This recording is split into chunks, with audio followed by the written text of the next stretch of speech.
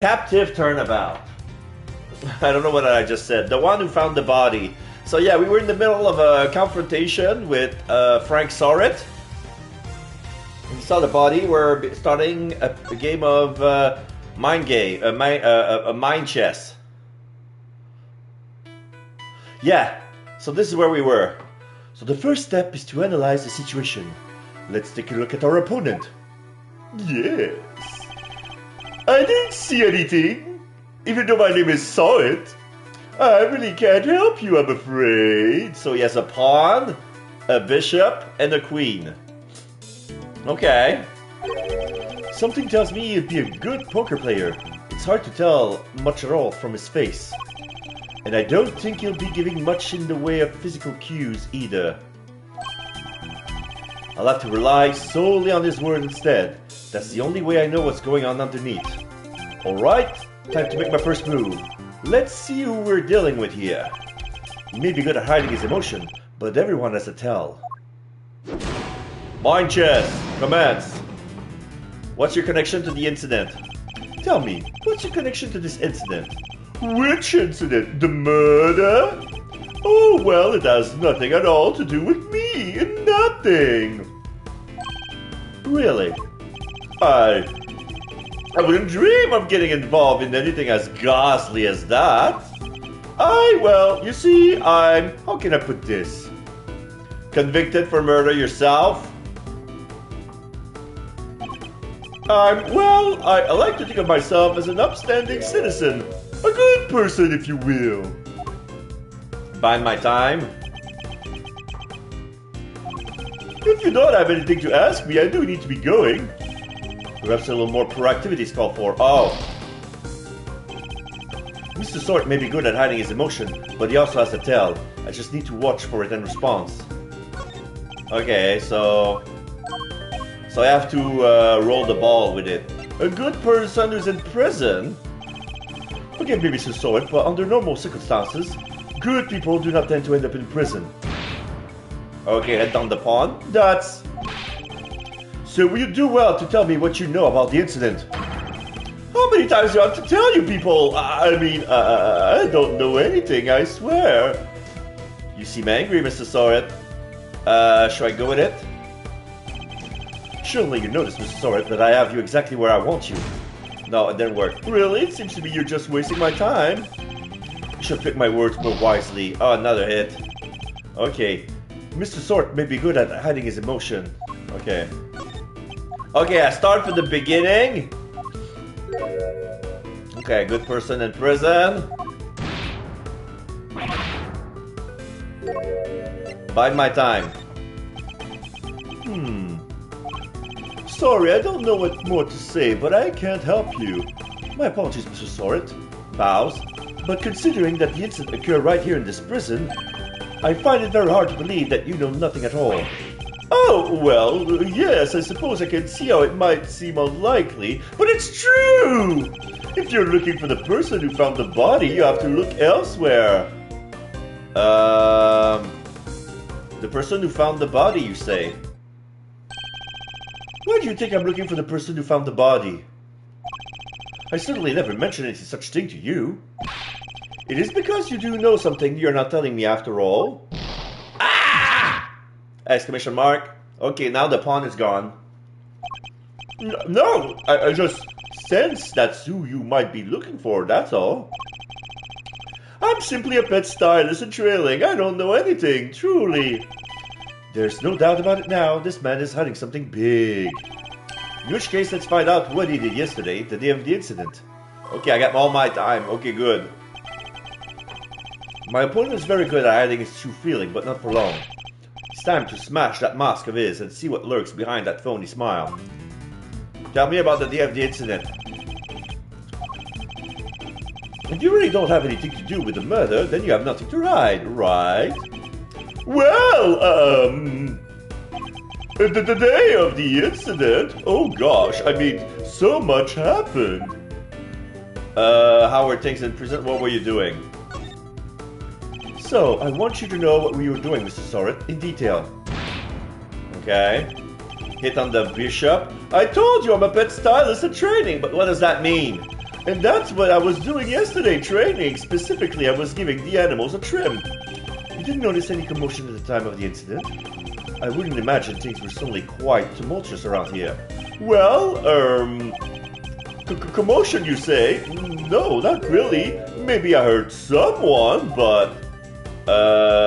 bite my time? Were they screaming? Were they laughing? Okay. I don't know why those are choice of answer. I'm gonna bide my time to see what's his next move. If you don't have anything to ask, you need to be going. Really? So I really need to put pressure on him. What were you doing?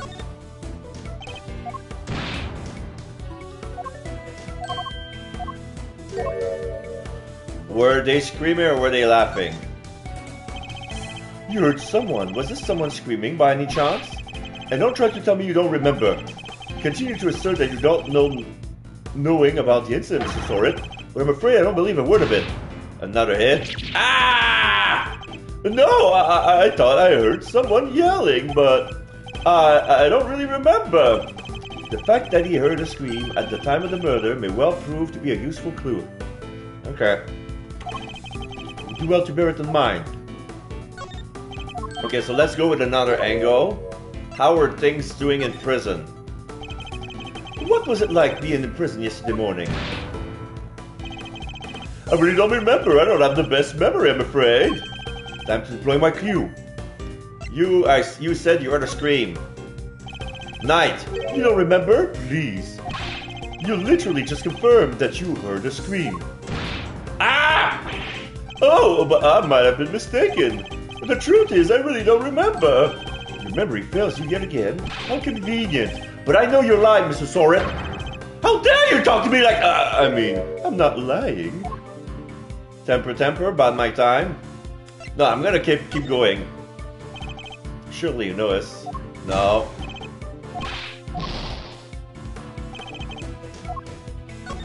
Oh, I have to start from the beginning of the argument.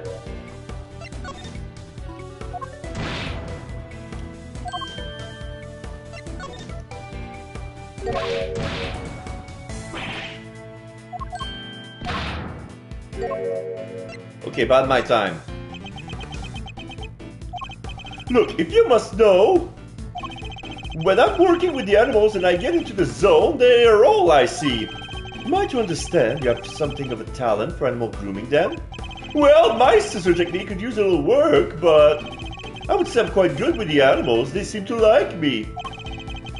I'm especially good at calming them down when they get scared. Scared? And when exactly do they get scared? Surely it doesn't happen very often. Well, that's... No, thankfully it doesn't. Did you give them a scream would frighten them? A loud scream would certainly frighten the animals, wouldn't it? Why are you going to such lengths to deny having heard the scream? What it is you're hiding, Mr. Sorit? Tell me. And the bishop is destroyed. Gah! I can assure you I'm not hiding anything. I'll admit I did really hear somebody scream. But I'm not hiding anything, I promise. The mask is finally beginning to crack. Not to shatter it completely by asking about the scream itself in more detail. Okay, so no matter how much time I have left, every time I tackle another piece, I get full time. I'm afraid you're about to learn a painful lesson, Mr. Sorit. That hiding things from me never ends well for my opponent. When did you hear the scream? When did you hear the scream? Oh, wait, now I remember. I forgot about the show. They put on a show for us prisoners around the time of the incident, you see. Yes, performing animals, if I remember rightly. That's where I was in the morning. So now you wish to claim that you didn't hear a scream because you were at the show. You do realize that goes completely against everything you told me so far. And what are you going to do about it, huh? That is, my memory is patchy, as they say. Enough of that phony smile. Someone seems to be hopping mad. Bide my time. The animal show really had to be seen to be believed. It did it? Tell me, what kind of animals did you see? Let me think. A whale? And did you ride as well? You weren't exactly at the show, were you? Enough of your lies. You were nowhere near the show, were you? Ah! Well, I seem to remember being there, but maybe I was, maybe I wasn't. It's clear Mr. Sort wasn't at the show. This feels like a vital clue. Who did you hear screaming? Who did you hear screaming? Oh, wait, I just realized I made a mistake. When the incident happened, I was out in the yard, yes. So I didn't hear anyone screaming, no one at all. Time to deploy my clue. You weren't at any show, Bishop? How long are you planning to keep up these lies? I already know that you weren't at the show. Ah! Gah! The game's up, Mr. Soret. It's high time you told me the truth. I demand to know about the scream now. I can't tell you what I don't know, okay? I didn't hear any scream, not from the person who found the body. Fine then, we're done. It wasn't the victim who screamed? How curious. Most people would assume that the scream had come from the victim. So then, why do you think it came from the person who found the body, hmm? Ah! God, I made a mistake, that's all. How, Mr. Soret? How did you know that it was the person that found the body who screamed? Because you're the victim? Because you're the one who found the body. It was you, wasn't it? Shall I tell you? You knew because it was you who found the body. And the scream that was heard when the incident occurred didn't come from the victim. It came from you! Ah! How did you? Ah! It's true, I admit it, but why gives you the right to treat people like this? Checkmate. He was about to throw his wig. I had a feeling he was about to throw his wig. That's why I was changing my voice. Now that we've established that you were the one who found the body, Mr. Soret, I believe you have lost any standing you might have had to withhold your cooperation. Alright, you win. But I'm sure I won't have anything useful to tell you. It probably isn't even worth your time.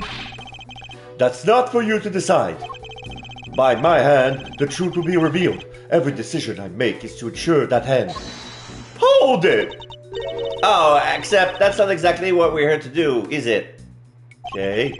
What do you mean? We're not trying to expose the truth, we're trying to save Simeon. Oh yeah. I was kind of wondering, like, why does the name doesn't remind me of anything? And I remember in the fan translation, his name was Simon Keys instead of Simeon Saint. Simon Keys, like monkeys. So they're trying to go for the monkey pun, but with his first name, Simeon.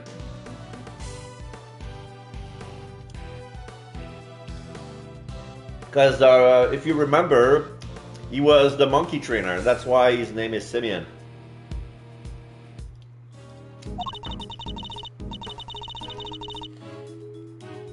That's what we do now, remember? We work to get our client out of trouble. Not as a prosecutor, but as a defense attorney's assistant. What the Game Meister said. You need to listen to the kid more, you know. A client has requested the service of Edgeworth & Co. And as your old man always said, your relationship with your client comes before everything else. So if you think Mr. Saint's well-being is taking a back seat to some quest for the truth, air quote, well, let's just say I don't like to fire people, so I need you to fight against your instinct a little harder, yeah? This will take some getting used to. In any case, the importance of this man's testimony remains unchanged. Therefore, Mr. Soret, I am asking once more, what happened when you found the body? Confrontation, fighting the corpse. I was in the workshop there by myself, practicing what I've learned. And don't remember how, but I found myself in front of the door to the other workshop. I happened to peek in through the little window, and then I saw him lying there, a man not moving, dead. I quilled in fright and found myself screaming in sheer terror. Let me get this straight. The room you were in is next to the one where the corpse was found? So he claims to be in Workshop B. Yes, that's right. I was in Workshop B. And you were there the whole day. Well, yes, from the 7 a.m. roll calls onwards. There are 3 roll calls a day, you see. 7 a.m., noon, and 9 p.m. And they check who's in the workshop during roll calls, check? That's right. Nothing was reported to be amiss at 7 a.m., which means that Knight's body wasn't in the workshop yet at that point in time. Prison roll call 3 times a day, 7 a.m., noon, and 9 p.m. The body had not been found at the time of the 7 a.m. roll call. Guess that means the murder took place after 7 a.m. Which puts it right around the time the show was happening. Yes, the show. I remember the other prisoners going to see it. And therefore, anybody who wasn't at the show has no alibi. Would that be a fair assessment, Mr. Sorit? I guess so, but I only found the body, I swear. There's a clear contradiction in Mr. Sorit's testimony. Ruling it out, which should be my first priority. Yeah. Like, he's tried to say that he didn't enter the workshop. And since he has one of those bracelets, that would be fair. But the problem is, we found there's an apron pocket and only one of the rubber glove is sticking out.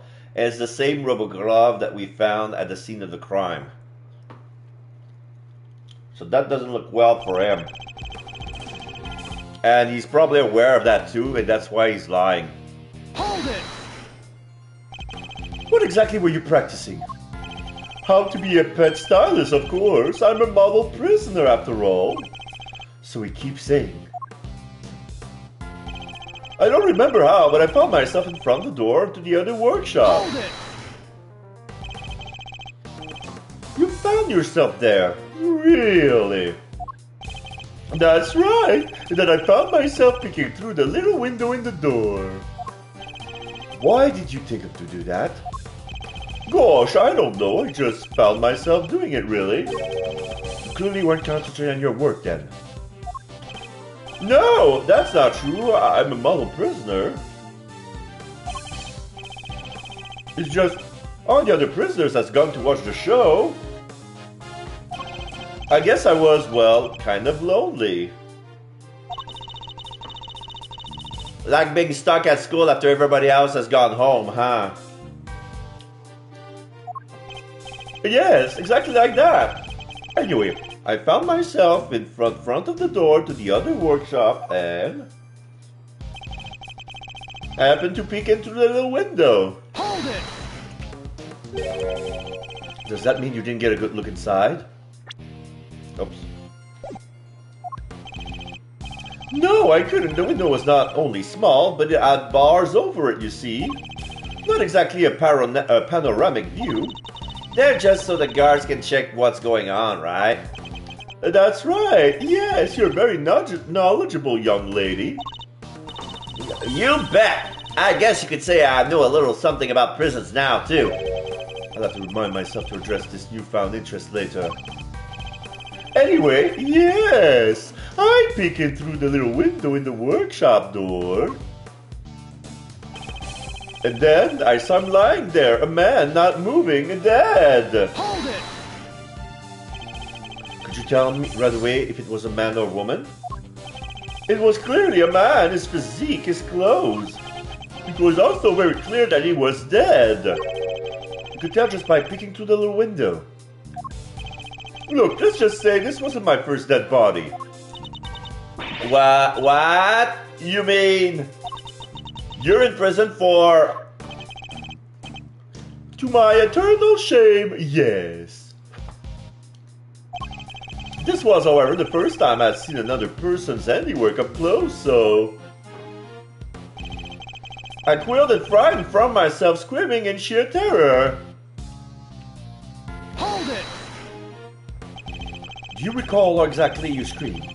Any words you might have used? No, I only remember that I screamed. Folks don't tend to remember much when they're busy crying out in terror, Miles. Exactly! So yes, I scream, and that's all I remember. He presents himself as an innocent bystander, but nothing could be further from the truth. Given what he is, things couldn't have happened as he claims. The contradiction in his testimony is as clear as day. I just need to present the evidence that proves it.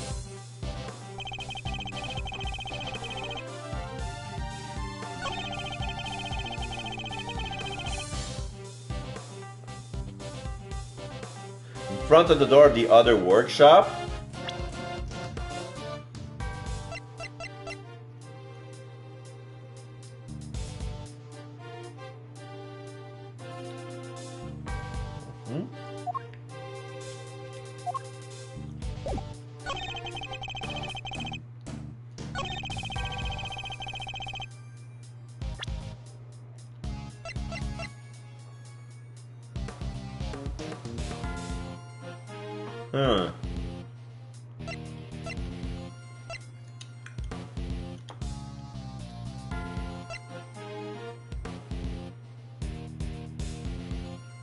Wait! He was covered inside of a tarp. I'm gonna try the bloody tarp first. The same.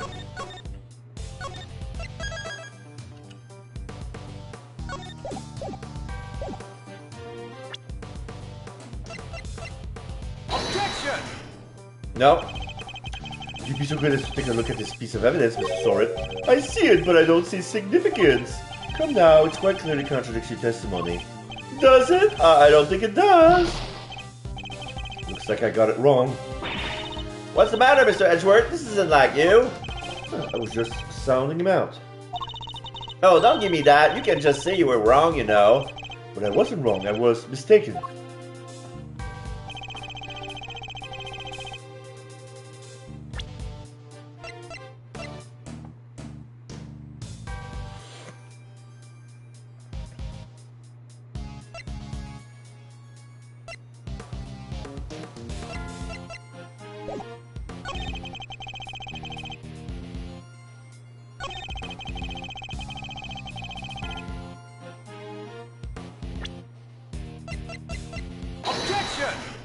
Okay, so it was the second statement with the door. I was correct.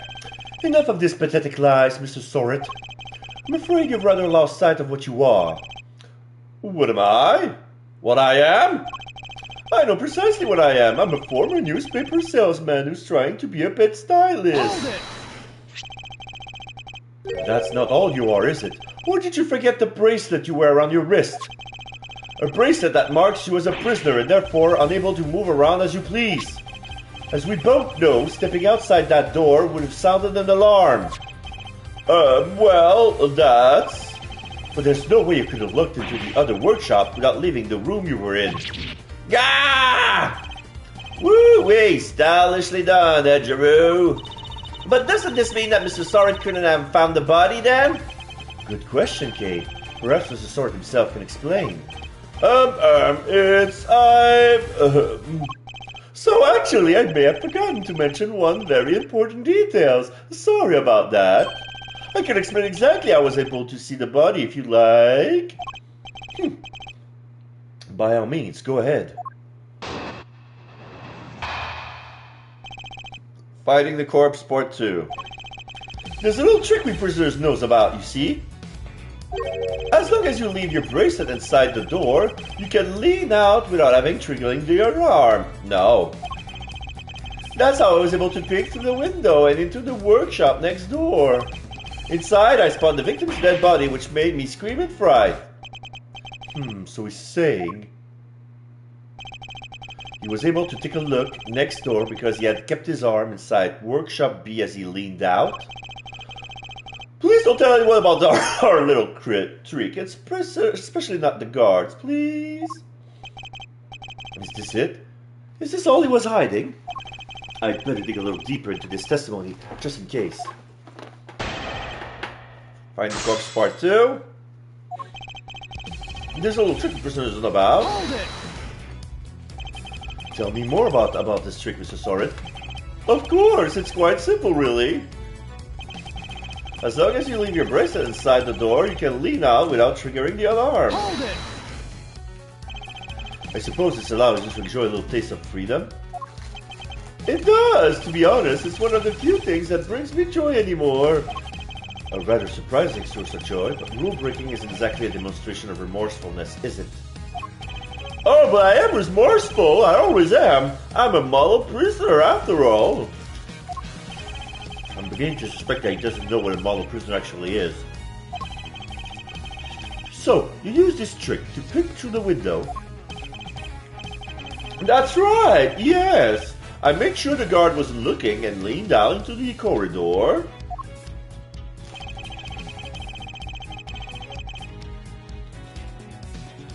That's how I was able to peek through the window and into the workshop next door. Hold it! Why did you make such an effort just to make her take a look? Well, you see, I heard noises coming from next door. And that room was supposed to be empty, so I thought it was strange. And you went to look as soon as you heard these noises. Yes, of course. I had to see what was going on, so I went right away. I see. Are there any problem with that, Mr. Sar just saw?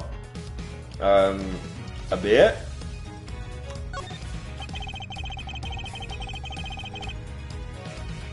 You claim that you look into the next room as soon as you heard some noise. If that's the case, you must have seen more than just a dead body, because the person who made the noises should have been in there too. You got him quaking in his boots, Mr. Edgeworth. Mr. Soren, tell us the truth about what you saw. You of course have the right to remain silent, but it will do little to dispel the notion that you were somehow involved in this crime. I'm sorry. I did see something else, but it's too insane to believe. I really thought I might have dreamt it. That's why I wasn't sure if I should mention it. Just tell us what you saw. Alright. It was that dog. And what I saw is the stuff of nightmares. That huge black dog had sunk his terrible teeth into the victim's throat. What did you say? It was hellish, utterly hellish. That beast, that awful beast, he killed him. Suddenly I don't feel so good. Jeepers creepers, that's awful. Talk about traumatizing. It was dreadful, horrible. Now you know why I couldn't help but scream.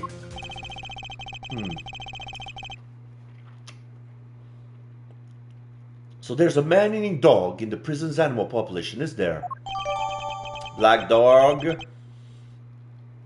You can't pet that dog. Can I pet that dog? No. Can I pet that dog? No. Not because it's a bear, because it biting the victim's throat doesn't seem to like me very much. And that really is everything, I promise. You believe me, don't you? For now, this one seems too far-fetched a lie even for you. I'd like you to append what you just told us to your testimony if you don't mind. Very well. Inside, I spotted the victim's dead body, which made me scream in fright. I also saw that black dog, his mouth clamped right around the man's throat. But the problem is, like, the cause of death was a stab wound, not bite marks. Objection! Oh, wait, what?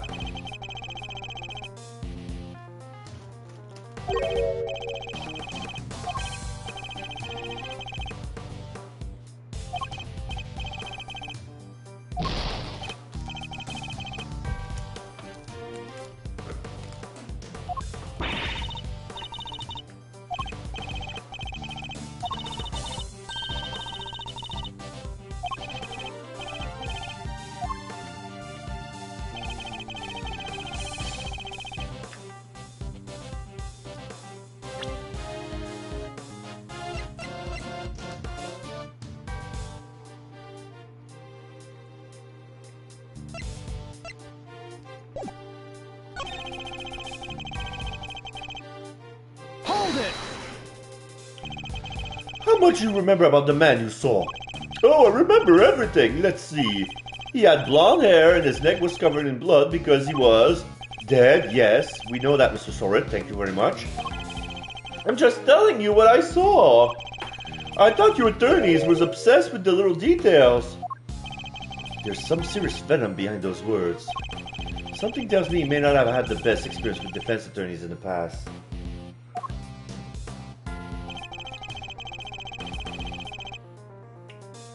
Hold it! So you're sure this black dog was biting the victim's throat? Yes, there was blood everywhere. The beast's mouth was dripping with it and... Whoa, whoa, whoa, whoa. Spare us the gory details now, will you? What about the victim? Was he... Eek! Don't say it, don't say it. Do you really want me to ask him that, Mr. Edgeworth? Okay, what was that punch for? I'm on your side here. He wasn't moving at all. He was just lying there. Meaning he was already dead. There was so much blood just oozing from his neck. Oh, he was dead as a doornail, I'm sure of that. Not even the twitch of a finger, just lifeless. Eek, enough already. Why do you have to go into every little detail like that? To give you a nice and accurate testimony. That is what you want, isn't it? Shall I add what I've said to my testimony, Mr. Edgeworth? Please do. It was awful, I tell you. Terrible. Was dead as a doornail, a twitch of a finger, just lightless. I remember seeing his ring gleaming as it caught the light, feature a snowflake motif and relief. What? No. He was holding the ring in his hand. He was hidden underneath the tarp. Objection! Thank you for the amount of detail that incriminates you. A ring with a snowflake relief. Yes, I saw it, clear as day. It was carved in such fine detail. Interesting, your testimony is certainly very accurate. In fact, I would say it's just a little too accurate. And? What's wrong with being too accurate? I mean this. You testified to having seen a ring with a snowflake design on it, and while the victim did indeed have a ring on his finger... See, exactly as I said! There is no way you could have seen it. Take a look at this photograph. As you can see, the victim's right hand was covered by a tarp. It would have been impossible for you to see his ring, let alone what design was on it.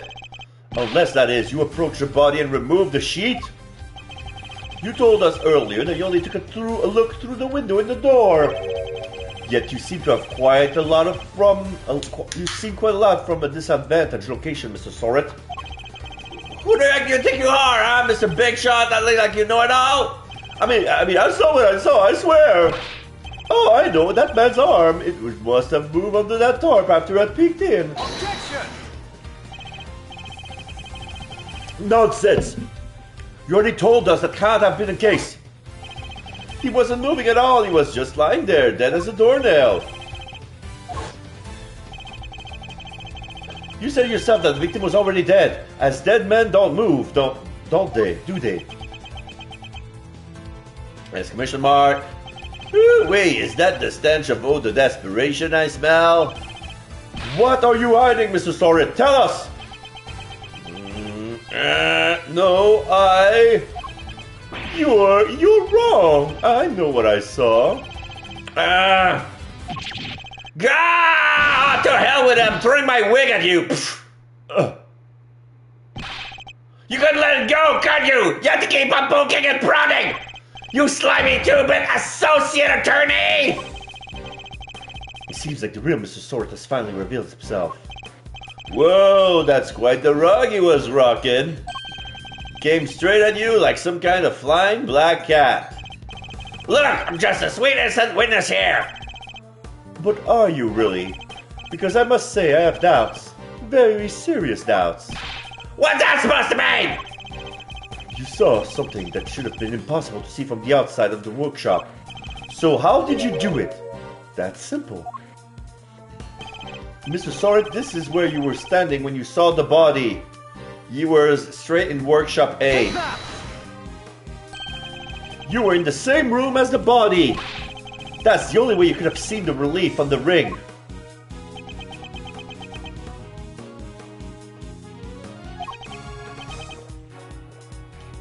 Ha! Ha! Say what you want, but you don't have a shred of evidence, do you? Nothing to prove I was in the room with the body anyway. You can't prove it, can you? Because I was in the next room over, minding my own business and looking after the animals. Why else would I have signed out a pair of rubber gloves? For fun? Now put up or shut up. I want to see evidence that proves that I was in that room with the body. The rubber glove.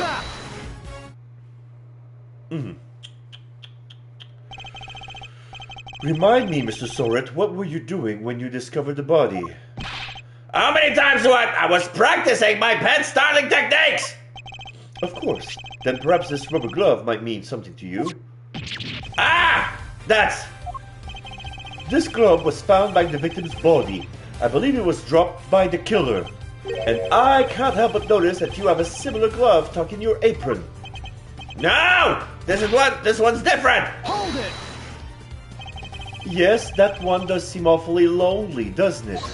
Hold it! It's just a rubber glove. There are hundreds of them all over the prison. This doesn't prove anything. Objection! Now, yet perhaps, but if I were to ask the police to check his glove for prints, I have a feeling the result will be rather fascinating. Negative image. Ah!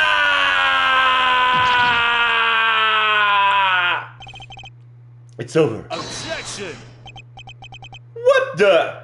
Who said that? That was a pretty rad objection, am I right? Please, Fender, now's not the time for tomfoolery. But I have a legit objection because this isn't over. There's something that still doesn't make sense. Our man here is a prisoner, right? And he's got one of those bracelet doohickey on. That's true! So how could he have left his workshop in the first place? His bracelet would have triggered the alarm if he tried. Right, we don't have a good explanation for that yet. Well, anything you'd like to share, good buddy? We're all friends here. That's weird. He should be clinging onto that bracelet like the big, round lifesaver it is. In what way? As in, it's the best hope our wing-flicking friend here was as for getting off the hook for murder. Sorry, can't get into the crime scene with a bracelet on. If it was me, I'd be arguing that for my life. And yet he hasn't said a peep about it. I wonder why that might be, Yeah. The sound of silence. I suppose Miss Law Priestess did preach that silence is golden yesterday too. Whoa, you sound like an actual attorney for a second there, Mr. Fender. The worst of times are when the lawyers calmly show our biggest smiles, air quote. This is a quote from Phoenix Wright. Where did he learn that? Gregory taught me that. Oh, shit! It was part of the attorney's code he lived by. Oh my god, Gregory and Phoenix are living by the same code. Oh, that's so touching. If he was alive, he would have he would be friends with Phoenix. Aww. So, friend, what's the dealio? Why so coy about your bracelet? Sorry, ... Oh, he put his wig back on. Well, to tell you the truth, it's broken. Broken. I fell over a little while back, you see, and hit it on the floor. After that, it didn't seem to set the sensor off anymore. I should have told the guards about it, I know, but, well, it was awfully convenient. I see, so your bracelet is broken. But do they really break that easily? If so, then this prison has a serious security problem. You there! Could you have a moment? This is the guard who's petting the cat. Aw, aren't you just the cutest? Ahem! Meow! How can I help you, sir? This prisoner's bracelet appears to be broken. What? Really? That's not good. I'll get someone to find a replacement right away. Thank you. We'll keep hold of the broken one for the time being. Mr. Sword bracelet, Wasn't working at the time of the incident, could not be detected by the sensor. Wonder why. Of course, sir. I'll trust you take good care of it.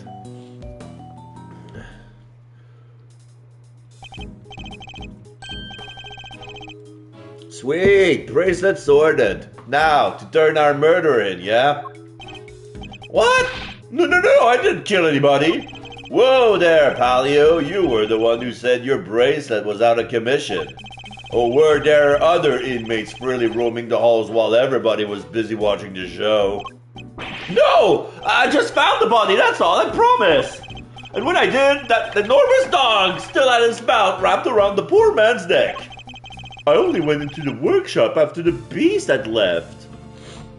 Then why did you go in? Well, oh fine, I wanted to go through his pocket, okay? He was going to rob the corpse. That explains why he remembers Knight's ring in so much details. Hey, why are you looking at me like that? I'm a great thief. I would never stoop so low as to steal from a... Well, I didn't steal anything either. The show ended just after I entered the room and all the other inmates came trickling downstairs thereafter. I panicked, rushed back to the other workshop and started my fake screaming. And you dropped the glove in your haste, huh? Rubber glove, found in workshop A, used by Sort when he was doing his animal stylist training, stained with blood and mud. I guess this all just about hangs together, huh? Anything smell funky to you, Miles? Other than whether Mr. Soret is the one who did it, I would say one very significant question still remains. The question of how Knight made it into the prison proper from his holding cell into the detention center. Woo, yeah, that one's a doozy. I also can't help but wonder about another key feature of Mr. Soret's testimony. The dog. The black dog. That dog's involvement can only mean one thing. Mr. Soret? Yes? What is it? Were you the only prisoner who didn't go to watch the show? Well, no, there was one other who didn't. Am I right in thinking that this person couldn't have watched the show even if he wanted to? Well, yes, how did you? I knew it. I had my suspicion when he first ran into that black dog yesterday, but this confirms it. For a criminal that dangerous to end up in a place like this is unbelievable, but... Where is this person, Sal? You're going to see him? Who are we talking about here? Him! He's not like the other prisoners, you know. He's special. Gets treated like royalty. But you didn't hear that from me! All I say is, if you value your life, you'll stay well away from him. What? Will you please stop trying to scare us all the time? The big cheese, huh? Well, I, for one, definitely value my life, so that sucks. They keep him in maximum security. Which is over there. Oh yeah, that room. Maximum security. Well, that's certainly one way of treating someone differently. Building layout updated in my organizer. Yeah, we just added the maximum security. Alright, quick being so mysterious and tell us who he is already. Let's just say he's highly skilled when it comes to people's lives. Better than anyone, in fact. And, that's all I'm prepared to say on the subject. In fact, I may have already said too much. ... Well, Milesy, anything you care to share? Or are you going to leave Kay and I in the dark here too? The mystery man in maximum security is an old acquaintance. Let's go pay him a visit. I suspect we'll find our dark canine friend there too. Okay.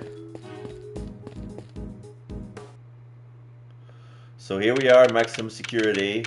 So there's a dark room. There's only one cell, and there's no light in it. We cannot see the inside. We see the beginning of some sort of mattress, and then there's some chains, and that's it. There's a door where the dog can come in with his microchip, and that's it. So March 28, 12:41 p.m. Prison maximum security. Wow, it's pitch black in there. I can't see a thing. But didn't you say that the Yatagarasu takes flight even in the dead of night or something? Even in the depths of night, when no other birds dare to take flight. One alone soars to shine the light of righteousness in the on the world's blight. And that one is me, for I am the great thief Yatagarasu! Whoa, you are one powerful performer. Thanks, but that doesn't help me see in the dark. I'm a human, not a three-legged raven. And then we have our dog. And then he comes out of the dark, his eyes glowing white for some reason. Both of them leaves. Mr. Edgeworth. That voice, I knew it. It has been far too long. You remember me? I could hardly forget now, could I, after all? You are the one who put me away. Mr. Edgeworth, are you talking to that dog? Or is there someone else in there? Still can't see a damn thing. Oh, but I am forgetting myself. Forgive me. I do not often receive visitors. One moment. I will turn on the lights. There he is. So there's a big temple inside of his cell. You are a heavy-footed lot. Am I right in thinking there are 3 of you in all? So his serial number is B-055. He has a lot of veins. He has a very conic skull, but it's not vertical conic like the coneheads. It is horizontal. The back of his head has a lot of veins, blue veins, and he's holding in his right hand some sort of rosary, a Buddhist rosary. There's a little dughouse that looks like a pagoda or a shrine. He has a golden bowl for his food. There's still a bone on it.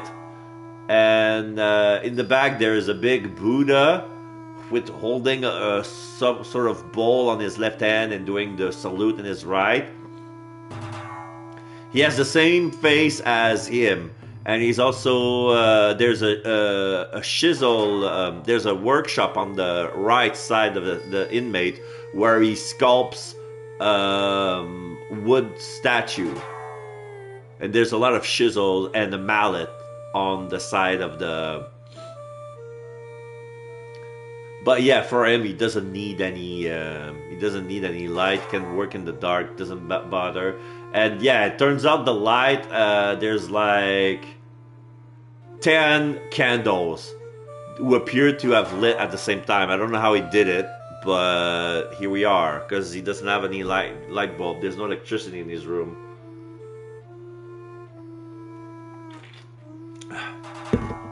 There's an altar with a bowl. Ah, he's holding a bowl as well. And yeah, his pupils are absent. Like his eyes are white. They didn't even bother draw any absence of irises, you know. Very well. Perhaps we should start by introducing ourselves. I am Bodhidharma Canis. Bodhidharma Canis. Well, Bodhidharma is very Buddhist, and Canis is the Latin word for dog. So his name is Canis. As you may have gathered, Mr. Edgeworth and I are old acquaintances. Canis was a notorious assassin. Yeah, we see him in action. He's wearing old Japanese traditional clothes with a knife. With a knife with a bell on the handle, and he sends his dog away, probably because he was trying to kill as well. Some knew him as the Blind Butcher. His only weapons were a vicious hunting hound and a fearsome sharp knife. His appearance was always announced by the sound of bells. The last sound his victims would ever hear. Well, Mr. Edgeworth, am I to guess why you have come to see me? You know why I'm here. In fact, I'm willing to bet you know every details of this sordid little affair already. Well, I suppose we have nothing to hide from one another. Oh, that's so sweet. The dog jumps on his back to give him a big lick, and he gives him a little chin rub and a head pat. Suspicions of murder. So yeah, the dog looks scary, but he's actually a big bundle of love. Suspicion of murder. Your faithful canine friend is currently the chief suspect in a murder investigation. The person who found the body saw a dog with his mouth around the victim's throat. Your witness is mistaken.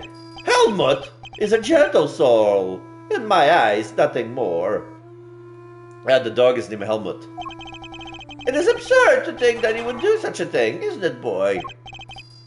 Yes, it is. You're a good boy, aren't you? So yeah, the dog is eating from the bowl he's holding, and he gives him a head pat while he munches the food. Nom nom nom nom nom nom nom nom nom nom nom nom nom. Helmut is more than a mere seeing eye dog, and he's certainly no good boy. He's also a trained killer. A weapon once used in this man's sordid trade. This witness of yours, he is trustworthy, I assume?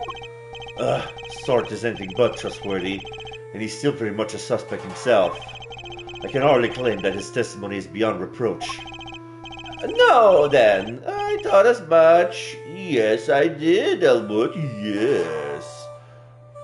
Yeah, the dog is licking his face, and he rubs his cheek while he does that. Yes. It figures that he already knew who our witness is. Your alibi. What were you doing between 8 and 10 a.m. yesterday morning, Mr. Canis? During the show, you mean? Oh, when he's smirking like that, when the dog is licking his face, it accentuates the sneer. He looks more sinister when he's being licked. I was here, ensconced in these humble surroundings. I have developed a passion for wood carving, you see. An obsession, even. I was engrossed in it all morning. And you have permission to engage in such a hobby? I can't believe someone would actually let you. Okay, we see one of the chisel as a bell attached to it. And right now is making he's making a chessboard. But for some reason, a lot of pieces are missing. Like, all the missing pieces are not even on the floor or next to the chessboard. There's a table. There's 3 that looks like cookies. There's a cup for the tea. And let's see. On the black, we have 3 pawns, 1 bishop, the king, and a custom piece that looks like a werewolf, and a rook in enemy territory. And on the white, 3 pawns, 2 rooks, and the king. And he just been castling. He's been they did the castle move. Yeah, the king has been castled.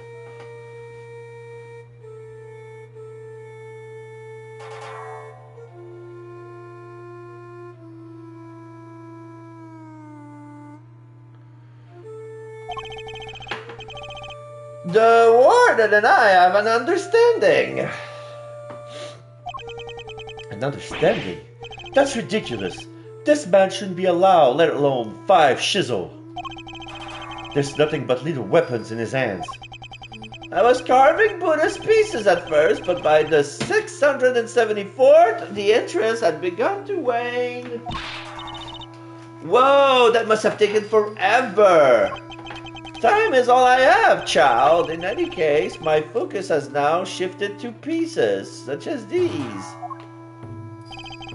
Okay, now I can see it. So it's a Cerberus piece. A three-headed hound. I didn't know you played chess. You play too, do you not, Prosecutor?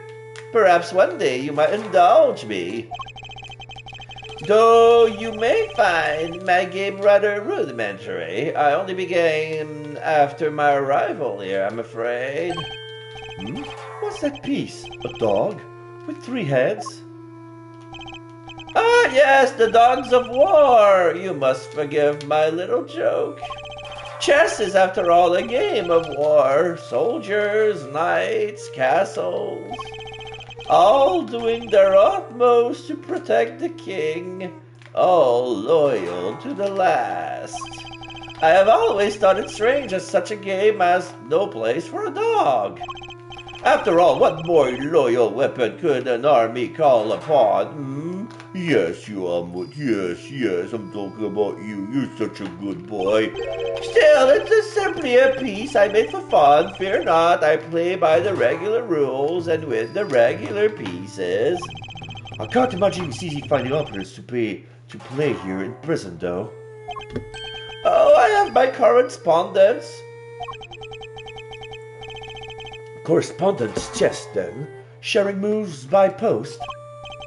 Yes, even prisoners are allowed to send and receive letters. Their contents are expected, of course.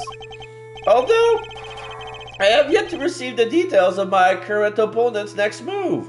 That was probably Knight. He was probably corresponding with Knight, so he's probably the victim. Dog, chess piece, carved for fun by Canis. He also seems to be engaged in correspondence chess via postal mail. Sounds like this current opponent isn't a resident here.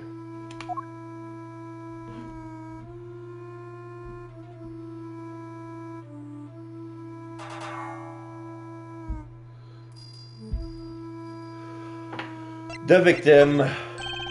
I suppose you know the identity of the deceased, Mr. Canis? His name was Bronco Knight, was it not? Poor unfortunate soul. Poor unfortunate soul. Yes, like the Little Mermaid. You keep your ear to the ground, then.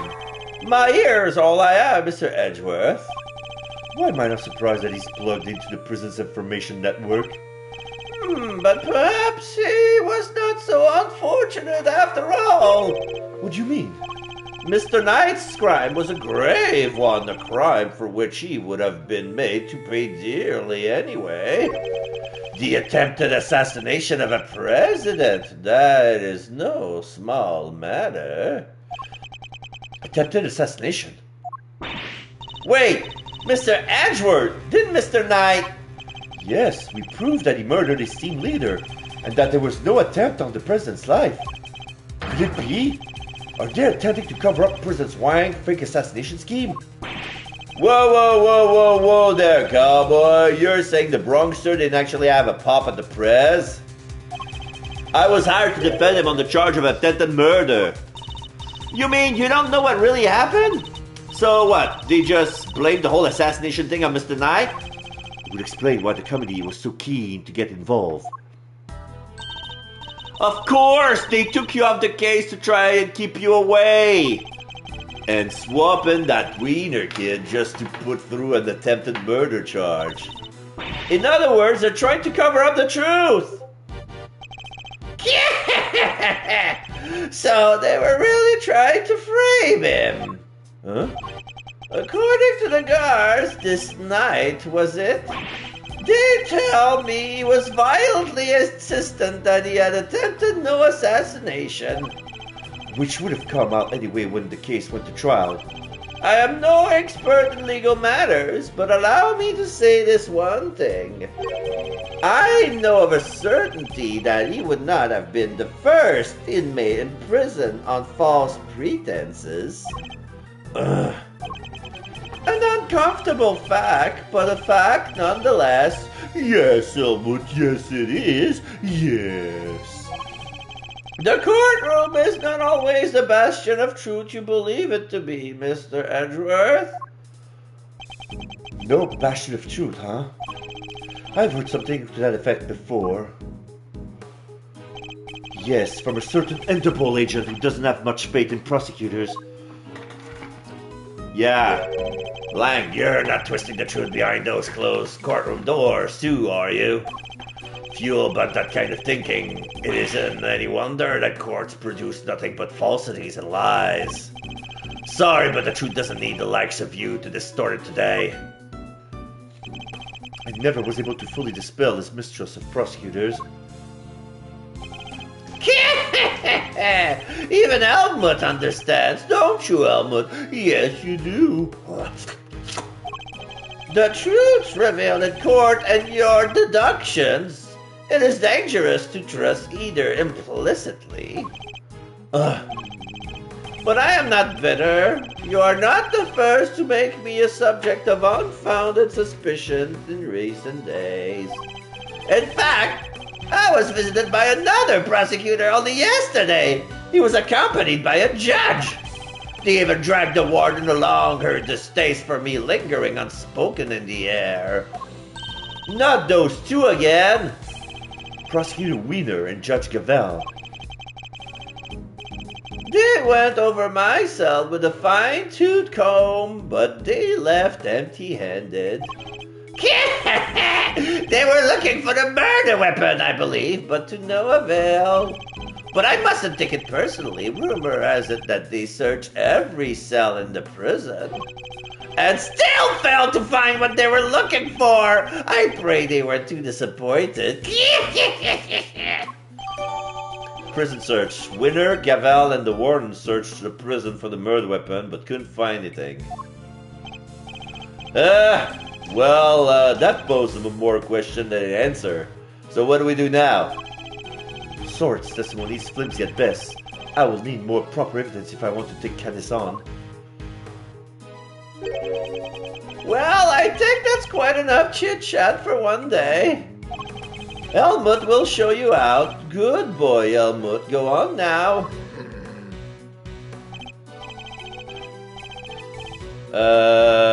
He's not showing us out permanently, right?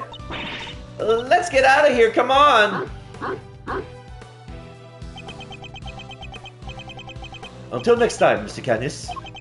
It does pain me that our brief time must end just as we were becoming reacquainted. I await your return, Mr. Edgeworth. Yeah, the dog is growling at us. Oh shit, Kay is at the Monkey Mountain. Scared her wits out. March 28th, 1 at 12 p.m. Prison corridor. Is it over now? Yes. Can I come down? Yes. Not now to get evidence. I need to bolster my case. Hey, Mr. Edgeworth! What now? That's the best hiding spot she could find. It's alright, Kay. You can come down now.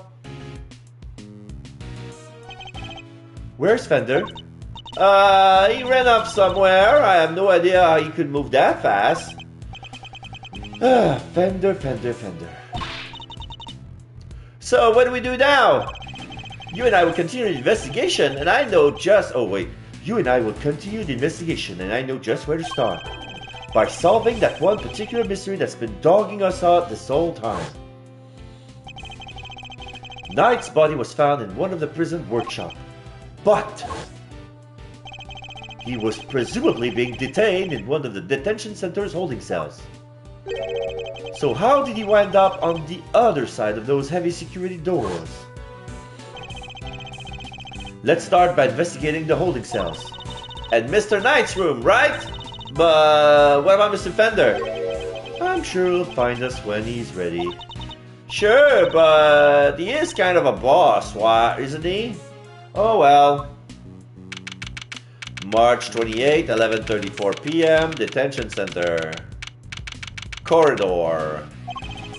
The victim's cells is just over there. Lead the way, Mr. Edgeworth!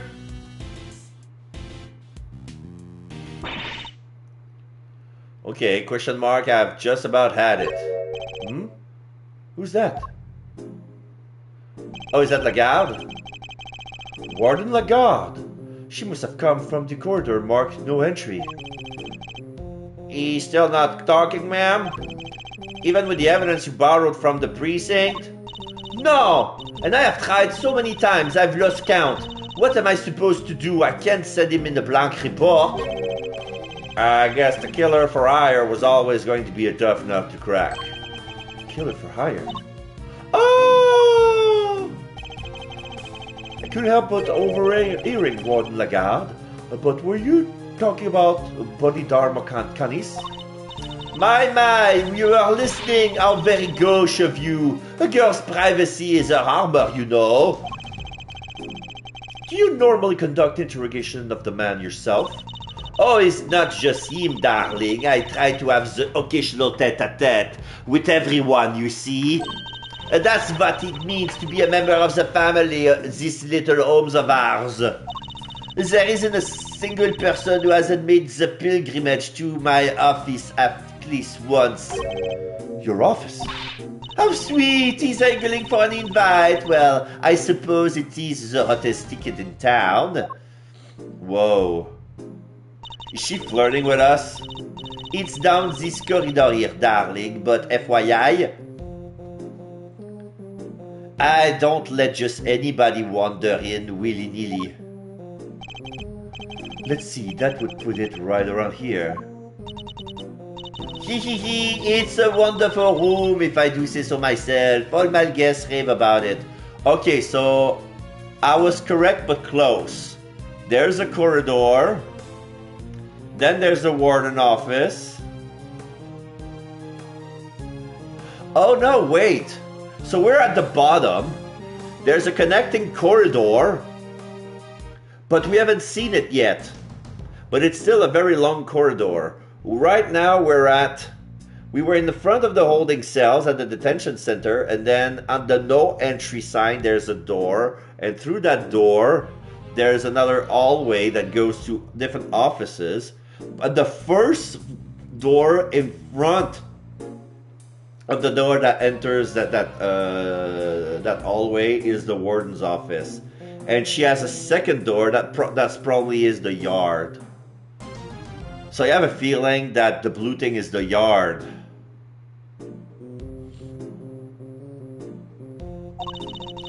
And who wouldn't want a view of my fabulous garden and the yard? Ooh la la. So yeah, it was a... So there's the garden and the yard. So this is where the show happened. The yard? If it's anything like the rest of the place, it's probably full of adorable animals, right? Can I see? Building layout updated in my organizer. Oh, darling, it's so sweet of you to take an interest, but I'm afraid that's just not possible. Why not? Because you're not a member of our home. If you want to see it that badly, you'll just have to get convicted for doing something unspeakable. That's a rather steep price to pay. Oh, but just listen to me chattering away like there's no tomorrow. It's time for Ali lunchy brunch. The poor dear will be dying. Ali is probably the minx she's wearing around her neck. Ali? The sweetest little deer in all the world. I know I shouldn't have favorites, but you know how it is. Now to the yard with me. Ciao for now, my darlings. And she's going through the door of the prison cells. I wanted to ask her more about Canis, but she dominated that conversation from start to finish.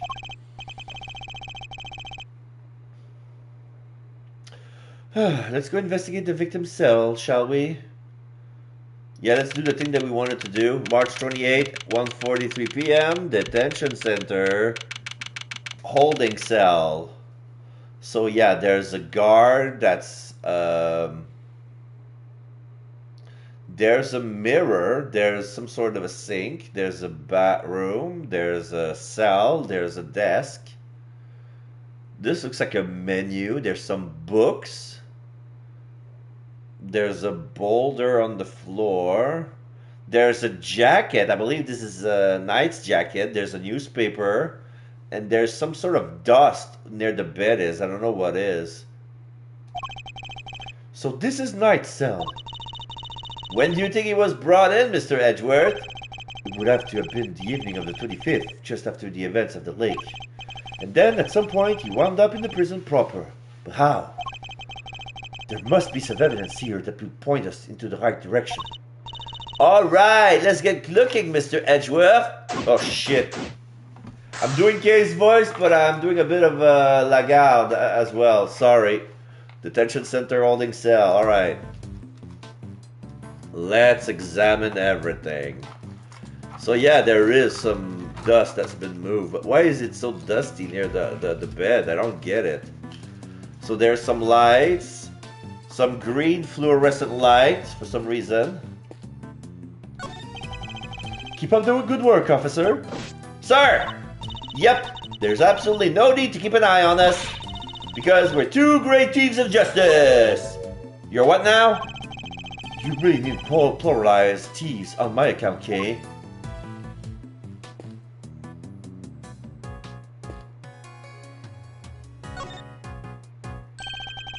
Reflected in the mirror is a security camera, a quick thief's greatest enemy. Nothing about this place is very thief-friendly, if I'm being honest. I think that might be entirely deliberate, Kay. Guard? I'd like you to retrieve the footage from this security camera and review it as carefully as you can. If you see anything out of the ordinary, inform me immediately. Yes, sir!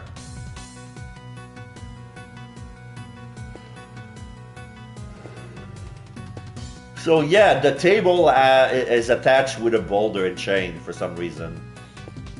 Like somebody's gonna leave the... Scout the scene and inspect anything that catches my attention. So here we have 200 Days to Freedom and Escape Story, Volume 1, 2, and 3. Life as a Pet Stylist, Understanding Animal Emotion, You'll Laugh Tomorrow, an Anthology, Making Money While Serving Time, A Second Chance at Life, Interviews with a Former Prisoner. And here's, let's check the menu. Oh, what's the menu doing here, Mr. Edgeworth? It seems that those held in the detention center are able to choose what they like to eat each day. If they can't afford it, that is. Money makes the world go round, I guess. But doesn't that make life super easy for rich detainees? Well, Kate, bear in mind that the people held in these cells haven't been found guilty yet. Some of them don't deserve to be punished. Quite a few of them, in fact. So you're saying it's fine that people with money don't have as hard time as everybody else? How did I wind up defending the practices of the detention system?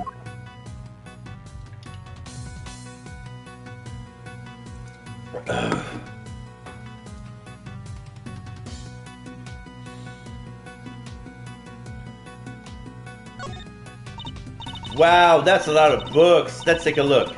You'll Laugh Tomorrow, an Anthology. Understanding Animal Emotion, Life as a Pet Stylist. Maybe there was more to Mr. Knight's than met the eye. Sadly, I don't think these were his. They were likely specially selected and placed there for the detainees, with the hopes that they would want to better themselves during their time here. A Second Chance at Life, Interviews with a Former Prisoner. These books appear to have been written by current model prisoners and former inmates. Oh, I like the look of this one! 200 Days to Freedom and Escape Story. And this one too! Making Money While Serving Time. This facility may have more deeply rooted problems than I thought.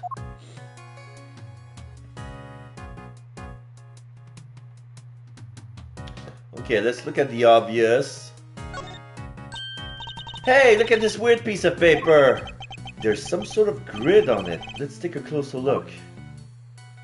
So yeah, next shot, next move, bishop to g2. What next? Rook, no. Pawn to g6, and the B has been circled. So yeah, this is a chessboard, and yeah, this is exactly where the rook was.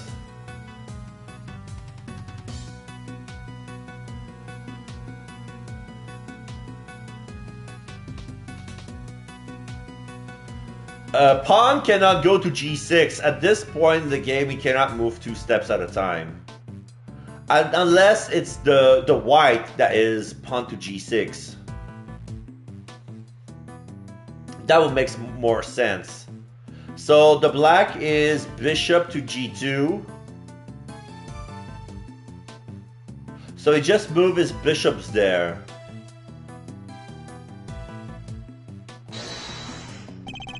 Could this be related to the evidence somehow? Yes, the correspondence.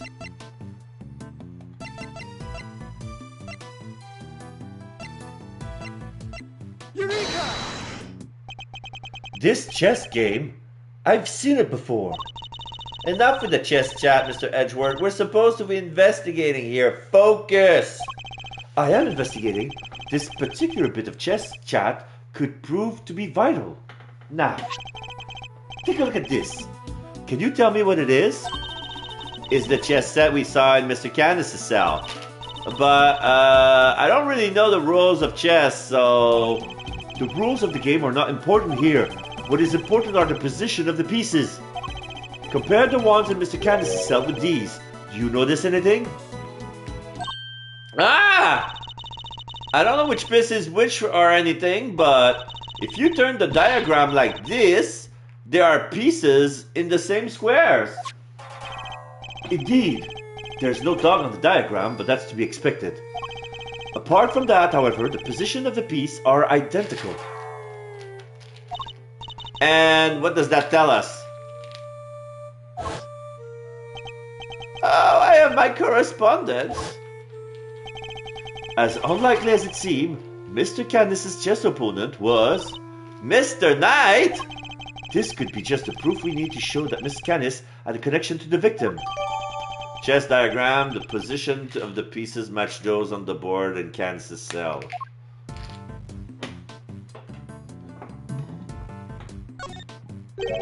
The grid appeared to be a chess diagram, the victims, I suppose. What's a chess diagram? A visual representation of a game of chess. See how the locations of all the pieces are marked? This seems to be a closely fought contest, but perhaps if this pawn were... No, wait. Not now, Mr. Edgeworth. It is no time to be playing games.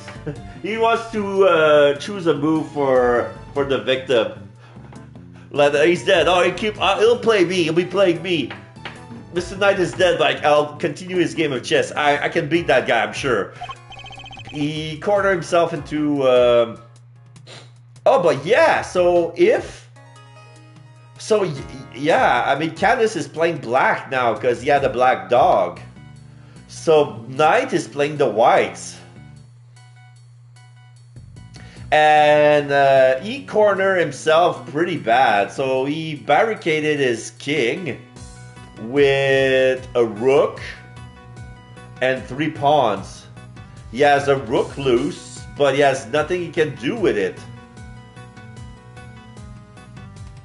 So now the last move was Canis, who moved his bishop next to the king.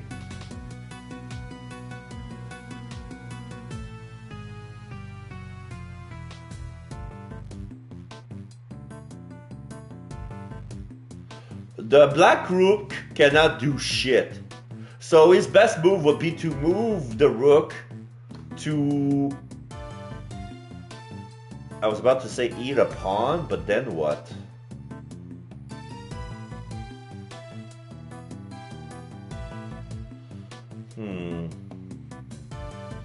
He can do a check. If he move his rook to c1, that's a check. That would force his bishop to move back to f1.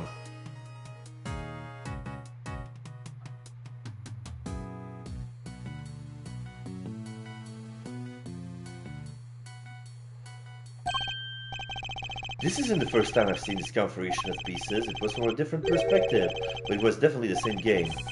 It would be wise to take another look at the evidence in my position. Yeah, I did the thing in backwards. Alright, so are we done here? Okay, let's check the bathroom. The bowl is nice and spotless. And there are no signs that the toilet paper has been used.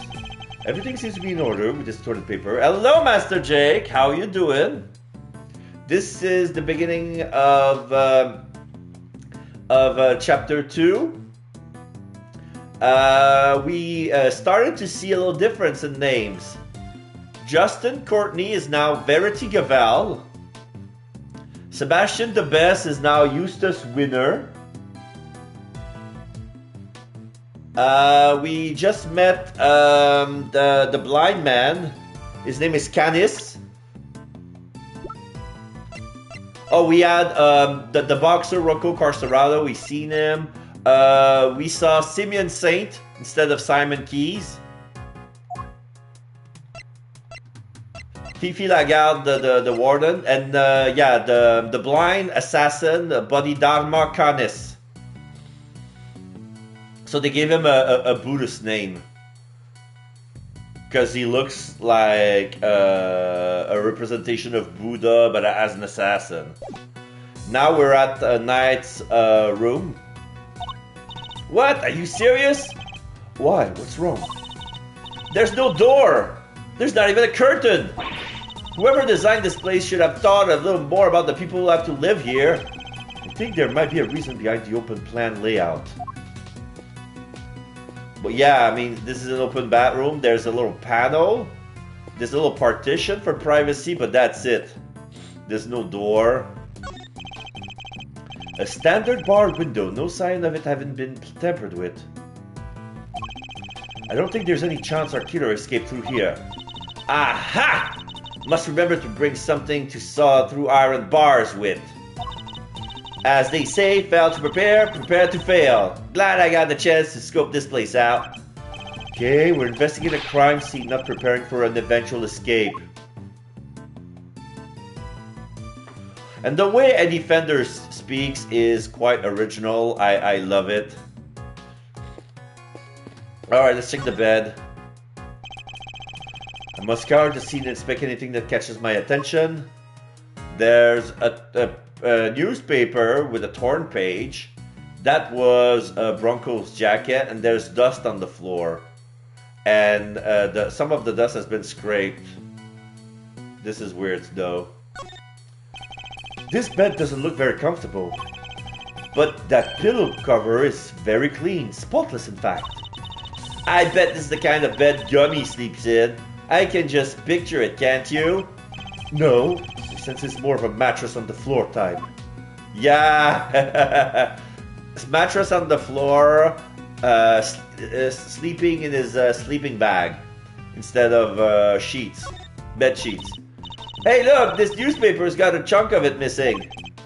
You're right, a few of its pages have been roughly torn out. Newspaper from the day before the incident, a few of its pages has been roughly torn out in the puzzle box. But why? Maybe Mr. Knight wanted to clean his cell but didn't have a cleaning cloth? It's not a totally implausible theory, I suppose, but who would try to clean their cell? Here's his jacket. This must be Knight's suit jacket. So I've been doing some research of my own. Oh, and what have you discovered? I've discovered that guys who look good in suits tend to be popular with the ladies. But don't worry, guys with frilly neck ruffles are next on my research list. Please stop. She calls it neck ruffles, but it's a cravat.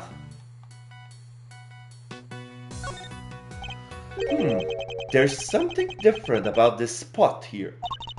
This part of the floor is weirdly clean. Did somebody wipe it down or something? Is there something in this cell that could have been used to wipe the floor? Well, yeah. But I don't understand why you would use a newspaper to wipe off the dust on the floor right here. I feel like most of their relationship, Kay says something, Miles just sigh, please stop, I beg you. But it's the same mechanic. It's pretty much the same as with Miles and Gumshoe. Miles doing an observation. Gumshoe reminds him of an anecdote, and Miles reminds him of how stupid he sounds. Like that's the comedy routine between these two. And with Kay's the same. If Gumshoe's not around, Kay's just here to make Miles embarrassed of himself. Like, why are you saying that? Like, she was talking to the guard about them being thieves of justice. And he was like, say what? No, pay no attention to her. And please, for the love of God, spare the plural when you say such things. Don't put myself, include myself in your, you know. Do I need to evaluate your salary? Yeah, do I need to reevaluate your monthly salary? Yeah, stuff like that. What would somebody only do the part right next to this bed, though? Alright, let's use the logic. The torn newspaper and the wiped floor.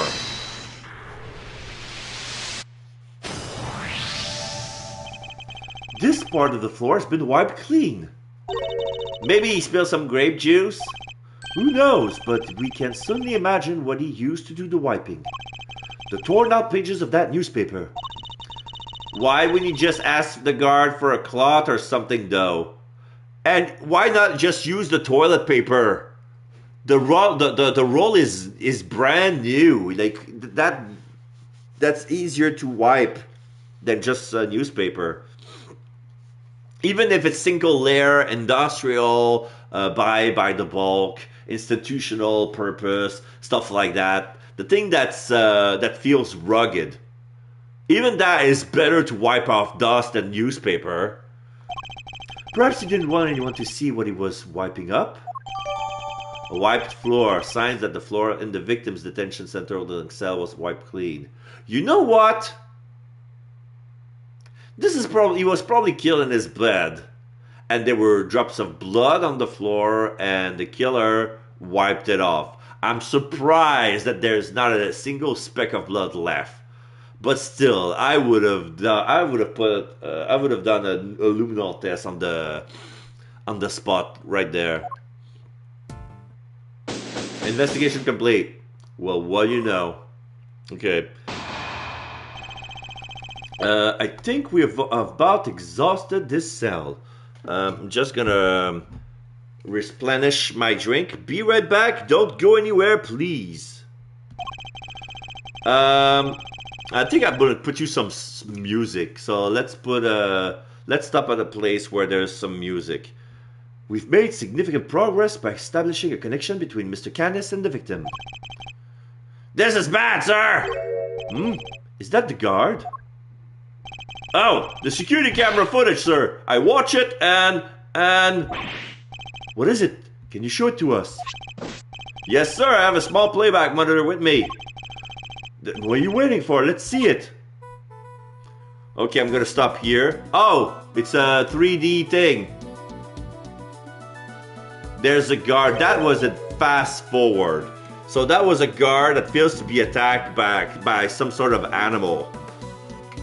It cannot be it could have been the black dog, but the shadow is too small to be the black dog. So it's probably something smaller. Like a cat or a monkey, I don't know. Anyway.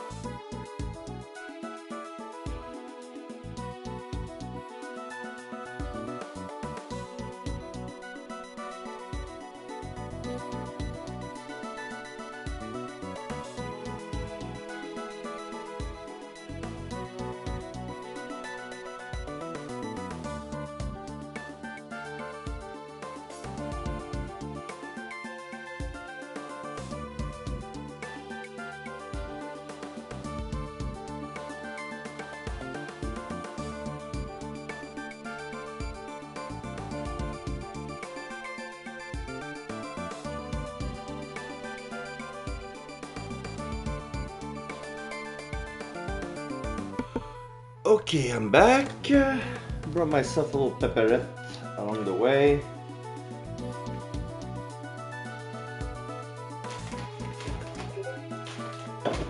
Okay. Was that black thing? Is that dog, right? Until now, our assumption was that the crime had taken place inside the prison proper. But it seems that assumption may have been wrong.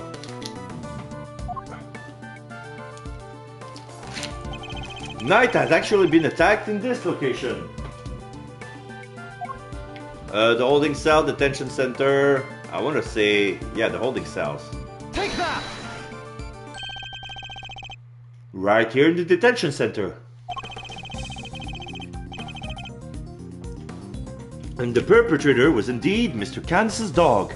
This is just the evidence we need. Security camera footage. Data jotted down by organizer. Detention center holding cell showing the victim being attacked by a dark form. And if this is where Knight was actually murdered, then one of the pieces of evidence we found here in this cell takes on a whole new meaning. If Knight's cell was a crime scene, which piece of evidence takes on a new significance? The white floor.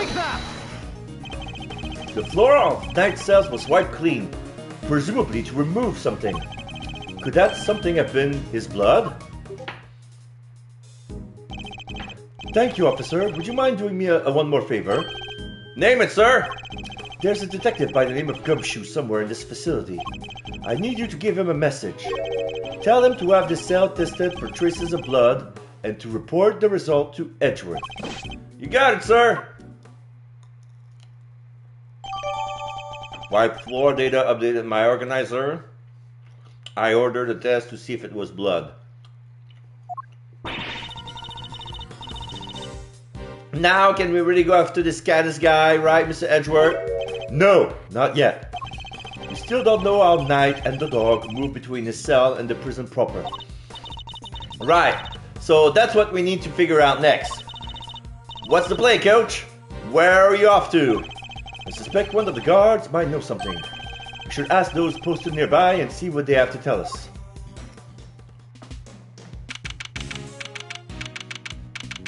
March 28, 2:15 p.m., detention center, corridor. Okay. Time to get asking. Huh? Oh, Lang is here. Thanks for the tour. Later. Sir. Well, well, well. Mr. Prosecutor and his little friend. I didn't expect to run into you here. Must be my lucky day. This is Agent Shilong Lang of Interpol. He was in charge of a case I worked on 2 weeks back. I thought he had gone home to Zhengfa after that, but here he is. You had some business to take care of, I take it, Agent Long? You could say that. Nothing that need concern you, though. First a black hound, now a wolf all in black. Hey, wait, why are you all alone today? Well, I'm pretty sure you remember what happened 2 weeks ago. Why I don't have my partner. As to why I don't have my 99 men in black, that's another story. That's true. He's usually accompanied by an army of police officers. I hear you were at it again a couple of days back, sticking your nose into things. A couple of days back? He means the incident with the president of Zhengfa. Actually, I thought you might be there as well, heading up the security detail. Ha! Our president doesn't have much faith in the efficacy of his own country's police force. Maybe now he'll think twice before using contractors again. Psh! Amateurs. Agent Long doesn't have much faith in prosecutors or the court to do their jobs right. Which is why he's so meticulous about investigating with his hand-picked cream of the crop officers. Indeed! No doubt things would have turned out differently had you and your men have been in charge. My men, huh? Yeah, those guys aren't around anymore. What? They're not? It's funny, isn't it? I'm a real lone wolf now. Ha ha ha ha. What are you saying, Agent Long? What on earth happened? I told you, it doesn't concern you! See you around, Mr. Prosecutor. Put his sunglasses on and leaves. Wow, he seemed not okay. Yes, and I would very much like to know why. But there's nothing we can do about it right now. We'll worry about Agent Long later. We have an investigation to conduct. Alright. Well, let's start by talking to these guards. Okay, we can talk. Okay, so this is the no entry area. Okay, good. Looks like there are offices down this way. No entry though, according to the sign. Don't they know that telling people not to do stuff just makes them want to do it more? It's human nature. I would argue that it's the ability to resist such urges that makes us human. There's an assortment of trophy in here. Just once I want to give somebody a trophy. And what sort of award would a great thief hand out? Greatest rope escape, of course! Oh, but if I enter the contest, I guess we're just into me handling the trophy to myself, like that Obama meme. I would worry more about finding a venue willing to host such an event.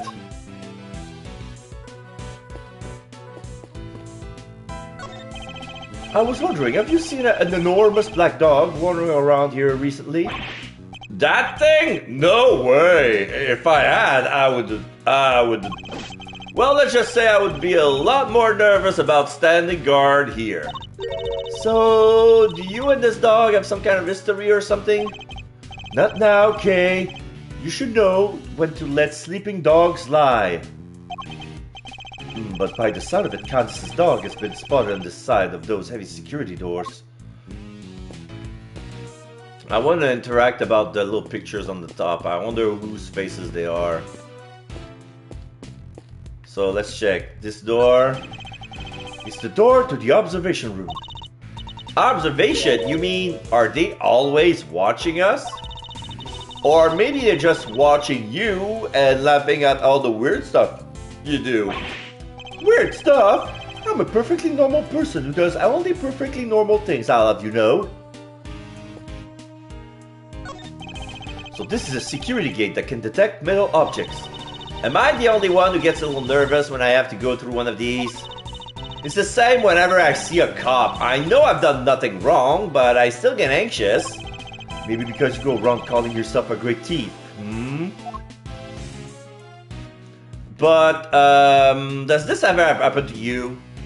Like, I haven't been through enough security gates with cops to feel anxious about it, even though I've done nothing wrong. So let's ask this guy. Oh man, I'm so much trouble. What's the matter? You seem pretty perturbed. Oh, well, you see, one of my uniforms is missing. I could have sworn it was right here in my locker. Did it grow a pair of legs and run off somewhere? Where in the world did that idea spring from?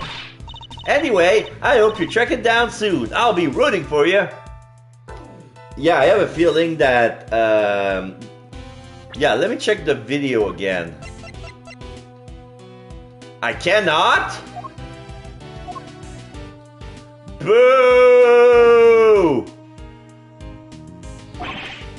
Thanks, I appreciate it. Missing guard uniform stolen from the guard's locker in the detention center corridor on March 26th. Hey. Are those my faithful assistants I see before me? Where have you been? There was a big black dog barking and you ran away, like very, very far. Hello, Eddie. Fender, where exactly have you been? Where have I been? I've been looking for you two, been searching high and low. Wandering lonely through the prison's halls. It was terrible, I tell you. But the prison's over there on the other side of the facility, boss. So, listen, I just got the lowdown on some seriously dynamite material. You want to hear it, right? Right? Seamless. I was chatting with a few of the guards and they told me something très intéressant. Turns out the prankster had himself a little incident 2 days ago, pre-mortem if you catch my drift. An incident? Simeon told you he came to visit his pal, right? Well, it happened right after they wrapped up, when Bronco was being escorted back to his cell. It was just one guard and he was handcuffed. Obs. They made it back and the guard was... Whoa! The guard was taking off his cuffs when the prankster clobbered him, knocked the poor guy out cold. Sounds like it might have been the prelude to a jailbreak. Because when the other guard showed up, they couldn't find their comrade's keys. Were there any rumblings about Knight attempting an escape? That's the bit that fries the old noggin. There were none. He just sat in his cell, then turned up dead. And what's more, he swore right to the end that he never stole the keys. They turned his cell inside out too, but no dice. The guards were struck. What did he have to say? Nothing. Poor guy was still out when he took him to the hospital. Word is, he's still there. So there's nobody around to tell us what really happened. Mr. Knight's cell key. A guard was attacked and his key, including the one to Knight's cell, were stolen. They have yet to be recovered. So, funny, we see 5 keys. 3 are pretty much the same, but with different indentation. One is silvery and the other has some sort of a blue cover. Plastic blue cover on it.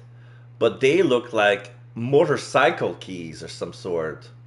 They don't have any dents at all. They're just there like with lines. They probably it's a series of dots, but they're too small to be drawn.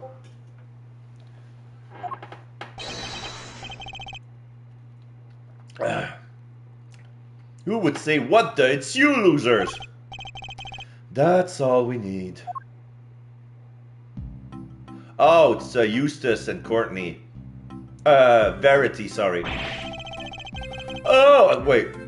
What the? Oh, it's you losers! Why are you still hanging around here like a bad smell? Hey there, little buddy. Listen, Miles here is working with me now as an associate. Nonsense! You're all just here to cause trouble and turn my investigation into a fart! You mean farce, but yeah, I'll get that. Eustace means farce, of course. A little slip of the tongue. No! Oh my god, so every time she's gonna correct him to get the word wrong, is it gonna be like fart jokes and shit like that? Oh my god, they're gonna make him look more like a child than he was in the translation. In the fan translation. Oh, that's amazing. Seems like a reasonably apt choice of word to me.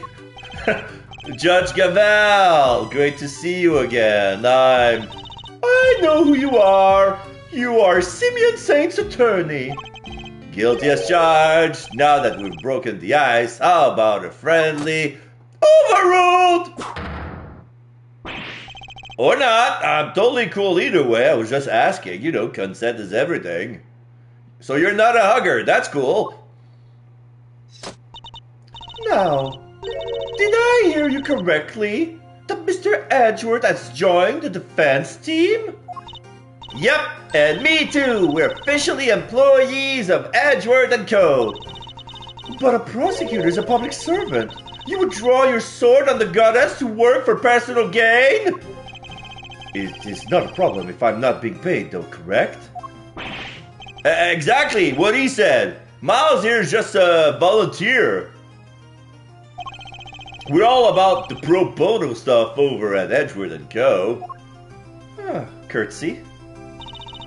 How wonderful. So you all work without reward? The goddess would surely approve. Yeah. I'm a regular philanthropist. He's sweating. Judge Gavel, I was hoping to ask about the grounds for Simeon Saint's arrest. That information is on the need. Oh, is that a challenge I hear? Oh my god, he took the bait. No, I was just asking Judge Gavel. I'm always ready for a little verbal combat to show you what it takes to be a real winner. How is this verbal combat if you won't let me speak? Still, this could prove useful. Fine, we'll do as you suggest. Now, if you could begin by telling us why Mr. Saints was arrested. There will be no need for that! Eustace, why don't you... Not now, Gavel. Watch and wonder. As I put this pathetic prosecutor in his place, he's going to run rings around me. I think you meant to say that you would be the one running rings around me. And I will! So badly that your ears will be ringing. Prepare to be humbled, Edgeworth. And apparently there's a trophy if I press on every statement he makes in this chapter. I love how the judge is like, that's a terrible idea. And I know this guy, he's just so arrogant. Yes! He's got something to prove. He doesn't even know what his father does behind his back. Reason for arrest. You want to know why I arrested that man? It's simple. Simple! I found evidence! Evidence of him all over that thing. How's that for some winningly incontrovertible, conclusive proof? And who saw the truth first? Why, me, of course. Winner by name, winner by nature. Ouch. Where do I even begin? Ugh. Look at you! Utterly lost for words in the face of such mastery. I'll take your silence as yet another win. Honestly, does he ever shut up? You said that you were the one who arrested Mr. Saint. But do you even have the authority to do so, Mr. Winner? Well, obviously it was the police who actually arrested him. It's Old Bag all over again. Well, Old Bag has a diarrhea of the mouth. That's the only difference. Yeah, it's true that Old Bag is never shutting up. But Old Bag is spamming nothings. While Eustace, when he talks, is like... It's cringe. Everything he says, it hurts the soul. Like, says, please shut up. I cannot take it anymore of this. Like, I can't even. Like, it's so... I want to make a comparison, but...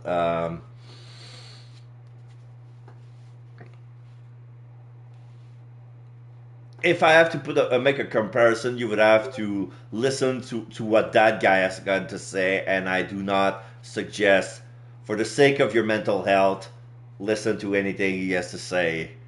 But you're probably going to be stuck with having to listen to him once in a while because of the news and stuff, if you want to stay informed, that is. And but I told them to do it, so I think I can claim the credit, don't you? Of course, that's what he meant. This is clearly going to take a while. A shame, really. Given that I'm much more interested in what Judge Gavel is silently thinking over there. Reason for arrest. You want to know why I arrested that man? I'm just checking, but... You do know who it was you arrested, correct? Is this some kind of joke? Of course I know who I arrested! It was Simeon Saint! Good to know he remembers that much, at least. I had rock-solid grounds for arresting Simeon Saint. First-rate reason. Oh my god! He just amended his first statement. And... Hold it! Rock solid, you say? I'm impressed. Hold on, I know what you're doing here. You're trying to butter me up. Well, it might work on the chumps you meet in court, but it won't work on me. The evidence we found is certainly rather damning for Mr. Saint. Perhaps you should tell Mr. Edgeworth about it, Eustace. Damning is right, and it was on the strength of that evidence that I decided to arrest him. It's simple. Simple! I found evidence! Evidence of him all over that thing. Evidence of him was all over that thing. Could you be a little more specific, Mr. Winner? Do I really have to spell it out for you, Edgeworth? I would hope even you could put 2 and 2 together. Stop messing around. The onus is on you to provide a comprehensible testimony. Come now, Eustace. I'm sure Mr. Edgeworth and his friends would be very interested to learn how you cracked the case. They certainly look keen to hear about it. Fine, if you insist. I'll fill in the gaps. Brace yourself, because this is going to blow your tiny little minds. I bet you didn't even know, but the victim had, wait for it, a chess set with him. And that chess set was covered in the fingerprints of a certain Mr. Simeon Saint. Praise be to the goddess of justice for the insight she offers, and congratulations once again, Eustace. You would not object to Eustace amending his testimony, I trust, Mr. Edgeworth? No, by all means, please do.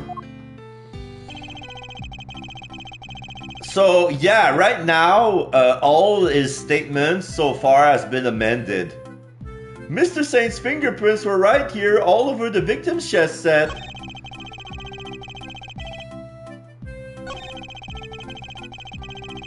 Hold it! But you weren't the one who actually found his prints, were you? Of course not! I'm a prosecutor! I leave the dirty work to forensics! The fingerprints are certainly a problem, but then that chess set was. I should take another look at the evidence. Yeah, I know this is the contradiction here, but I'm gunning for the trophy. How's that for some winningly inconvertible, conclusive proof? Hold it! The only incontrovertible fact here is that you don't know how to give a proper testimony. What are you talking about? It's not my fault if you can't keep up. Perhaps I should be so bold as to offer some additional details? The only fingerprints found at the scene belong to the guards, the prisoners, the victim, and Mr. Saint. I think you'll agree that Mr. Saint's were the only prints that had no business being there. Yes, exactly! Now do you get it, Edgeworth? I do, but I'm not sure about you. There were other prints belonging to the victim and the guard, so only Mr. Saint's were out of place.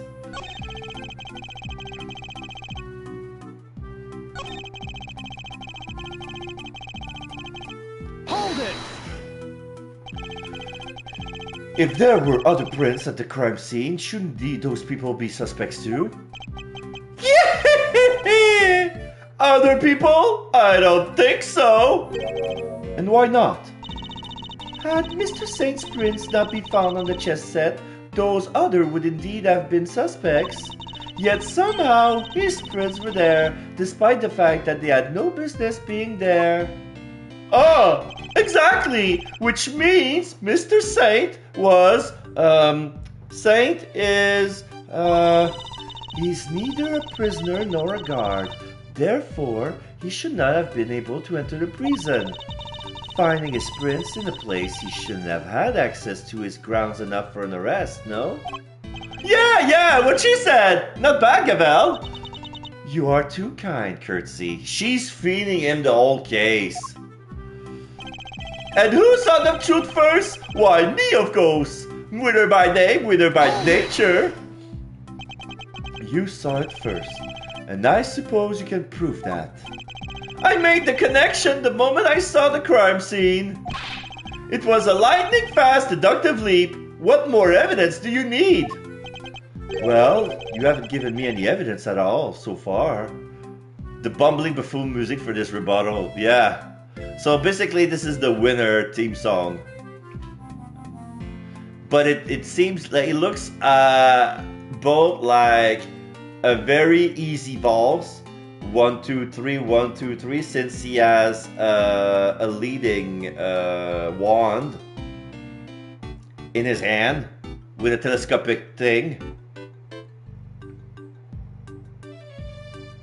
And it looks like something from the circus as well. Yeah! You still don't get it, do you? Well, don't worry, we can all be born winners. I'm not sure I even want to get whatever it is he's talking about.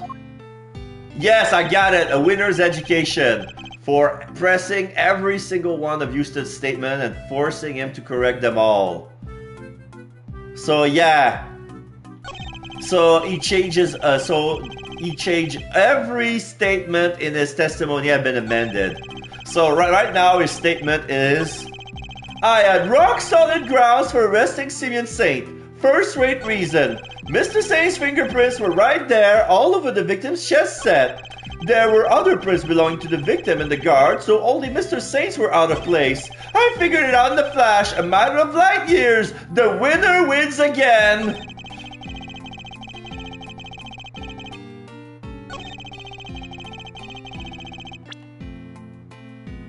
Yes. Okay, folding chessboard with a piece store inside, belonged to knight, was brought to him by his request by Saint. Objection!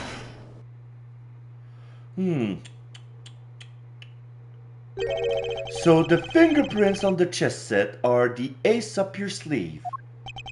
The what up my what now? Oh, yes, the chess set up the ace's sleeve.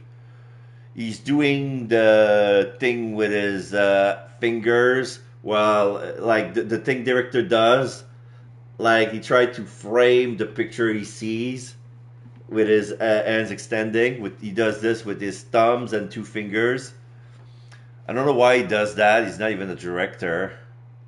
But I don't think the director these days does that. Like the old-fashioned ones do that. But with technology now these days, you don't need to do that anymore. But that's right, Edgeworth. I've got a winning hand as usual. Only your winning hand is a busted flush. For you see, it was Simeon Saint who brought that chess up to the victims in the first place. Therefore, it's only natural that his fingerprints are all over it. ... Yeah! Oh, he's got one of his airlock straight up on top of his head. That's his Ahoge.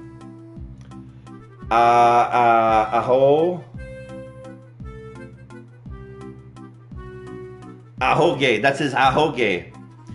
That's the protagonist we see in some visual novel. They have those to say, okay, I'm the protagonist. They have the stupid airlock. The Ahoge. For some reason, I have Aigao in my mind. That's a totally different thing in anime. But yeah, the Ahoge. And now the Ahoge is standing up when he's like, oh, okay, I'm having a thought now. That took a while to sink in. In conclusion, those fingerprints aren't proof of anything, and Mr. Saint's arrest was premature. Premature? So right now, it's a question mark. Like Yuma Coco had. The incident took place here within the walls of this facility. And being neither a guard nor a prisoner, it makes very little sense to suspect Mr. Saint. Oh! Okay, so when he has an idea, it goes from a question mark to an exclamation mark. Exactly like Yuma Coco had. Ah! Now what?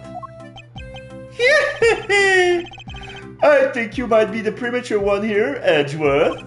And to think you were the one accusing me of being hasty. Did he only just work out what that word means? Sure, I identified Mr. Saint as a suspect faster than pretty much anybody else. And I won the race when it came to picking up the crucial evidence too. I'm quick on the draw, you see. But hasty? Not at all. You're right that Mr. Saint isn't a guard or a prisoner here, but he was... Oh! Eustace? Judge Gavel. What the hell, Gavel? I have him where I want him! Forgive me, Eustace, but if I may... While the particulars of the suspect are indeed fascinating, don't we have something a little more impressive to share with the prosecutor? Something more impressive? If you wouldn't mind, Mr. Edgeworth, Eustace made an ingenious deduction concerning the murder weapon. Perhaps you would like to hear it. Yes, of course, Dad! Well remembered, Gavel. Listen to this, Edgeworth, and prepare to be amazed. Objection! Will this ingenious deduction explain why Mr. Saint was arrested? Let's just say you won't be disappointed. Judge Gavel deliberately diverted the conversation away from my line of questioning. What exactly is she up to? The whereabouts of the murder weapon. Fact number 1. The murder weapon was some sort of metal blade. Fact number 2. Potentially deadly blades are strictly controlled within the prison walls, as we both know. From these two facts, I concluded that the weapon in question must have come from outside. It must have been hidden inside the chess set. That's what I think anyway. And since the only prints were found on the chess set belong to the victim and the suspect, I would say it's blindingly obvious who brought the weapon in and used it, wouldn't you? If nothing else, his testimony this time is a little more comprehensible than the last. Another winning deduction brought to you by one Winner Eustace, prosecutor extraordinaire. More like Wiener useless prosecutor extraordinaire, if you ask me. Alright, this is where you got the pun. You got it. Eustace for useless.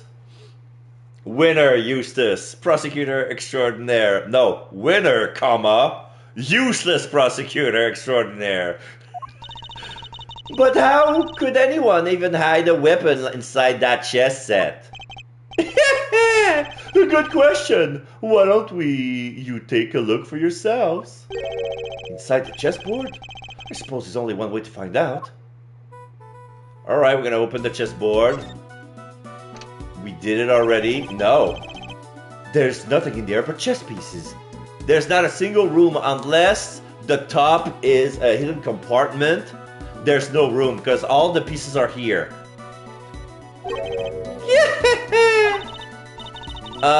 That laugh is really something.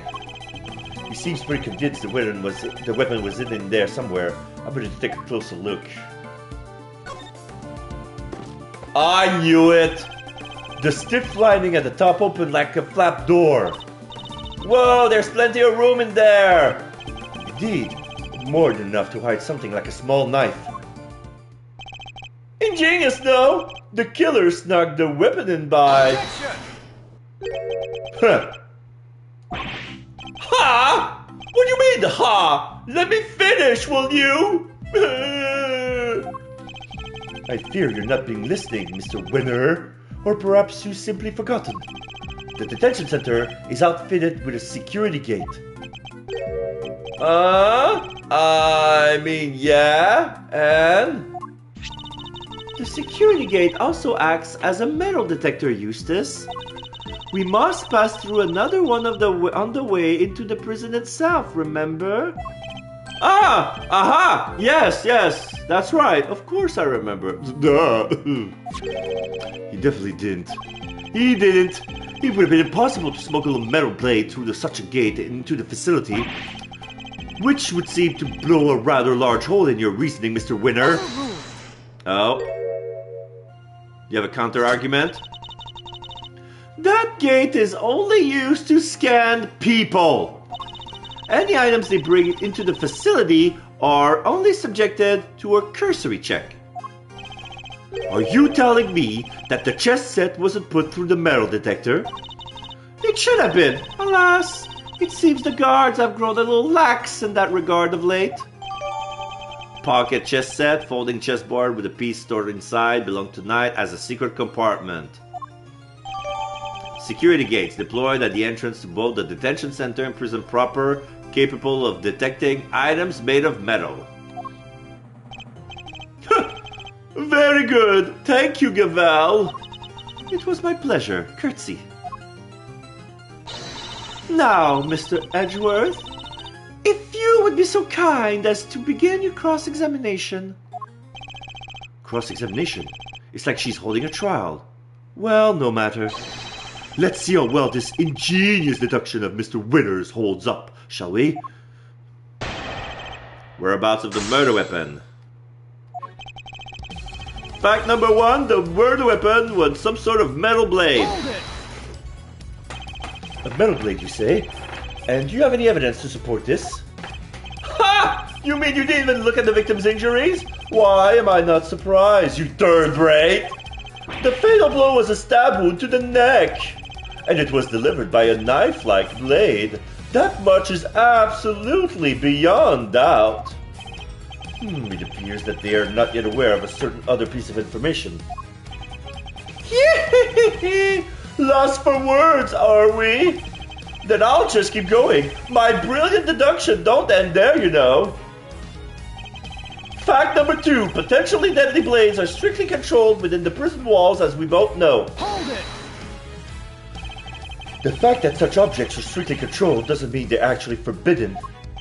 Well, no. I mean, some of the prisoners use scissors to cut the animal's hair, and that avenue of inquiry was conscientiously pursued, as you no doubt recall, Eustace.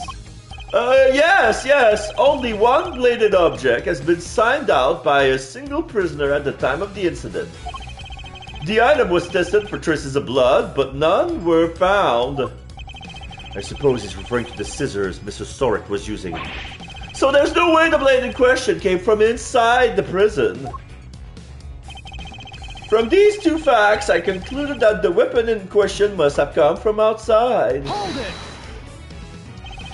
Outside? What does that mean exactly? Ha ha! The opposite of inside, you numbskull! Was that an attempt at clarification or a put down? Because it clearly accomplished neither. What Eustace meant to say is that it must have been brought in from outside the prison by Mr. Saint. Honestly, Edgeworth, if you haven't figured that out by now, then you're an even bigger loser than I thought! The feeling is mutual, believe me. Mr. Saint clearly brought the murder weapon into the prison. The question is, how? It must have been hidden inside the chess set. That's what I think anyway. Hold it! But no murder weapon was found at the crime scene. There's nothing inside the chessboard either. I'm curious, Mr. Winner. Do you also have thoughts about where this weapon might be? Well, the perpetrator must have hidden it somewhere in the prison. Is there a problem with this claim? Yes. They hid it somewhere inside the prison. That seems unlikely. In fact, I can prove that's not the case. What evidence suggests that the murder weapon isn't hiding somewhere in the prison?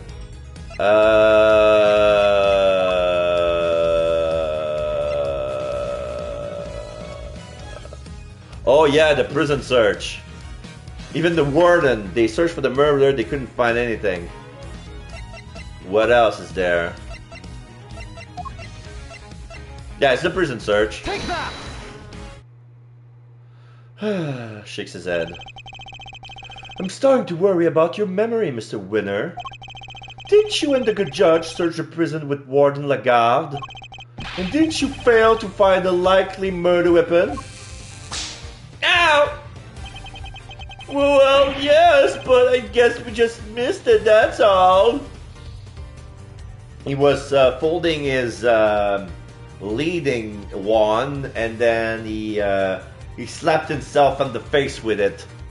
And that left a red mark on his cheek, and then it disappeared. Wow, way to undermine yourself. You're saying your search was entirely thorough? You, the so-called winning rookie. Stop making fun of me! Eustace? So yeah, the bong on the floor, that's the gavel that slams on the ground. Exclamation mark. Calm yourself. Breathe deeply. Do not allow your opponent to get under your skin. 1, 2, 3, 1, 2, 3. You're right. I'm a winner. Why should I let a third-rate loser like Edge Worthless get under my skin? I'll take you to leave my name out of this. Well, I'm Keith Faraday and I'm A-OK. Okay. Not you two, please. Look, it's simple. Since my first-rate investigation didn't turn up any weapon, it means there wasn't one to find. Aha! I'm Apollo Justice and I'm fine. Yes, basically. But there wasn't a pun with Apollo Justice, whereas in K. Faraday there was one. And he made a pun with Edgeworth, and of course his name, so I was like...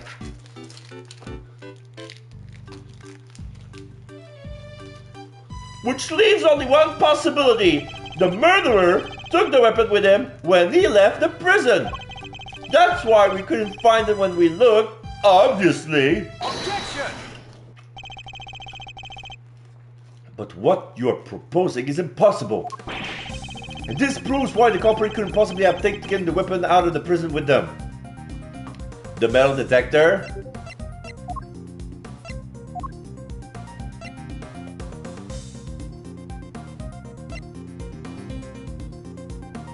Take that!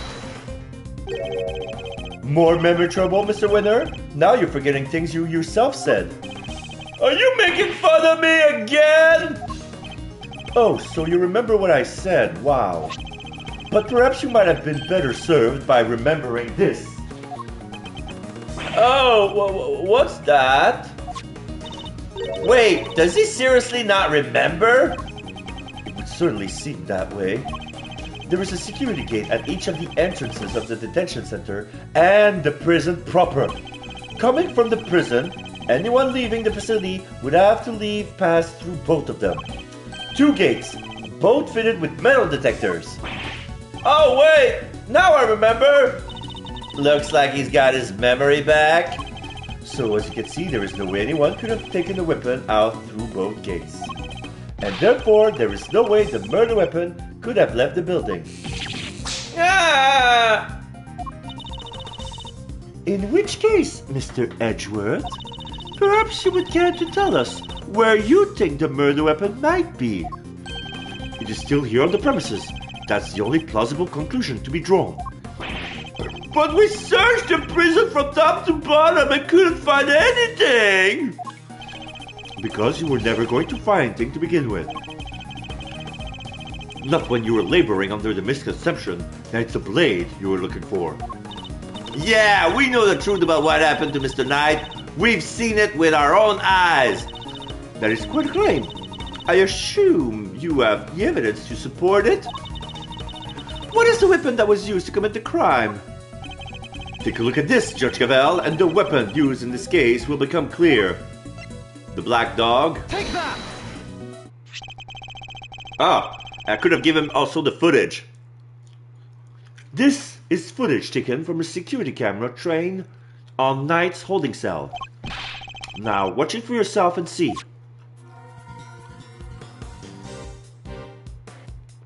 We couldn't see his face. Even in the mirror, we have no way to prove that it's actually him. What? But how? This footage captures the moment the victim was attacked by a black dog.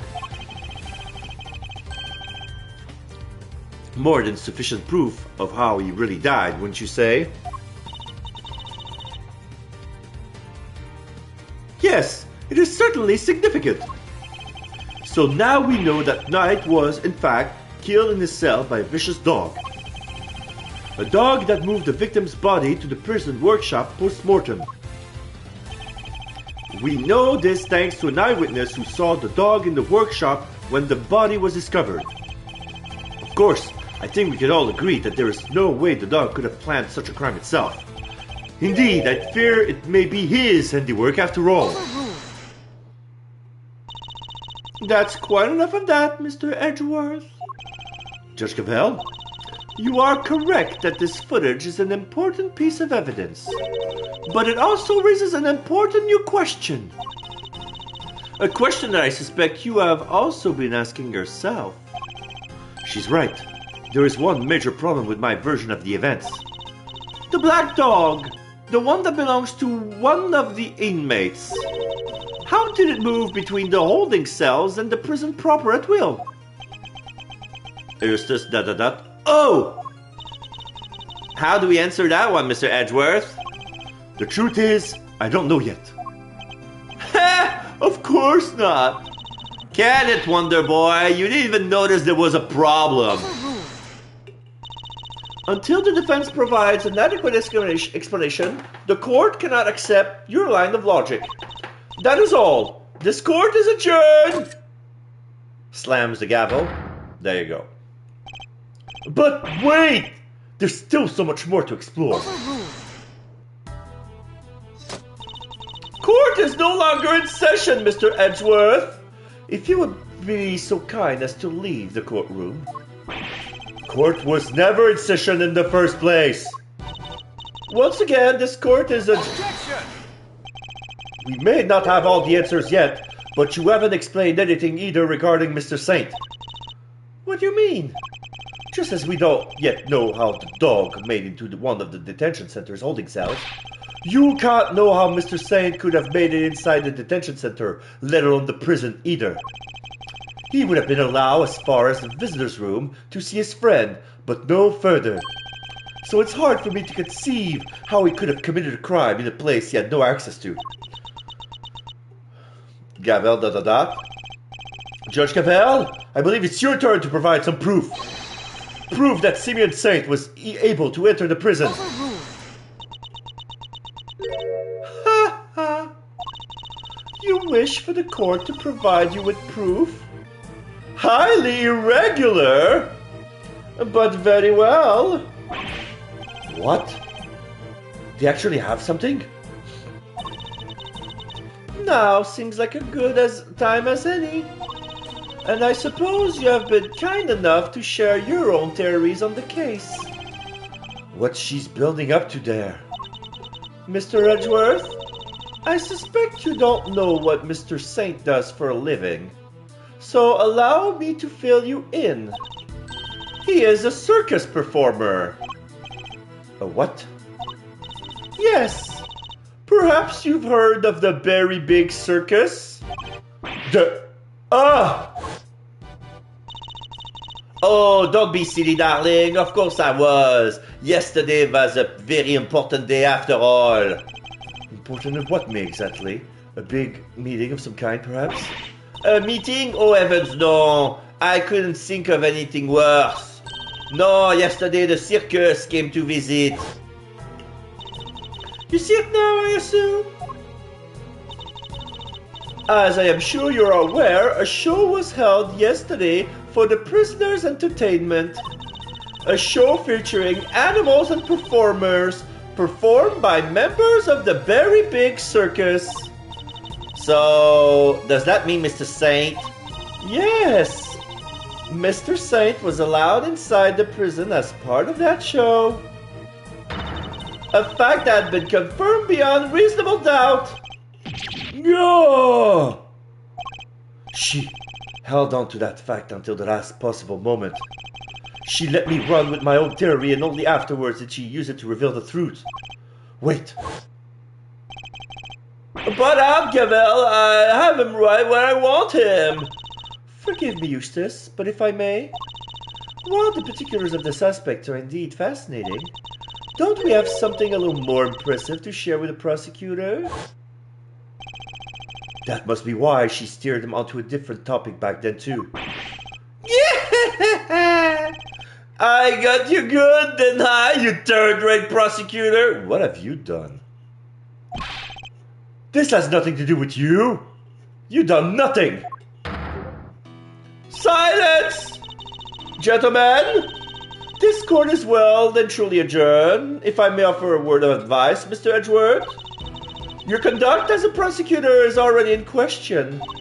You would do well to remember that you were removed from this case For that precise reason. What are you trying to say? That the committee reserves the right to confiscate your badge at any time. Should you wish to retain it, you would do well to avoid crossing paths with us again. Is that a threat? The goddess of justice is compassionate, Mr. Edgeworth, but she is not endlessly forgiving. Oh, and one last thing. You are no defense attorney. Abandon this foolish pretense. Thank you for your concern. But I do not abandon anything. What I start, I finish. Well, do try to remember that the two jobs are not one and the same. And that the defense attorney is expected to develop something of a bond with their client. Next time, finding out your client's real occupation might be a good place to start. Ouch. Oh, she got me there good. Now, I really must be going. May the goddess of justice watch over you all.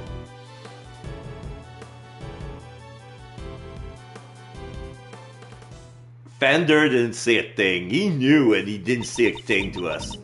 So Simeon lied to us. Not just you two. Guy took me for a ride too. What's his deal? Whoa, whoa, whoa, whoa. You're not having second thoughts about all of this, are you, Malsy boy? Sure, Judge Gavel's a tough cookie, but that doesn't mean you can't just give up the ghost.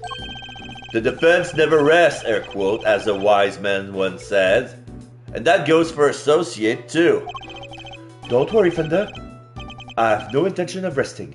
Nevertheless, our assumption that Mr. Saint couldn't have entered the prison has been proven false. Which means we need to restart our investigation from square one, I'm afraid. To be continued. Save your progress, yes. Save complete. The Very Big Circus. March 28, 3:02 p.m. Detention Center, Visitors Room. And we have Simeon with us on his side of the window.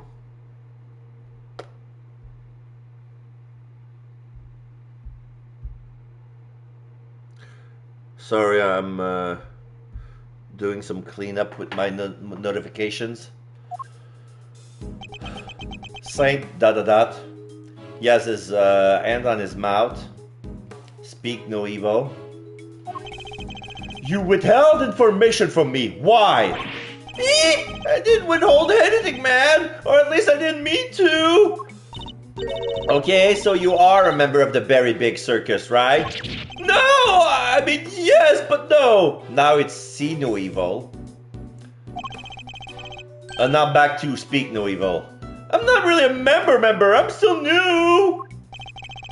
That's irrelevant. You're still a member. Thanks. Let's try this again. Why didn't you tell us? Because it would have looked so suspicious. Me being a performer in the circus show. And me being friends with Bronco. I thought if anyone found out, nobody would believe I was innocent. Not even you, Kay. I thought I made it clear that I believed in you. But when you stare at me like that, I get so terrified. Hey, you're a real smooth operator, aren't you, Miles? Smooth operator. Any other client scary tips you want to share? You're really not helping, Fender. And at this rate, it sounds like we really will need to question him about everything all over again.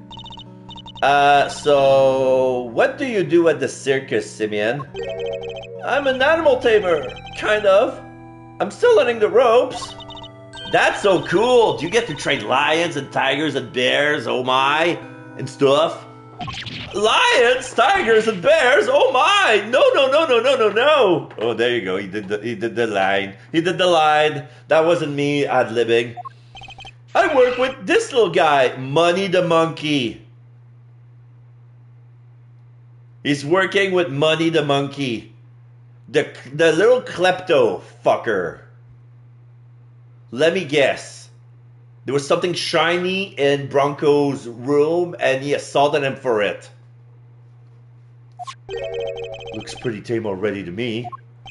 Ah, so you're not exactly a tamer. More like one of those old-timey organ grinders.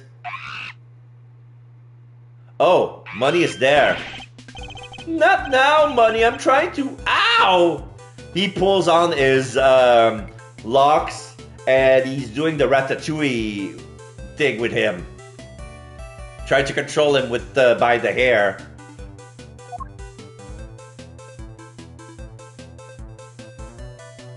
Yeah, he pulls a hair, moves a hand. Something tells me it's the organ grinder who's being monkeyed around. The very big circus. When we spoke to you before, you said you work at a company. I was telling the truth. The circus really is a company, and we all have titles and everything. Now he's at Hear No Evil, but with still money on his head. The money is standing on his shoulder, and he's grabbing him by the locks. The ringmaster is the CEO, and I guess you would call me a gopher. I even have a line manager. She's the head of the animal taming department. It's part of the showbiz division. She's such an inspiration. There isn't a creature in the world she couldn't convince to do her bidding. Yeah, little Regina. Hey, even Miles here. I'd like to see somebody whip him into shape. I am not some kind of creature, Fender. So this line manager, was she working with you on the show? Yes, it was just us two. It wasn't all that big of a job compared to what we normally do. She's usually the one performing on stage. I just do all the monkey work. But I did have a bit part this time. So only 2 members of the circus are relevant to this case. Roll in the show. Alright, talk me through your movements here at the facility. Sure, I came to see Bronco at around noon 2 days ago. And that was when you brought him the chess set? Yes, and that same evening I started work on setting up the stage in the yard. It was so hard I had to hold everything in by myself over multiple trips.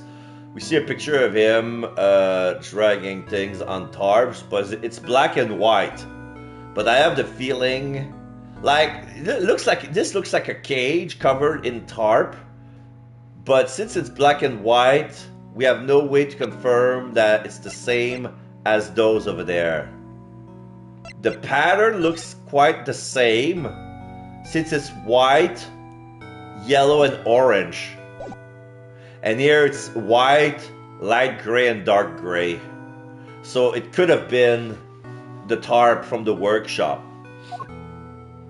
And the tarp has been tied up with ropes. They let us use one of the rooms in the prison for storage. Workshop A, I think. There you go. Workshop A, where Knight's body was found. You mean your boss didn't help you? Oh no, I could never ask her to schlep all that stuff around. Like I said, the monkey work's my job. And she's a little girl. Once it was all set up, we did a run-through, and it must have been, midnight by the time I left. The next morning, I was back and ready for the show, which started at 8 a.m., and then we performed till 10. So Mr. Saint was the only one of the pair to have entered the room where the body was found. And Knight's body was found immediately after the show was ended. Reason for arrest. Do you have any idea why you were arrested? And why so quickly? I've never seen a guy get booked so fast. Surely even Little Winner wouldn't just pull somebody in on a hunch. Never understood the power of underdeveloped intellect. Yes. I think I might know why. When I was moving all the stuff, I went to go see how he was doing. Bronco, I mean. You went to the holding cell on your own? Tell me you had permission. No, it wasn't a formal visit or anything. I just sort of snuck over and hoped no one stopped me. But you've just seen him earlier that same day. Why take the risk? I've known him since we were kids, when both of us were all alone. He doesn't have any family, you see, just like me. Oh, I see Money is hiding his face inside of a lock. I knew he would be feeling lonely, that he would want somebody to talk to. So I had to go see him. You don't have any family? For a while I had my dad, but he passed away when I was a little kid. Losing one's father as a child. I know that pain all too well. He's just like you and me, Mr. Edgeworth. There was nobody else nearby when you went to see him? No, the other holding cells were empty and I didn't see any guards. Eh, well, somebody must have seen you or you wouldn't be in here. Oh no, no, I messed up so bad, didn't I? So the assumption is that something happened while the two were alone together. At least I imagine that would be Winner and Judge Gavel's thinking. In any case, I think we need to speak to your boss next. Last I heard, she's supposed to be around today, too. Somewhere in the yard. Tell her I'm so sorry, won't you? I'm so sorry. I can't believe I let this happen. Sure thing, Simeon. We're here for you. If there's anything else we can do, just say the word. But I mean, that is... Oh, there's nothing I can do for you in return. You don't have to worry about that. We're friends. We know what it's like to be in your shoes. We're all part of the same club, after all. Right, Mr. Edgeworth? Unfortunately so, I'm afraid. Thank you for sharing such personal details with us. By the sound of it, you had little reason to kill Knight. If anything, you're the one most affected by his passing. And what's more, I simply do not believe a person as gentle as you is capable of murder. Rest assured, we believe you, and we will get you out of here. Bravo! What do we have here? A gosh darn defense attorney, that's what. Bravo, big guy. I can't believe I'm saying it, but you even reminded me of your old man for a moment there. I did? From the Book of Gregory, quote, "An attorney is a friend to the friendless," end quote. Simeon, mi bucko, this guy will suffer any hardship for your friendship. Things are gonna be shippily amazing. I didn't realize talking like a pirate day had come early this year, Fender. But that's just the thing. You never know when a pirate will strike next. Anyway, kid, you want some candy? Okay. No thanks, I don't like sweet stuff. Shrug. Oh, bummer. I wouldn't mind a nice ship myself. A great thief's galleon for the dread pirate king! Yahar, me hearties! We'll sail the seven seas together and claim the greatest treasure of all, the truth. The One Piece is the truth. The One Piece is real. Shiver me tempers, you two will be the death of me. Come on, let's set sails for the prison yard. No sea shanties on the way, please. No promises. Drink up, me hearties, yo-ho. Look, the shutter's open.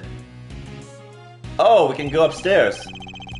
Oh, that's the way out to the yard, I believe. Let's go take a look. Come on, what are you waiting for? Someone's excited. She expects to see a lot of animal outside in the yard eating, and so yeah, it looks like a gym yard. Oh, a lot of folded chairs. March 28, 3:37 p.m. Prison yard. Yeah, the same color tarp. So the tarp came from the circus. So there's the same tarp. There's some pulleys. There's a well with a grate locked by a padlock. There's a little window with bars for a sub-basement of some sort.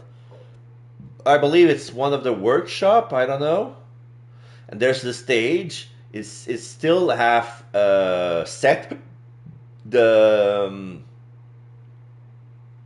the logo has been put back onto the ground, faced back towards the scene. And yeah, the ground is kind of grainy. Feels like a basketball chalkings on the ground. Feels like they put the stage on top of a the basketball hoop. But yeah, they removed the hoop, of course. So this is the famous yard. The circus performance was taking place here just before the body was discovered. Check it out! It's like the backdrop of some epic festival. Kay's taking pictures. Huh? She goes to the left. Most of the prisoners were assembled here when the body was discovered. So yeah, there's the yard. There's a door for some reason. Is that the partition when the stage was set? Which means that anyone who saw the show has an alibi. Building layout data updated in my organizer, yeah. Alright, time to take a look around. Eek! Kay! Oh, there's an elephant. Oh, and there's a grill. Stop hitting me! Help! Mr. Edgeworth! I'm being pummeled by the trunk of an elephant! Ow! Ow! Ow! Ow! Ow! I cannot dodge! I cannot escape! I'm stuck in place! Cease and desist, you beast! The pointy finger doesn't work. There's also a high voltage grate to the left. So that was what on the plan. There's a little pond and some door. Ow, ow, ow, ow, somebody help! Ow, me! It's getting worse! Edgeworth, you made it worse! Stay, Azia, stay! Ah! Who's that? Here's Regina. Oh, she grown up a bit.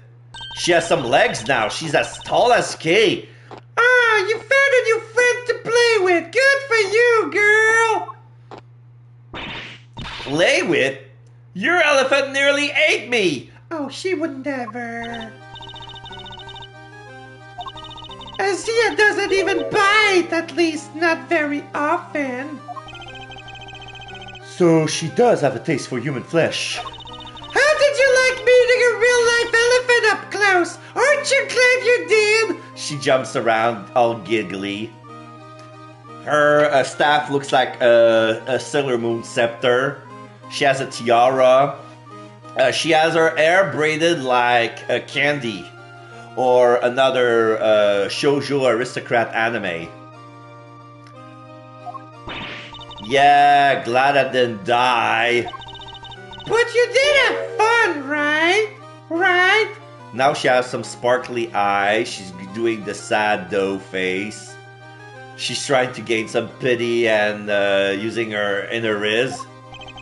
There, sweetie, don't cry. She had a wonderful time, didn't you, Kay? Don't mislead the poor girl, Fender. She did? Oh, I'm so happy! There you go. Shrug. Here, let me make it up to you. How about a hug? Whoa! Easy, keep your drunk to yourself, girl. I'm not a predator. The elephant is like, no, you will not hug that girl. Another new friend. Isn't he just the best day ever? I am Associate Defense Attorney Miles Edgeworth. Oh my gosh, I'm so sorry. I haven't even introduced myself. I'm Regina. It's so nice to meet you. Is she part of the profile now? Not yet. Shilong Lang is in though.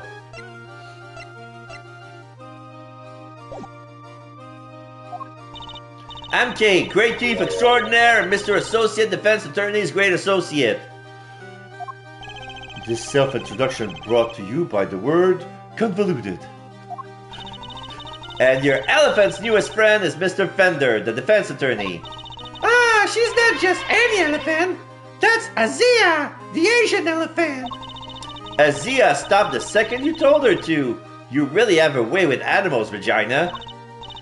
Hee well, I wouldn't be much of an animal tamer if I didn't. What? So you're Simeon's boss? That's right! Regina Berry, head of the Animal Taming Department, Showbiz Division, Big Berry Circus! So, yeah, that means that the CEO is actually,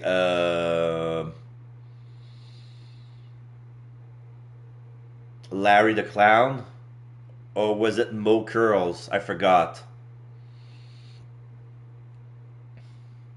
It's so lovely to meet all of you! The pleasure's all ours, mademoiselle. Name's Eddie Fender, and I'm a big fan. Oh, I'm a bit of an ace attorney. So much for whipping me into shape. Yes, she's perfect. What are you muttering to yourself about, Kay? That positivity, that charisma, that energy, I want her on my team of Yatagarasu. Regina, you would make a perfect partner in crime for the great thief Yatagarasu. Great thief, what now? That sounds like fun! My animals and I have stolen the spotlight quite a bit in our time. That's the one thing we don't want to steal. Gotta keep it on the down low, all stealthy ninja-like. But where's the fun without a show? The down low sounds like it might get me down. Bummer.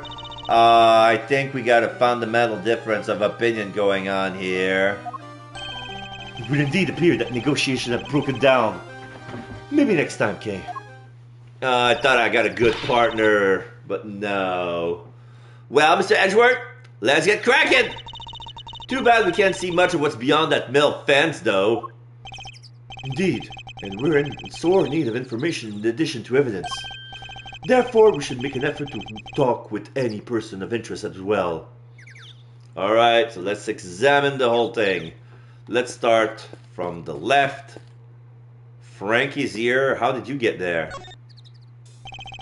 Ah, Mr. Attorney, sir. And how are you today, if you don't mind me asking?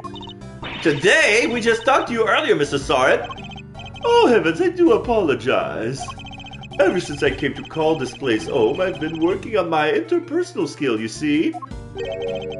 In order to be as annoying as possible, I'm currently helping out with the circus show stage tear down and clean up. But if you have need of me, I'll do my utmost to help. Helping out? I'm just chipping in and doing what I can, model prisoner that I am. Yes, my stay in this prison has seen me reborn. The Frank saw it you see before you is a changed man. Really? Are you gonna tell the truth from now on? A changed man? Who now targets the recently deceased? No, you misunderstand. That was just a moment of madness. A moment of madness? You're a disgrace to all thieves everywhere.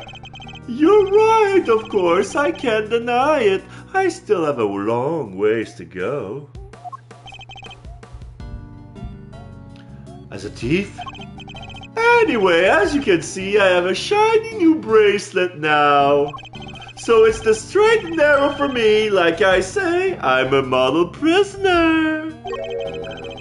Not that a real model prisoner would need to keep telling me that. Vocational training? I'm doing everything I can to prepare for my eventual return to society. Yeah, you even skipped the show to focus on our training, didn't you? On your training. That's right, only two inmates were absent. Soret and Canis. Why didn't you tell us about Mr. Canis sooner? Look, I don't think there's an inmate in this prison that would talk about him if they didn't have to. He's, well, you could say he's the real one in charge around here. You didn't hear it from me, but, well, I guess it comes with being the fixer. The fixer? Yes, anything you need, he can get it for you. He's Morgan Freeman from the Shawshank. But how does he get away with this? I'm not sure, but he's the only one who does.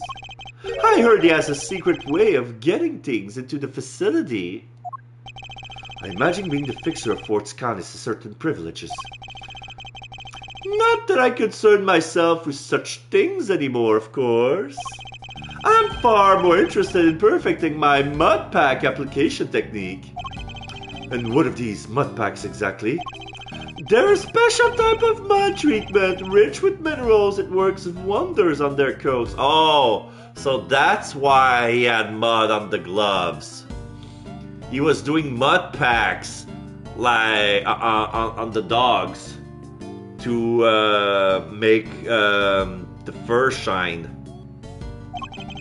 I've been practicing on the animals here in the prison. I hope to treat them all eventually. Speaking of mud, that reminds me of a certain piece of evidence. Maybe I should try presenting it to him. Oh yeah, let's present the mud. That's the rubber glove I dropped. Would you care to explain why it's so dirty? Oh, of course, that's mud from one of the pets treatment I've been practicing. I was giving one of the animals a mud pack right when the incident happened. I see. Around what time would this have been? Let's see, the show had already started, so around 9 a.m. perhaps? The thing is, the more mud I applied, the more in the zone I got, and the darker the animal's fur became. Oh, the mud is black.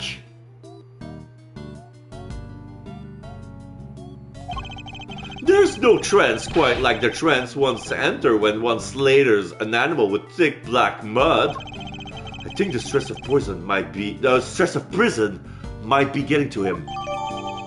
Rubber glove found in workshop A, solid after being worn by Soet after administering a dark mud pack treatment, and also bloodstained. Of course, it's all thanks to the warden that we have access to such wonderful distractions. I'm eternally grateful, truly I am. Okay. What else?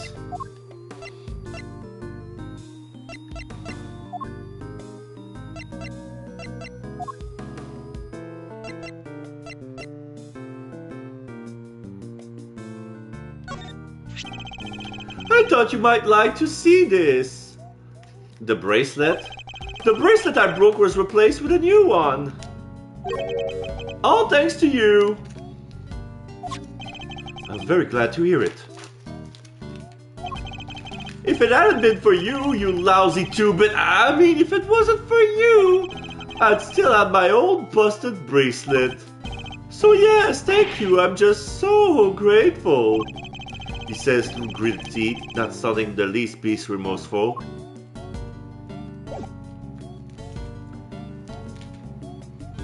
Okay, so let's keep exploring. If I have something that he could have an opinion about. I really don't like the guy. Neither do I.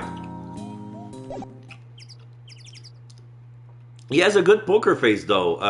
This is the guy I had the most trouble with the mind chess, because I have to look through his sentence to see how angry he was, because I couldn't read his expression at all. So what do we have here? A simple, sturdily built well. I wonder if it was the work of the prisoners. Somebody's left a bunch of tools lying around. There's a long piece of rope and a pretty heavy looking weight. Let's see, it weighs 30 pounds. Oh, and there's some pulleys too. Okay, can you stop touching everything in sight? Oh, come on, it's not like I was gonna take anything. What exactly were they being used for, I wonder? Can I examine them? Oh, wait. Oh, it's the stage. This must be the stage for the show. Do you think people would be interested in a great thieving show? I'm sure the police would be very eager to attend.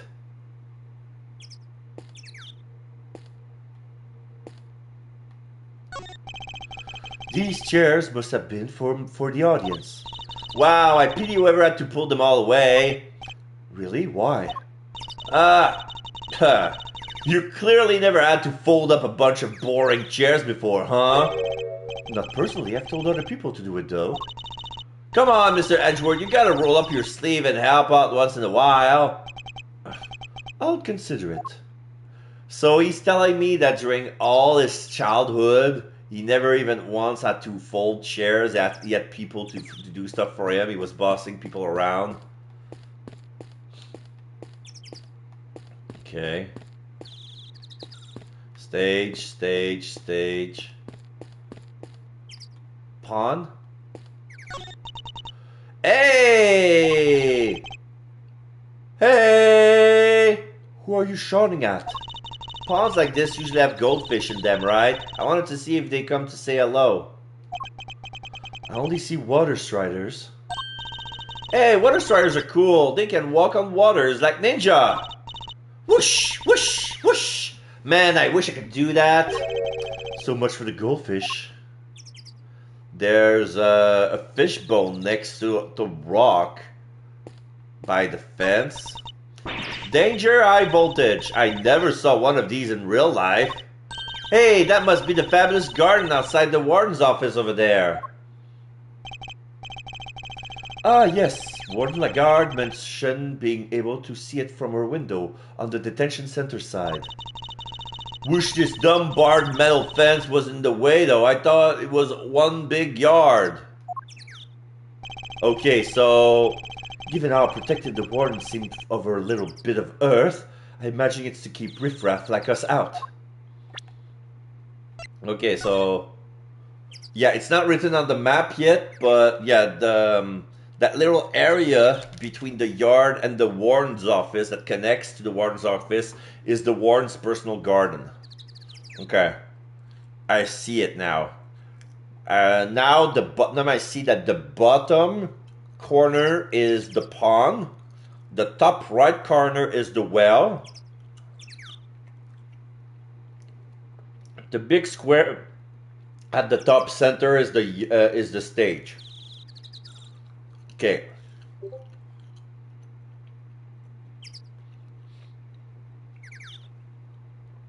So there's two access to the prison. There's the connecting corridor between the detention center and the prison, and from what I understand, there's also a metal detector in there, a second one. And that thing is pretty long. It's as long as the yard and the width of the warden's office, and a small hallway combined.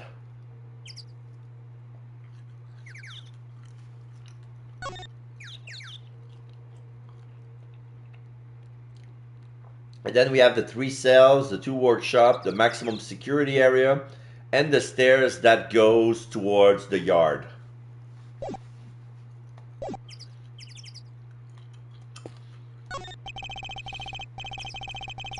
An Asian elephant named Asia, and one of the very big circus many animals. She certainly seems very fond of petting humans based on what we've seen. Asia ... Well, most humans. Oh, it doesn't want to pet Edgeworth. You can't just glare at her like that, Mr. Edgeworth. She'll think you're trying to show her who's the boss. Are you telling me she thinks I'm one of her kind? No, just that she respects you, I guess. How comforting.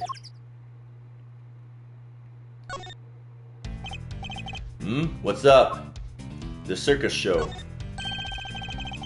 Who doesn't love a good circus performance, eh? A foray into the realm of fantasy.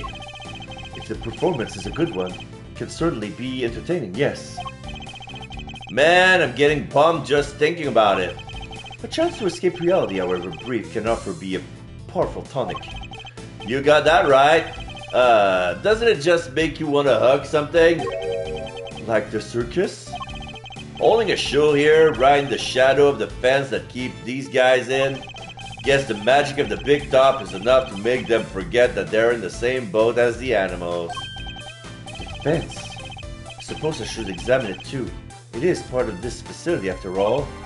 Well, we missed the show, shrug. But we still got the stage and all this other stuff to check out. He's right. I should also look over the show, set, and equipment just in case something useful turns up. Chat over, huh? You don't actually give a guy a lot of work with, Miles. Regina Berry. Kid's really something, huh? Wish I still had the tempt of her starry-eyed outlook. I suppose it's because her head seems to be up in the clouds. Right? She's so above it all, no one dares to go against her. Bet she doesn't even need to crack her whip with the animals. The eyes go from starry to steely, and suddenly it's sit, stay! I can't think of somebody who very much enjoys cracking the whip. You can, huh? Whoa, sounds like a real piece of work. Come on, Miles Areno, spill the beans. Who's the lucky gal? Trust me, Fender, one crack of her whip and you'll be running for the courthouse doors.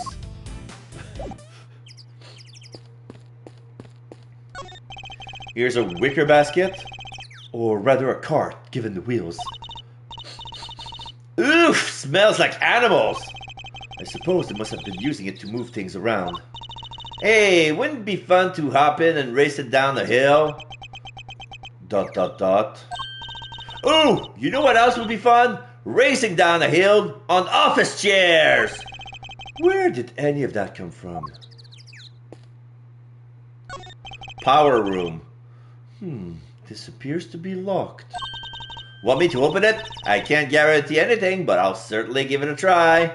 No! If we deem it necessary, we'll simply ask for the key. Spoil sport! That could have been my chance to shine.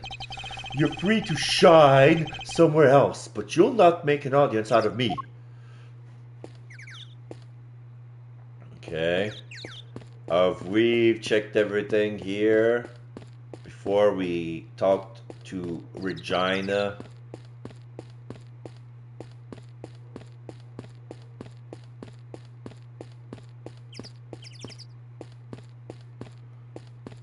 Okay. Alright. Let's talk to Regina. Regina Berry. If you're the head of the animal taming department, you must be Mr. Saint's boss?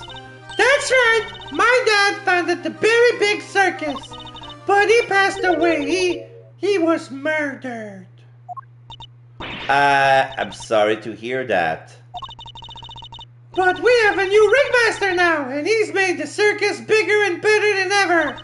He's such a nice man, and he was a good friend of my dad's too. Wow, that's great. Lucky you. I know, right? It was his idea to set up departments like animal training, magic, and ventriloquy. Only animal training and ventriloquy have more than one person right now. Really? No. Scarface doesn't count as one. But the Berry Big Circus is getting bigger and better day by day. Sounds like you guys are really going places. They're getting on well. I'll leave them to it. Yeah, I wish I could have seen the duel that they saw at Gate Waterland of Maximilian Galactica versus True Gramarye. That would have been something. The circus show. Can you tell me about the show? Oh, it's a wonderful thing. It even has a story. And not just any story, it's a love story. Isn't that dreamy? Hey, sound like a regular riot. So who's the star of the show? Let me guess. You? Oh no, silly. That would be Isaiah. And she falls in love with none other than Regent the Tiger. It's a heartrending saga or forbidden theater spacey romance. Forbidden, I say, by nature, because yuck. A tiger and an elephant. The gene of a tiger and an elephant just won't splice. Whoa, Nelly, I heard about couples, but that takes the biscuit. And that's not all. There's a love triangle too. It's so romantic. So who's the cock? It's a cock, actually. How did you know? Ah, lucky guess. Wait, what's this? Oh, poo. I got an email from my internet supplier says that they're gonna raise the price by $4. Alright, I'm gonna have to check for more deals. God dang it. That sounds pretty incredible, huh, Mr. Edgeworth? So the elephant is the heroine. I suppose there's a first time for everything. And who's the third wheel? Oh, that would be the big old meanie who tries to tear our star-crossed lovers apart. The Thoth! Oh, who's the Thoth? What animal do you think it is, Mr. Edgeworth? It's gotta be money. It's gotta be money. Given that it's a circus, perhaps a lion? I think a raven would be cool, like the Yatagarasu! Tee! Nope! It's the sneaky monkey! That certainly lowered the stakes. Oh, you mean money, right? Nope! Again! The role of the monkey is played by Simeon! Wow. Money's far too small to play against for Azia and Regent, silly. Fair. He would have been stomped.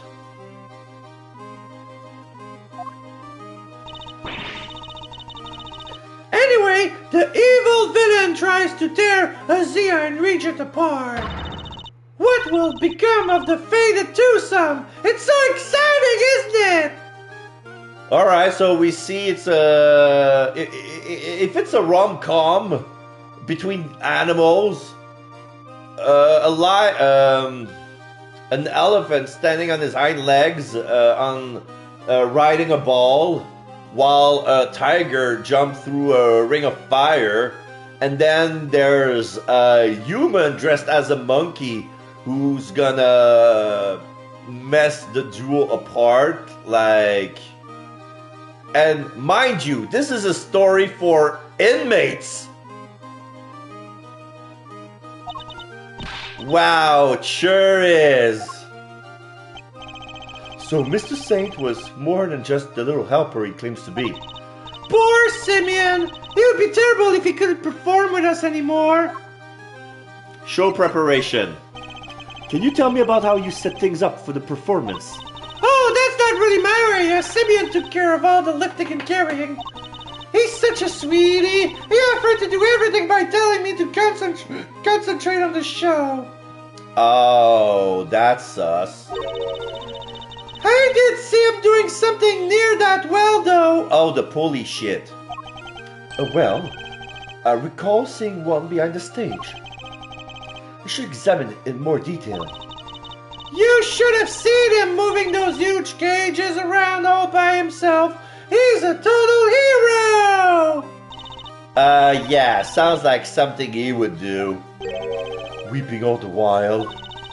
He was going back and forth between the yard here and some sort of workshop with all the equipment. The prison gave us special permission to use it for storage.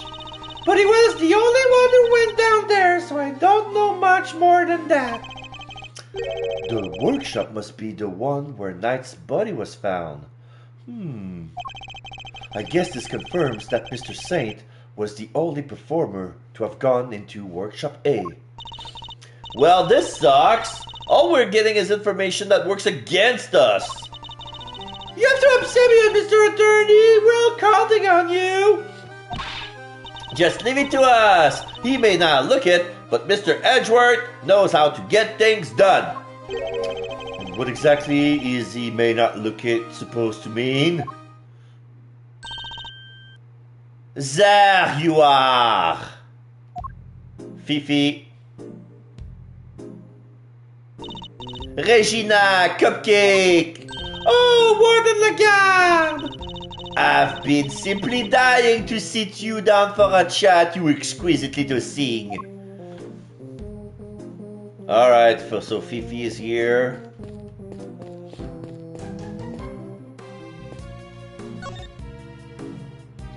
The prison. Do you mind if I ask a little about the prison? Oh, not at all. This place is my pride and joy, my home. Sure, it was a prison when I first arrived, and it was awful and utter disgrace. Awful? I suppose you mean the prisoners were unruly? I most certainly do not. They're angels, every one of them, and they always have been. No, it was the ambiance that was awful. I fretted, I brooded, and then it hit me. The animals! If anyone could brighten up the place, it was them. It is nice having them around. Isn't it just? And now look at my fabulous little family. Why, my darling Frankie is the very picture of rehabilitation. Frankie being saw it?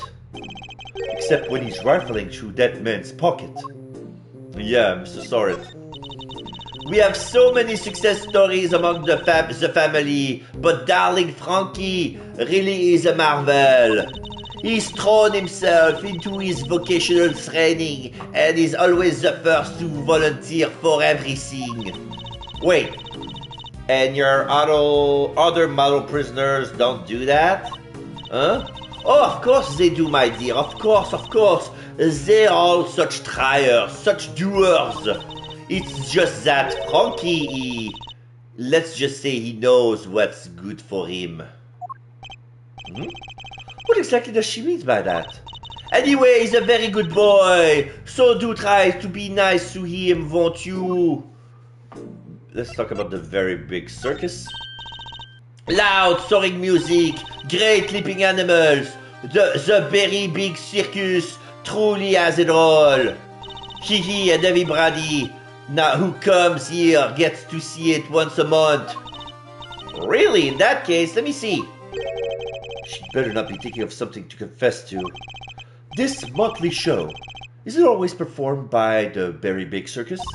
But of course, sweetie, I'm Regina's biggest fan. That girl is my little princess, my superstar.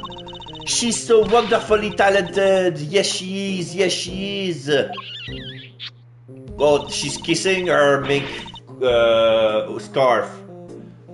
And she's so adorable, so sweet. I could just gobble her right up. You're not lying when you say you're her biggest fan, huh? Which is why I worry about her. So worried. It's all because of poor Simeon, of course, you see.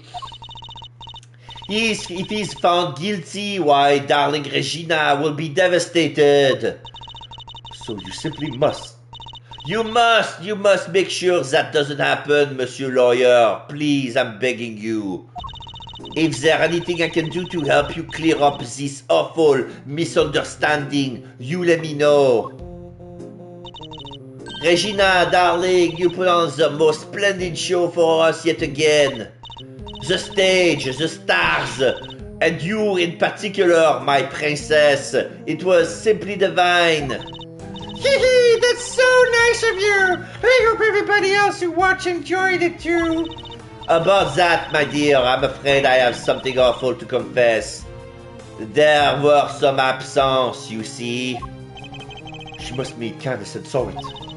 We were 3 members short. Oh. Unbelievable, I know! How will you ever forgive me? I'm sorry, but you're saying 3 inmates didn't attend the show? That's right, sweetie. I counted the seat myself. 1, 2, 3 no-show. And I always make sure there are enough seats for everybody. But Mr. Edgeworth, that's not right, is it?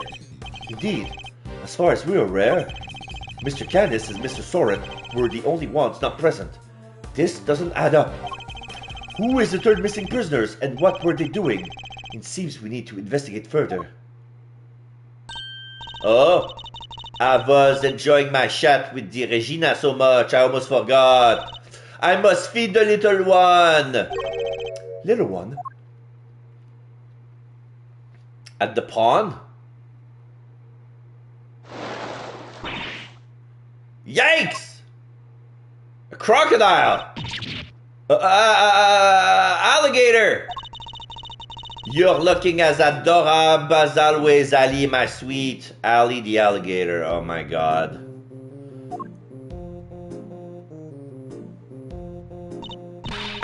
she's so pretty. What a cute name.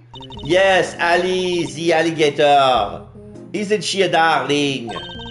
She's my favorite, aren't you? Yes, you are. Yes, you are. I'm so jealous. Can I pet her? Of course, princess, of course.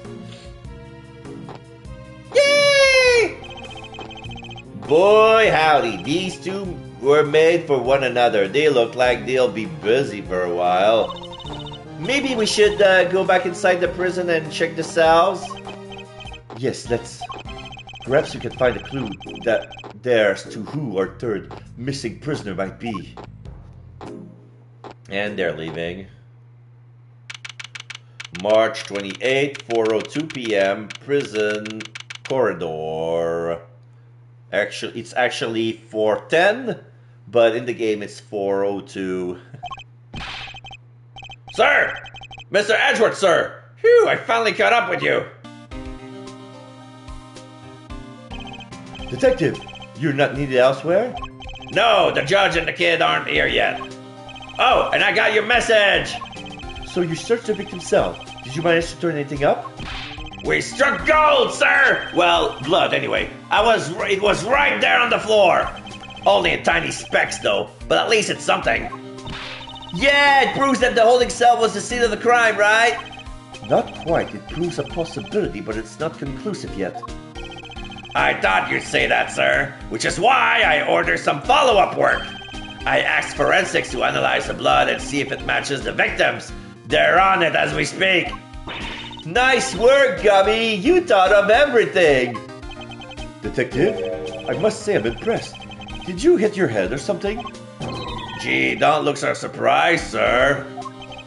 I just hope things continue to go in our favor. Wiped floor, signs that blood were wiped from the floor on the victim's cells. Currently checking whose blood it is. Alrighty, so that's proof that the murder happened in the detention center. And for our next trick, we'll find out about we'll find out how that dog got over there. Oh, don't worry, you can leave that one to me. Until the kid and his chaperones gets here, we've got the whole prison to ourselves. Well, yeah, this is the Gumshoe team songs. Of course, it's from the other Ace Attorney games. Like, we used to interact with Phoenix. Phoenix used to interact with Gumshoe as well.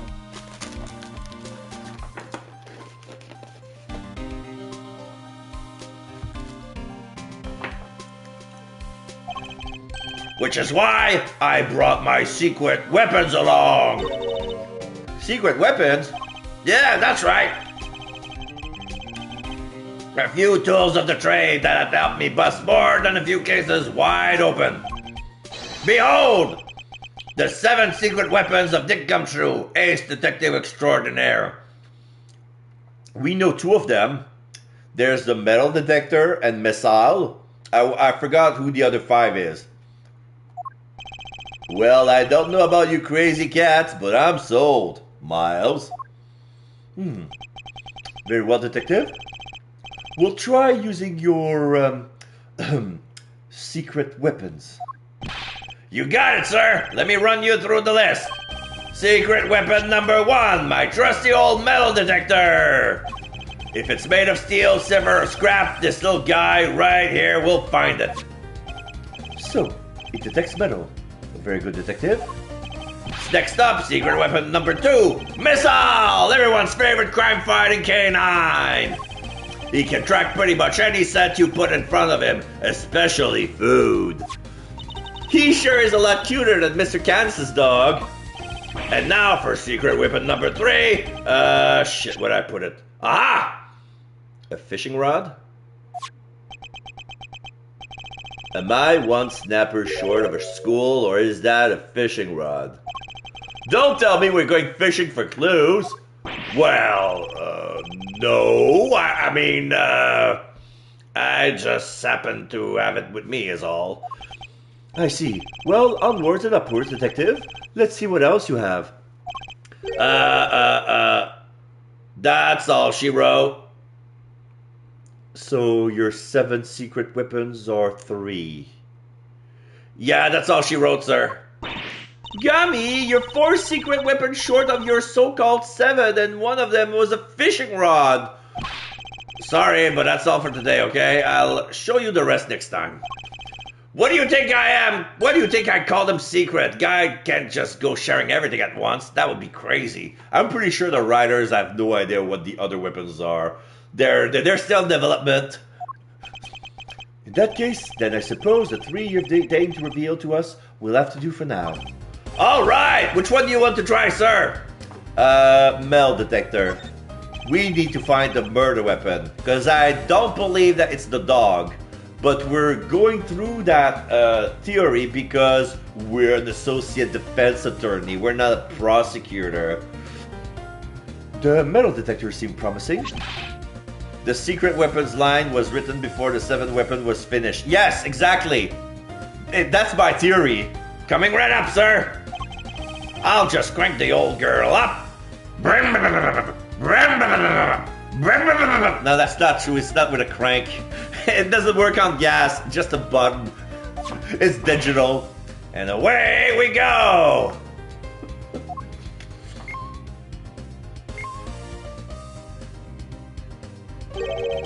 Is everything alright, Detective? Uh-oh. Looks like I should have brought a spare battery. Let me start my metal detector. Yes, it works on gas. And I must not refuel it with lead for obvious reasons. That's not gonna be much help. Sorry, sir. Looks like the metal detector will have to wait. Boo! Let's try something else. Alright, missile. You got it, sir. Don't tell me he runs out. He's on low on battery as well. We're gonna feed him until he's recharged. Hey, missile! Here, boy! There you go. Oh, he really came! Who's a good boy? Alright, what are we tracking? We're trying to find out how Mr. Candace's dog got to the holding cell in the first place. I suspect the same route was used to bring Knight's body back to the prison. So we give the pooch a sniff of the body, and he'll find that route for us. Okay. So we're back at Workshop A. Does anyone else smell something sweet? Yeah, that'll be the fender candy, my bad. You want some? All I smell is the odor of blood. It's faint, sir, but it's there. Almost like cake, maybe? Why would the body smell of cake? Okay, missile, get a noseful. And here we go! Follow that dog! That's the way to the maximum security. Oh shit, he's headed for maximum security. Uh-oh, he's going in! Then we'll just have to follow after him.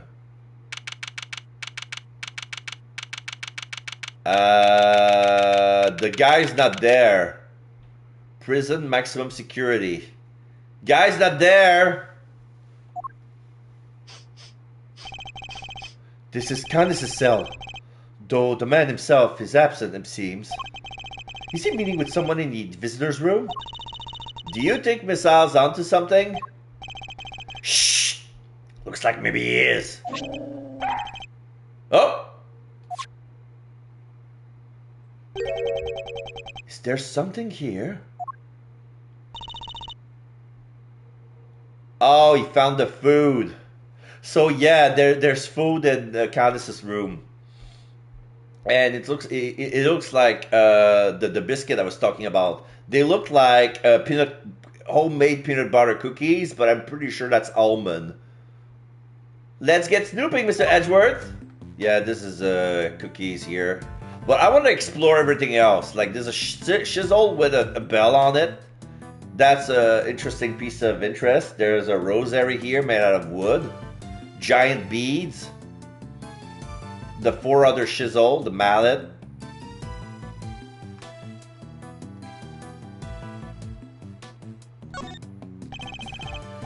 Mr. Candace's chisels. Everyone a potential murder weapon.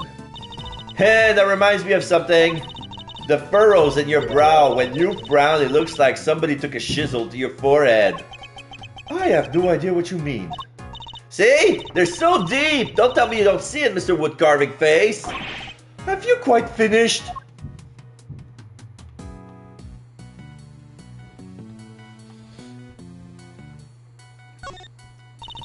Look, Mr. Edgeworth, that chisel's on the floor is a bit smaller than the others.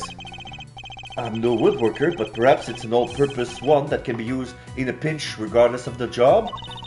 An all-purpose pocket chisel makes sense. Always nice when your tools are useful and easy to carry. Is that your opinion as a thief? Nope, it's my opinion as a great thief. I walked into that one.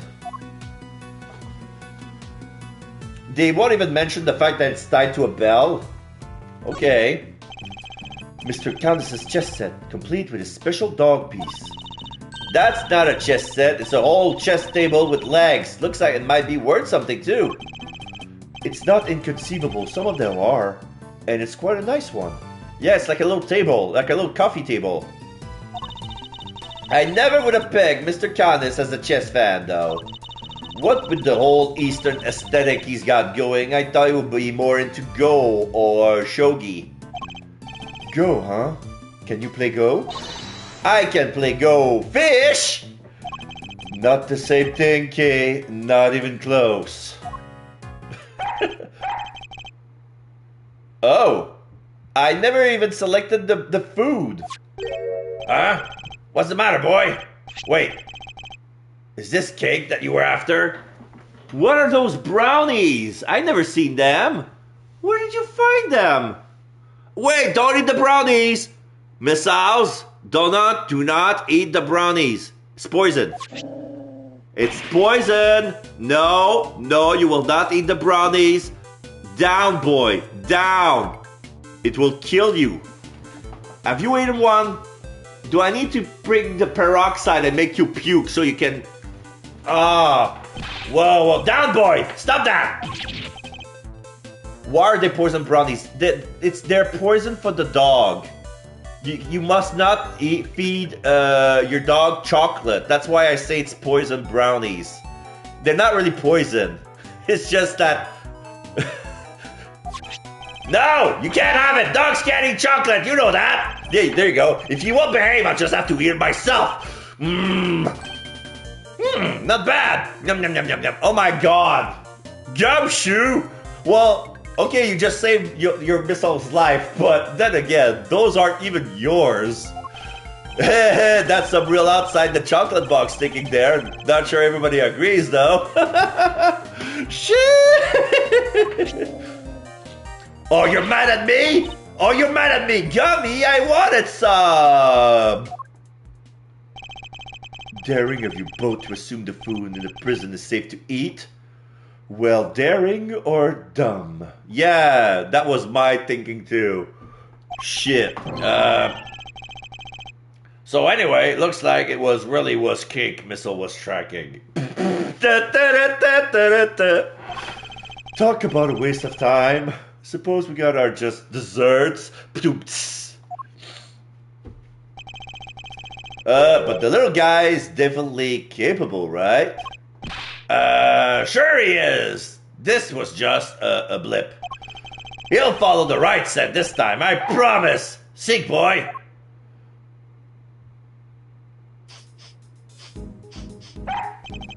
Okay, he's got another lead. Oh, I think he's onto something.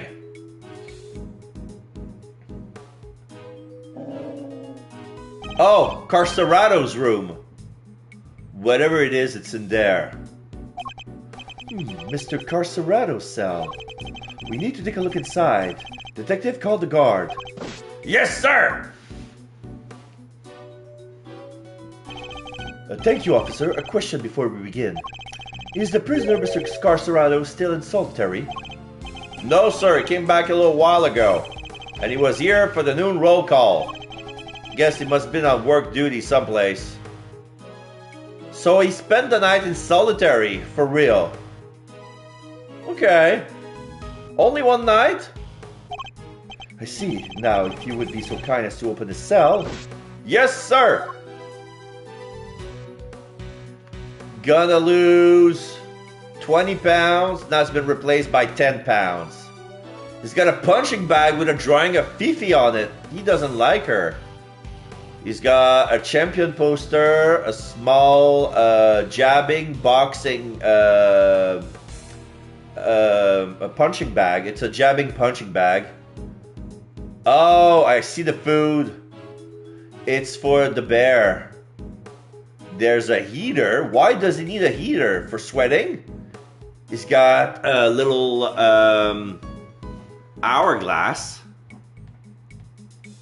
Okay, let's examine everything. Oh, there's also the chain with a tire in the middle of the room.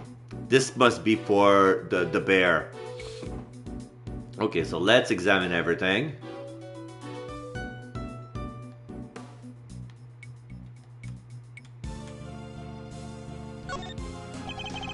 It says Teddy in extremely poor handwriting. So this star belongs to the bear? I wouldn't have thought of it, but Mr. Carcerado and his your signed partner really seem close. Wow, this takes me back. Hey, Mr. Edgeworth, did you have a swing like this as a kid? Not that I can recall, no. So, what did you do for fun when you were a kid? Chess, golf, flute practice. Golf? Very privileged boy hobby for a kid if you ask me. Did you have any friends? Why would you even think to ask that? Well, your hobbies.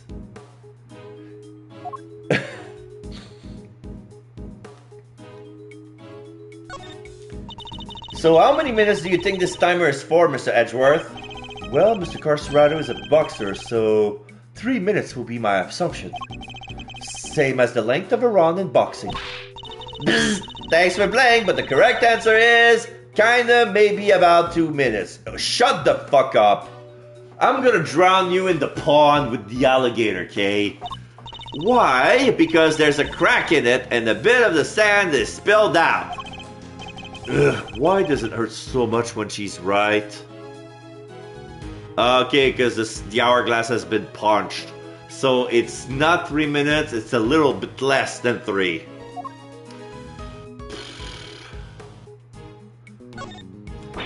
No way, he has a poster of himself. And right next to it looks like he never lost the habit of making weight for a fight. Once a boxer, always a boxer, I suppose. I see he also has quite the collection of supplements. Muscle protein, hustle protein, soul crushing protein. Yep, that's a lot of protein powder. Surely nobody trains like this for nothing.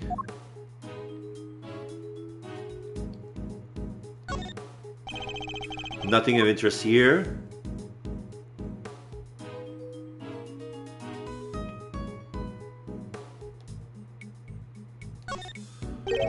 I'm surprised that they give the prisoners heaters. Usually kind or unusually careless. Soul crushing protein. Crunch. Yes. I wonder if he uses it all year round. To help him lose water weight, maybe? Yeesh, I hope his furry friend can deal with the heat. I'm sure they've learned to sweat things out together by now. Aw, that's cute. Cute play on word. This punching bag has certainly seen some... Woo! Oh! What breed were you again, Missile? You sure it wasn't a boxer? No, it's a Pomeranian, but yeah, I get it now. The pun. Missile is reacting to the punching bag. Are you sure you're not a boxer? No, you're a punchernarian. Get it? Hey, no way! No way indeed. Quickly, detective, move the sandbag aside. Yes, sir! Just like in Shawshank! A hole! Could this be? Andy Dufresne! Whoa there, wait, Missile! He went in. I'm going in too. Wait, stop! Sir, I'll go get her. Can you even fit that hole? It's not that, it is very small. Ah, that's tight. Ah, shouldn't have ate that cake. He's gone. Well, I'm not going in there. Guess we'll just have to wait. Dot, dot, dot. This is Edgeworth.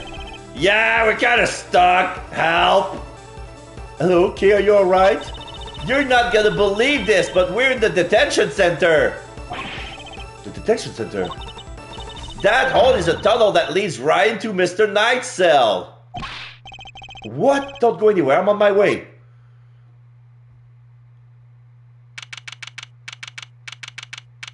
Right under the bed. March 28, 5:04 p.m. Now it's in the future. Detention cell, holding cell. So there's Missile, Gumshoe, and Kay. They're right next to the bed. Kay! Hey there, Mr. Edgeworth. Guess you could say we made a breakthrough. Quite. At least they came out unscathed, I think.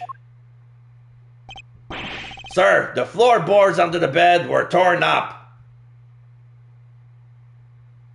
Oh, so that's where the dust came from. So that's how they did it. There's no doubt about it. This must be the route we've been looking for. The corridor connecting to the detention center and the prison is locked down by heavy security doors.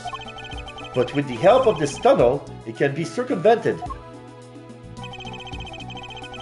It was a sweet scent that started this whole search. Could it be that the scent was in fact coming from Knight's body after all? Killed instantly by a stab wound to the throat. There's also a small cut on the scalp from when he suffered a blow to the head. Sweet scent can be detected. Ah, I see. So the point A is Mr. Knight's body and the point B is his suit jacket. And somehow we managed to find a tunnel. Incidentally, Knight's body was covered in dirt. Dirt that might have been from being dragged through this tunnel. Kate, what was it like down there? Well, it was pitch black, so I couldn't see a whole lot. Luckily, my camera had a flash, so I took some pictures. Then let's see what you've captured. Look at that. There's some cutlery. There's plates, broken spoon, forks, and cups. So they used those to dig the tunnel. But when they were broken, they left that they've been left there. But also there are paw prints on the ground made by a black substance, mud, tar, or paint. Spoons, a fork, guess these were for digging the tunnel. That aside, are those footprints? Paw prints even. From a dog, perhaps? Tunnel prints, a photo of the tunnel between the prison and the detention cells. It seems to depict the paw prints of a dog. This is a vital piece of evidence. However, it begs something of a question. It does? Mr. Carcerado has certainly been making use of this tunnel, which means... Detective, we need to find out where Mr. Carcerado is immediately. If my suspicions are correct... Nuts! The guards were alerted and they began searching for Mr. Carcerado right away. But after a thorough investigation of both the prison and the detention center, he was nowhere to be found. March 28, 5:34 p.m., detention center corridor. Fifi is pissed and giving direction. We see 3 guards, Eddie, Gumshoe, Kay, and us. Well, have the police been notified? Yes, ma'am. We just finished liaising them a moment ago. They've set up a cordon around the entire facility. Good. The first blemish on a prison's spotless reputation is always the ugliest. It won't happen again, ma'am. I'll have a different Warden Lagarde to the one we've seen so far. Monsieur Edgeworth, was it? I really can't thank you enough for finding that tunnel, darling. Sadly, it may have been too little too late. It seems he might have already left the building. I would say that's unlikely, Warden. After all, there's a security gate at the exit to the detention center. You're not suggesting he simply walked through it? What's to say there was only the one tunnel, sweetie, I suppose that's true. Well, whatever the case, this is no time to be standing around chit-chatting. Monsieur Edgeworth, would you mind continuing with your investigation? It would be my pleasure. And you three can get back to your post. Yes, ma'am. They're moving in 3 different directions.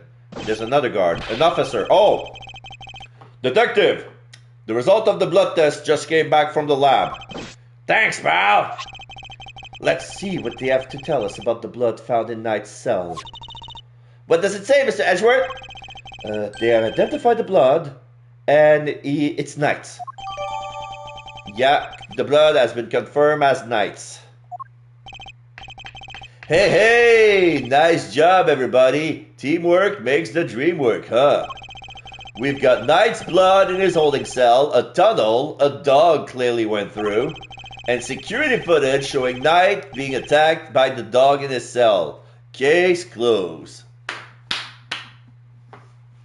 I'm gonna open myself a bag of chips to celebrate. Should I?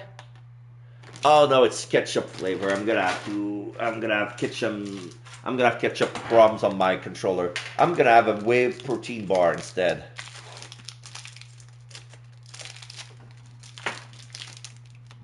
Oh, you know what? This calls for...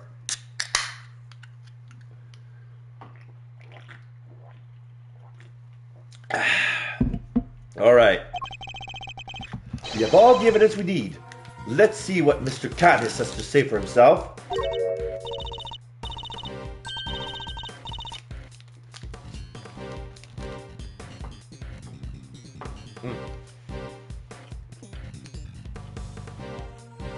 Canis? Oh, my darlings, are you sure? Do be careful around him, won't you? He's as well connected on the outside as he is in here. I suppose he would have to be. How else would the so-called fixers stay in business? The police has been trying to track down his accomplice for the longest time. Even I've had to lend them a hand myself, you know. So that's what it was all about. You're still not talking, ma'am? Even with the evidence you borrowed from the precinct? No! And I've tried so many times I've lost count. What am I supposed to do? I can't send him a blank report. I guess a killer for hire was always going to be a tough nut to crack. You borrowed evidence from the police to help with your investigation, is that correct? Why, yes, sweetie. Everything related to Canis is with me now. Heaven knows how many times I've hauled the secretive scoundrel into my office to talk to me. But no matter what I say or how much evidence I present him with, he simply won't say a word. A prison warden conducting interrogation herself. That's irregular, to say the least. Let your guard down and he'll devour you all. Be careful, darlings. You have been warned. Woo-wee! And here I thought things couldn't get any spicier. Bow. Salute, and then we're leaving. Alright, we're meeting up. Oh, man.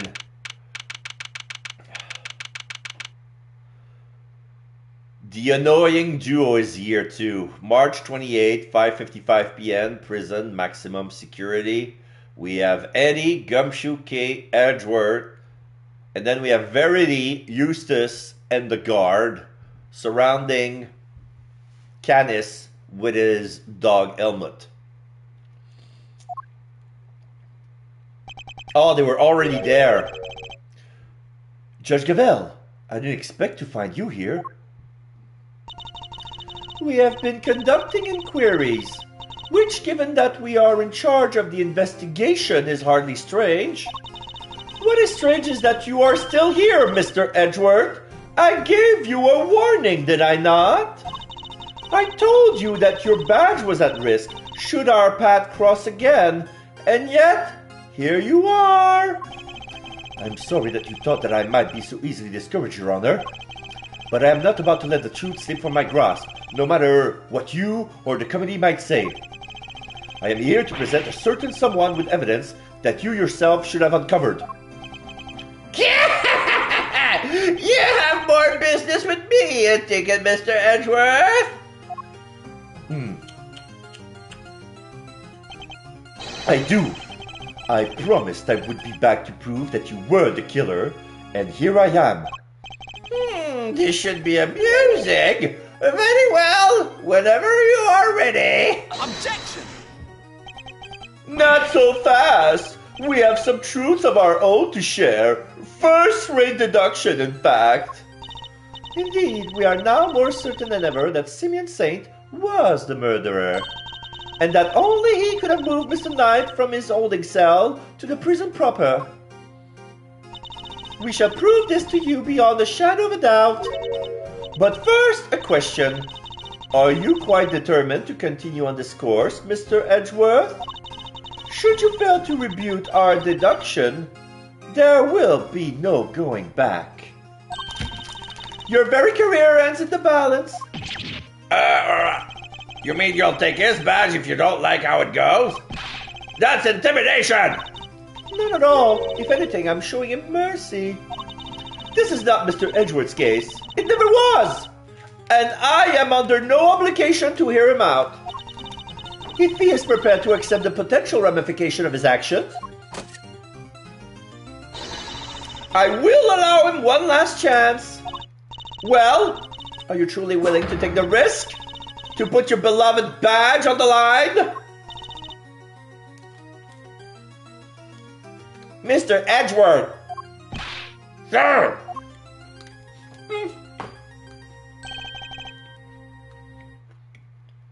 I accept your terms. I am confident of my reasoning, and what's more, I am representing the firm of Edgeworth & Co. And I do not intend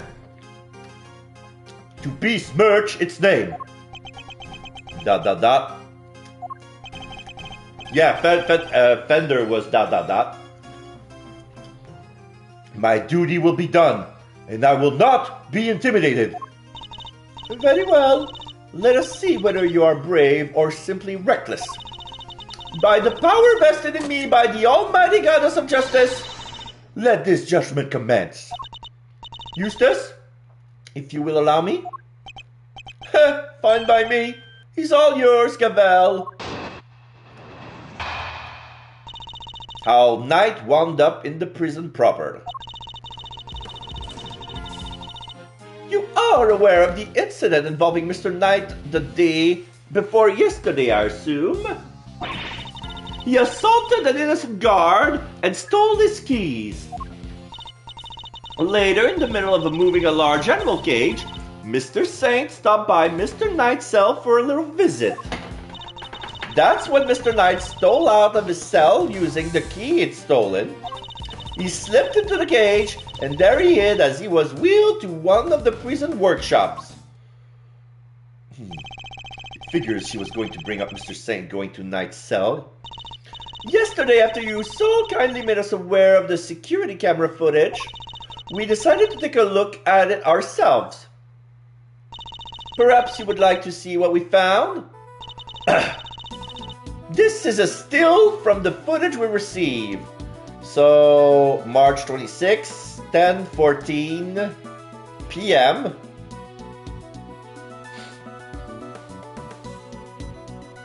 So we see Simeon talking to Knight, and he has the cage with it. Mr. Saint speaking with Knight at his cell? Correct! You will also note that he has positioned the cage in such a way as to obscure the camera's view. It is this blind spot that Mr. Knight exploited in order to enter the cage undetected. A sound deduction based on what can be observed, wouldn't you say? A blind spot, which means that the camera wouldn't have been able to capture the moment Knight entered the cage, if he did at all. So it's still possible that he didn't actually leave his cell at this point. I don't get it. Why would Mr. Knight want to hide in the cage? There is really only one possibility. He intended to escape. A prison break! That's so cool! Mr. Carcerado, Mr. Knight, everybody's doing it! I have to step up my game! Okay, now is really not the time. Mr. Carcerado's escape is no laughing matter. It is my belief that Mr. Saint had Mr. Knight with his escape attempt. That is to say, he was his accomplice. Wow, go Simeon! That wasn't a compliment! I understand that the cage was briefly taken to one of the workshop. I imagine that had things gone to plan, Mr. Knight would have remained in the cage until after the show, and then removed from the premises along with the rest of the circus equipment. Unfortunately for Mr. Knight, Mr. Saint had other ideas.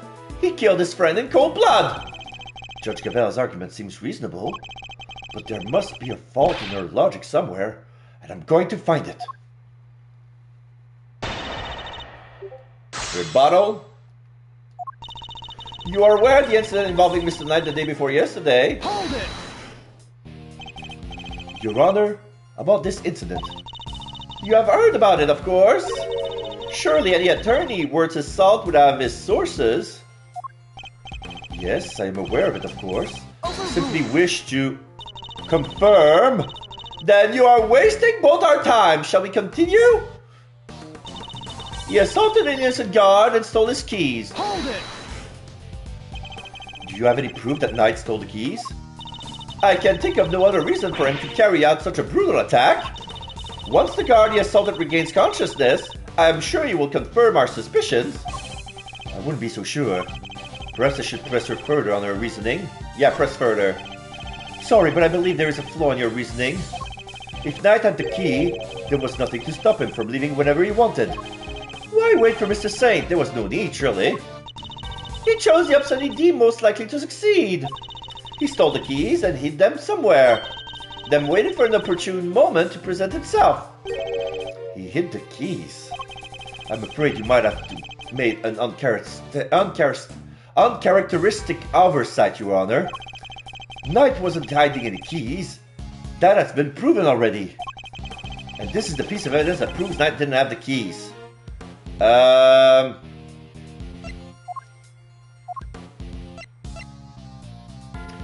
Hello, we have Phoenix Wright in the house. How you doing? Oh my God, Sedgeworth! Yeah, your buddy's here.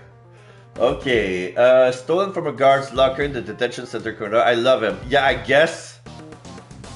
He loves you too, I guess, but he will not say it. But yeah, I know about you and him.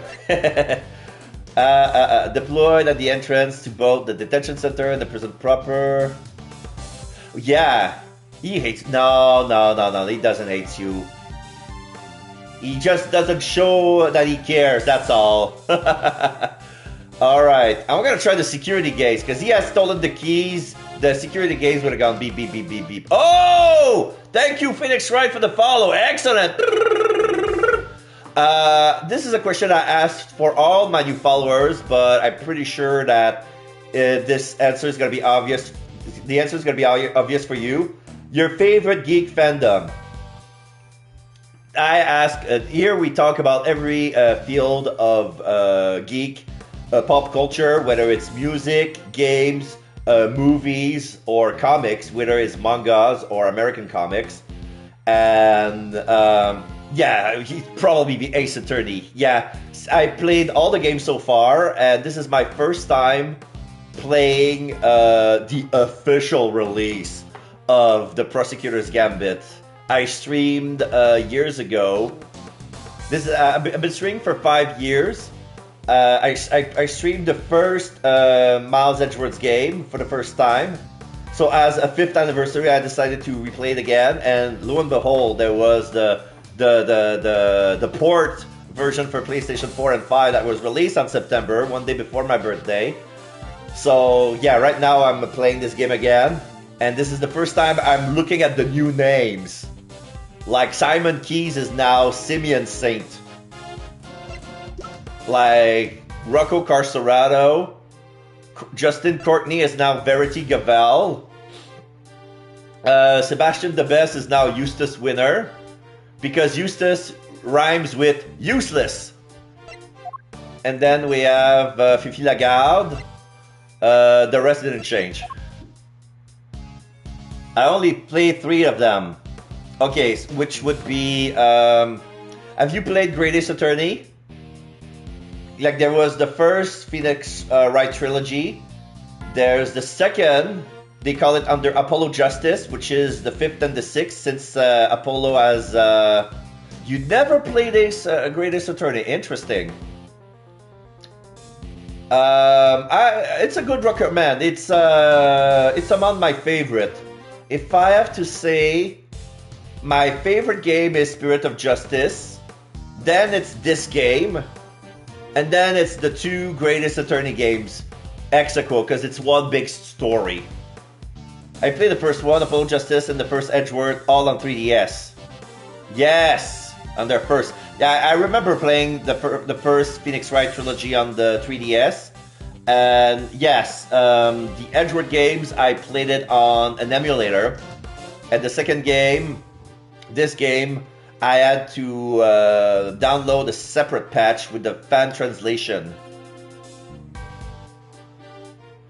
So, okay, right now I'm gonna present the security gates.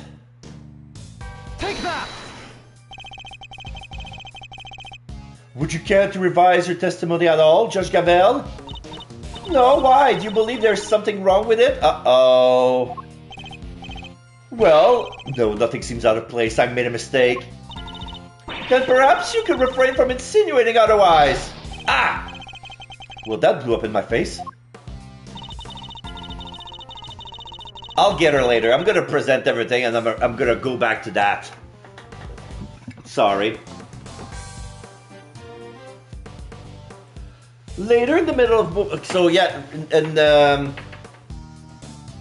in this channel, I do a lot of visual novels. I do a lot of story-based game, and I love to do all the voice acting for all the different characters when there are none. So that right now I'm doing I'm voicing everybody, and which attract the attention of the visually impaired, who love since even if this game is accessible for the visually impaired through story mode.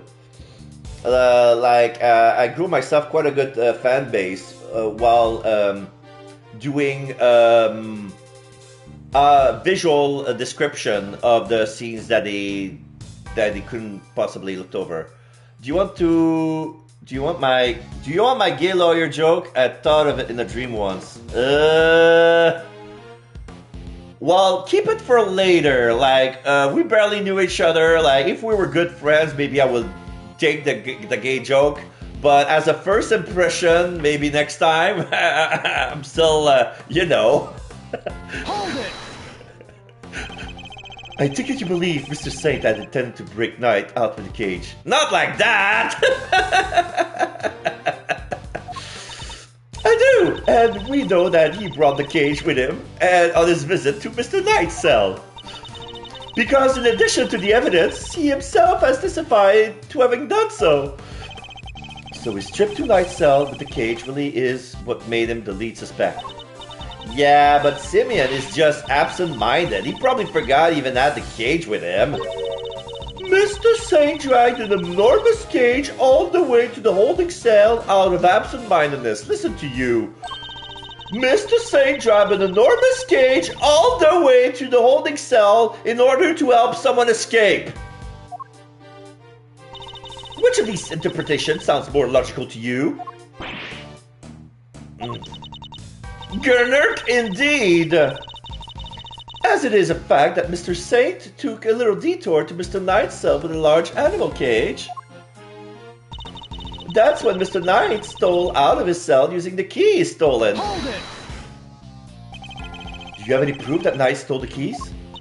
I can think of no other reason for him to carry out such a brutal attack. Once the guard he assaulted regained consciousness, I am sure he will confirm our suspicion. I wouldn't be so sure. Perhaps I should press her further on her reasoning. Oh, okay, I can press her here as well. Sorry, but I believe there's a flaw in your reasoning.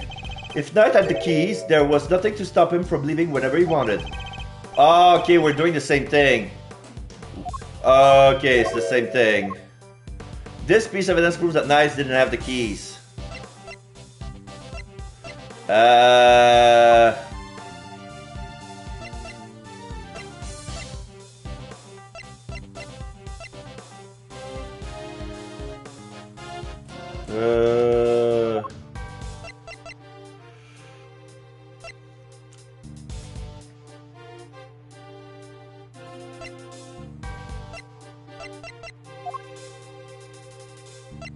What would it be? What would it be?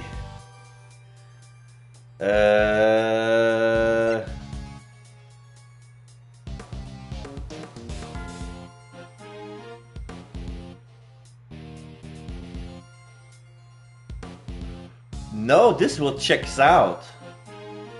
This checks out.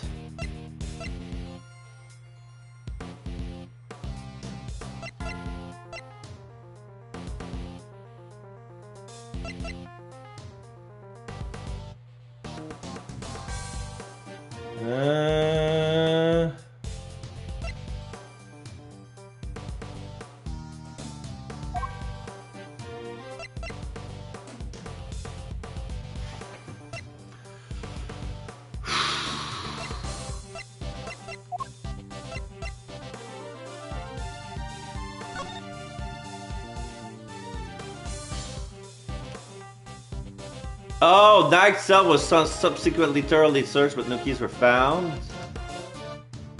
Knight deny having taken them.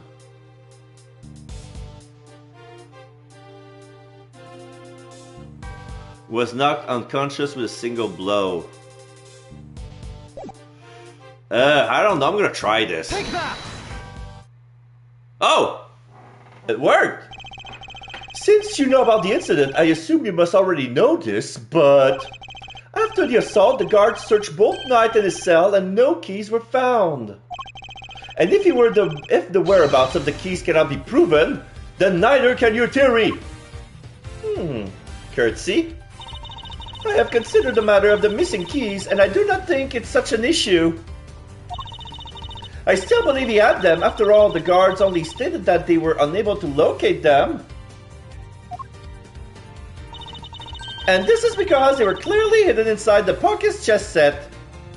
Oh, okay, so there's room for both the knife and the keys in the little pocket chest set. Right. Knight's chest set. The same set in which the murder weapon was also allegedly hidden? Was it? I can't help but wonder about that. What? You're the one who proposed it! Actually, if you recall, that was Eustace's assertion. So the two of them aren't on one mind on this, I take it. Allow me to restate the facts. Mr. Knight hid the keys he stole from the guard inside his chest set. When Mr. Saint came to see him, Mr. Knight used the keys to open his cell and climb inside the cage. He was then moved from his holding cell to that workshop in the prison proper, all with the help of his friend and accomplice. Had things gone according to plan, he would have been taken out of the facilities after the show. But they did not. Instead, his accomplice murdered him while the show was taking place in the yard. Objection! But Mr. Saint was part of that performance. How would he even have had time to commit the murder? Overruled. How indeed? Allow me to explain. As you know, many stage performances follow a set narrative. Yesterday's show was one such example. She's done her homework, I see. The suspect played the role of the antagonist opposite the elephantine heroine of the show. In the latter part of the performance, the heroine's love prevails and the villain is defeated. This victory is depicted in a very unique manner, whereby the villain is sent flying from the stage by the heroine. Okay, he's been yeeted. He's sent flying by the elephant, so this is why he had the pulley and the hook by the well. So that was a trick.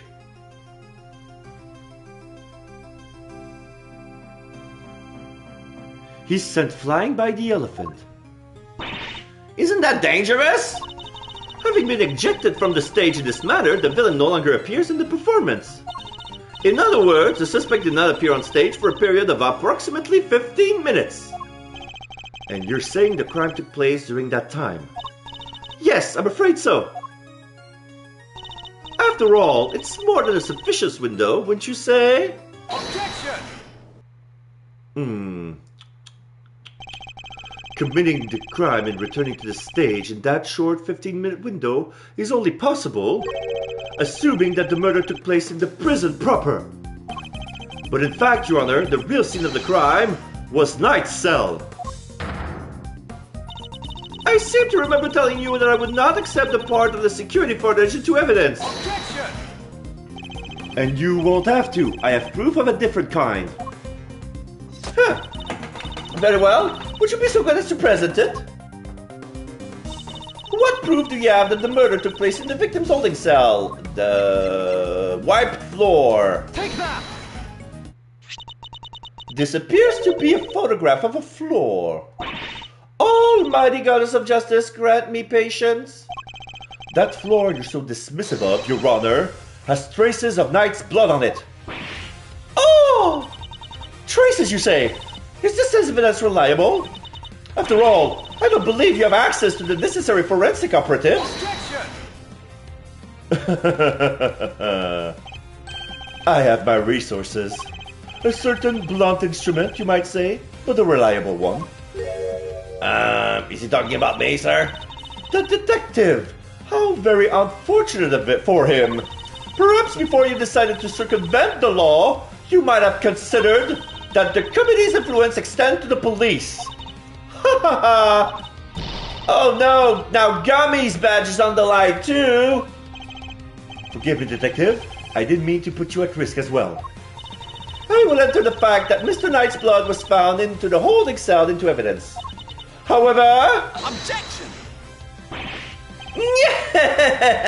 Bad luck, idiots! You're really on the edge now, Mr. Worthless. Mr. Winner, I'd forgotten you were there. It was nice while it lasted. I just butted in to tell you that your entire argument has one big inconsistency. You showed us camera footage of a dog killing Mr. Knight in his cell. Are you saying the mutt also wiped the blood up before it left the scene? Uh-oh. What other tricks can it do, huh? A blood-wiping dog? You're a joke! You would have wiped that blood up, wouldn't you, boy? Yes, but yes, you would. What? Ow! Canis would agree. Canis said yes, he would. Because he's been trained to kill, he's been trained to erase the blood. Wow. That was one of the tricks I taught him before our work together was so rotten, cuff short. He's a very tiny boy, you know, never misses a drop. It wouldn't do to leave any evidence after all.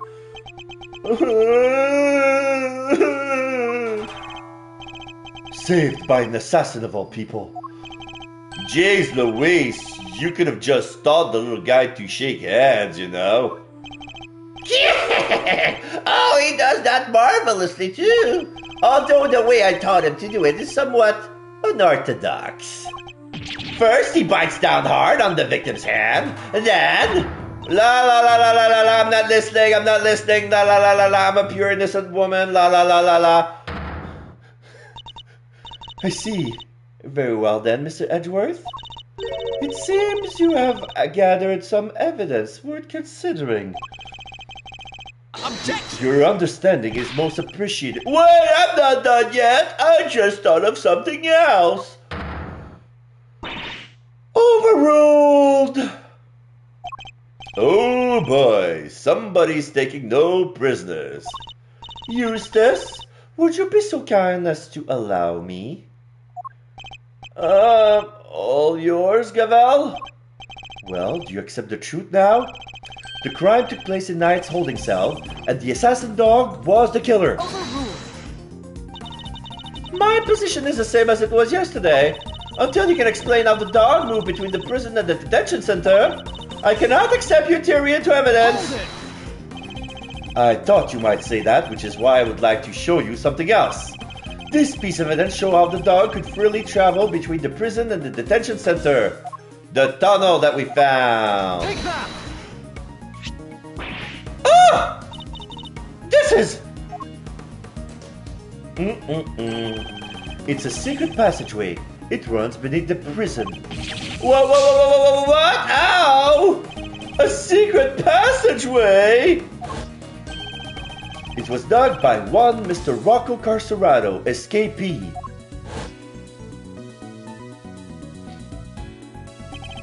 It leads from his prison cell to a certain holding cell in the detention center. Yes, the very one where the victim was being held. Oh! Well, this is certainly a surprise to think that it was beneath our feet this entire time. Mr. Canis, you knew of this tunnel, didn't you? Because it's the same tunnel that was used to carry out the murder.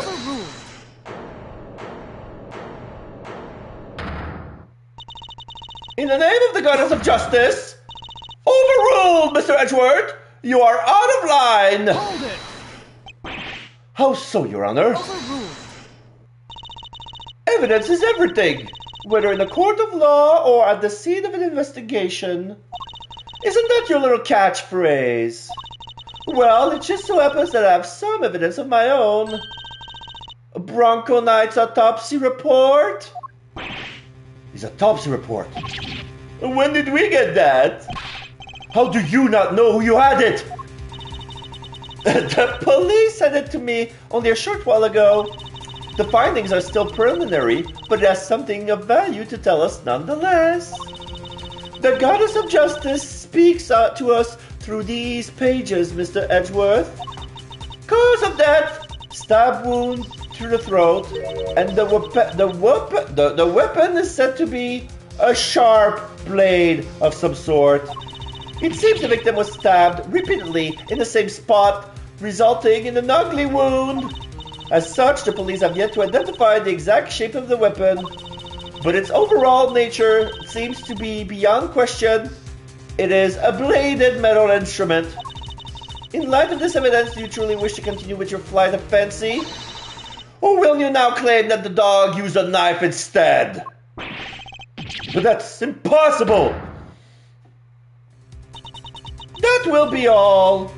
This court is adjourned. Objection! But the tunnel, the paw prints.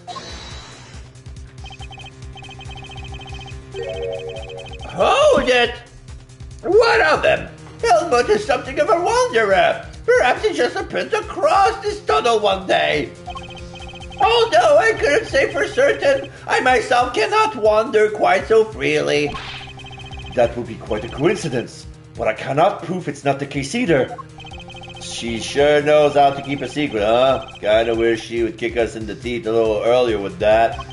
She was baiting me, waiting for the perfect moment to crush me with that autopsy report. And I fell for it. Hook, line, and sinker. You're our lead attorney for the defense, correct, Mr. Fender? This is the intern autopsy report in question. I do apologize for the delay. Yeah, no sweat. Thanks for hooking us up. Shrugs. The interim report suggests that the cause of death was a stab wound to the neck inflicted by a sharp blade. Death was instantaneous. Okay. That little piece of data jotted down in my organizer. Yep, this all checks out. Yep. Mr. Fender. A handshake is not necessary when receiving official court's document, you know. So please feel free to let go of my hand. It is not a holy relic after all. Was just trying to be friendly, Your Honor. Had you lingered a moment longer, the goddess of justice would have spoken to you through my gavel. Whoa, alright, I got it. Nice work, Gavel. Just like we planned it. Ha ha ha ha ha. I did only as you instructed, Eustace, but thank you. This report came from the police. I have no choice but to accept its legitimacy. But if the dog didn't kill Knight, then what takes Canis out of the running? Then that takes Canis out of the running. The goddess of justice speaks to me, Mr. Edgeworth, and she is merciful. She tells me that you might yet keep your badge if you will finally abandon this fruitless quest. What's our move, sir? I mean, she really means it this time. What do you think, Detective? My answer remains the same, Judge Gavel. I will see my duty done, and I will not be intimidated. Even with how things stand, you still refuse to concede. This may very well be your last chance. Your badge hangs by a thread. Then let it fall if it must. I have something far more important to protect as an associate attorney. My client. The goddess of justice is no doubt saddened by your refusal to accept yet another offer of mercy. Hold it. Hey, attaboy, Miles. That's what I like to see. Looks like the defense never rests, air quote, is really starting to mean something to you. Credit to your old man, though. He's the one who said it first. My father. In fact, I could swear I saw Gregory's spirit in you for a second there. You said that you've changed since your days in Von Karma's shadow. I didn't believe you at first, but I'm starting to. Thank you, Fender. Alright, kids. This is where the rubber really hits the road. Put your thinking caps on. It's make or break time. If it's true that Knight was off by a bladed weapon, does our old case really fall apart? A bladed weapon? Of course. There were 5 chisels in Canis's cell when we last looked. A former assassin certainly wouldn't struggle to commit murder with a tool like that. In which case, the weapon that killed Knight was... Have you quite finished? It would be in your best interest to concede. Evidence is everything, air quote. It may well be my little catchphrase, air quote, but it's also true. So the murder weapon was a sharp blade. Then where is it? The guards didn't find it. Why can't you let this go? So what if they didn't find it? What are you driving at? What if I were to tell you that I now know what the real murder weapon was? And it was right under our nose the whole time. Indeed. It was one of Mr. Canis's chisels. What? Ow! Overruled. I would advise you to stop bombarding us with your irresponsible half-baked theories, Mr. Edgeworth. You have repeatedly insisted that Mr. Knight was killed in his cell by a dog. I simply go where the evidence takes me, both in the courtroom and at the scene of crime. If the murder weapon was in fact the chisel, then yes, the murderer could not have been the dog. But that begs the question of what exactly it was we saw in the security footage. Oh yeah, the security footage. How do you explain that, Mr. Smarty Pants? An excellent question. The footage shows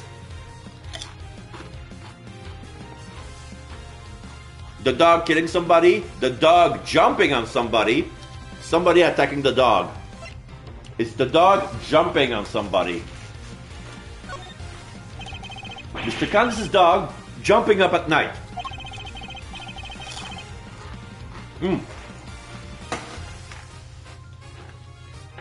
The dog attacked Knight, but he didn't kill the man. He did it? No. Knight was merely knocked out. The dog didn't drag a corpse through the tunnel, he dragged an alive but unconscious Knight. The real killer was the dog's master. Oh, I get it. By bringing Knight here, Mr. Canis would finish the job. And he could definitely use one of his shizzles to do it. Correct. You, Buddy Dharma Canis, you're the only one who could have done it. Objection! Hey, Mr. Edgeworth, you ever get this on your report card? Refuses to listen, must learn to respect others. Quote. Are you asking me or confessing to what's on yours? We already searched Mr. Canis' cell from top to bottom, right, Gavel? Curtsy. Yes, we even inspected his shizzle. All 4 of them. 4? Yeah. There's a 5th one, but it's not apparent in this scene.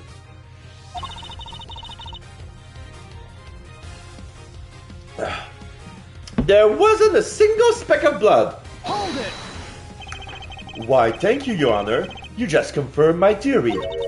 I have? What exactly do you mean? The last time we were here, there were 5 chisels, not 4. Oh yeah, I remember counting them. Definitely 5. The one that's missing is the short one with the bell. The small one. The one we thought might be a pocket chisel. Mr. Canis, where did you hide that chisel? A pocket chisel?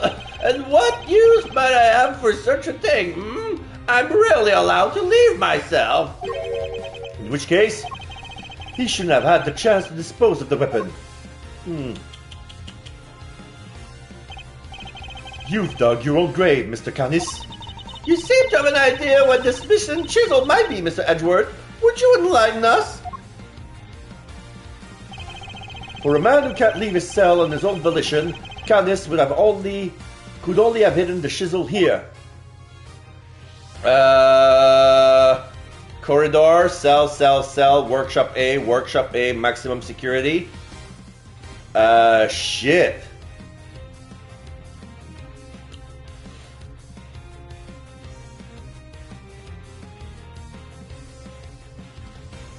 I'm gonna say maximum security. Take that! Mr. Canis is still a prisoner despite the comfort that he enjoys. He is rarely allowed out of his cell. He could have given the chisel to his dog to leave somewhere, but that would have been far from ideal. He would have no way of guaranteeing where it might end up. Intriguing! Do go on, Mr. Edgeworth! Furthermore, this room is the one place where a bladed instrument wouldn't raise an eyebrow. 4 chisels, 5 chisels, who's counting? A fact he took full advantage of. Ah, the old keep the incriminating evidence close routine. Classic. Objection! But I looked! I searched the whole cell myself and there was just nowhere I could have hidden it! Objection! I am certain that the murder weapon is here, and that the reason why no one has found it yet is because it was hidden in such an ingenious manner. Do enlighten us, Mr. Edgeworth! What was my ingenious plan?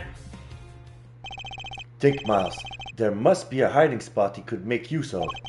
Think about when you came here previously. What are you missing?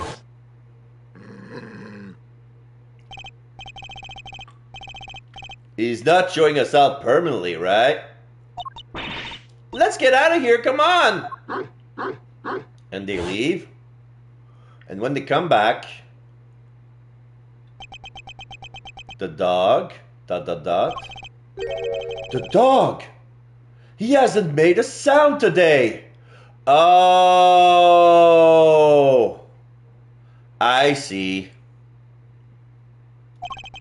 When we were here before, he barked and growled repeatedly. Canis even encouraged him to do so. That must be it! I knew something was off! I can hardly believe it, but I think I know where he hid the murder weapon. Giving up already? I expected more of you, Mr. Edgeworth! Hold it! As well you should, if you would give me a moment. For this piece of evidence shows where you hid the murder weapon. The dog. Take that! Your dog, he seems unusually quiet today. Oh yeah, unlike last time when... Mr. Canis! If you would be so kind as to open Elmwood's mouth. Oh, come now! He hasn't barked because he is a well-behaved boy. I had to order him to last time. Then order him again, this instant. Order him to bark. It's not like we're asking for the world, Mr. Canis. Or do you have something to hide? Da-da-da. If you insist, come on, Elmwood. Open up. Yeah, this is the chisel with the bell. And there we have it. A chisel that small. That was easy enough for a dog's size to be... Wait. A chisel that small was easy enough for a dog of this size to... Oh, what? A chisel in the dog? Why is there a chisel in the dog? I thought he'd be strangely quiet. I guess his brain has finally caught up. Eustace, why don't you be a good ball and call forensics? Tell them it's urgent. Okay.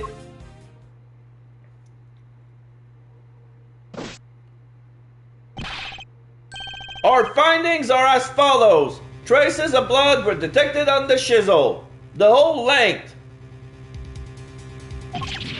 What? Not such a half-baked theory after all, was it? Candice ... Hey, alright, so we're all on the same page here. This is our murder weapon, yeah? The forensics evidence cannot be ignored. We have no choice but to concede that it is most likely the case. Chisel contained traces of blood hidden by Canis inside his dog's mouth, has a small bell attached to it. Mr. Canis, in light of the discovery of the murder weapon, the court demands that you explain yourself. You'll never get me alive!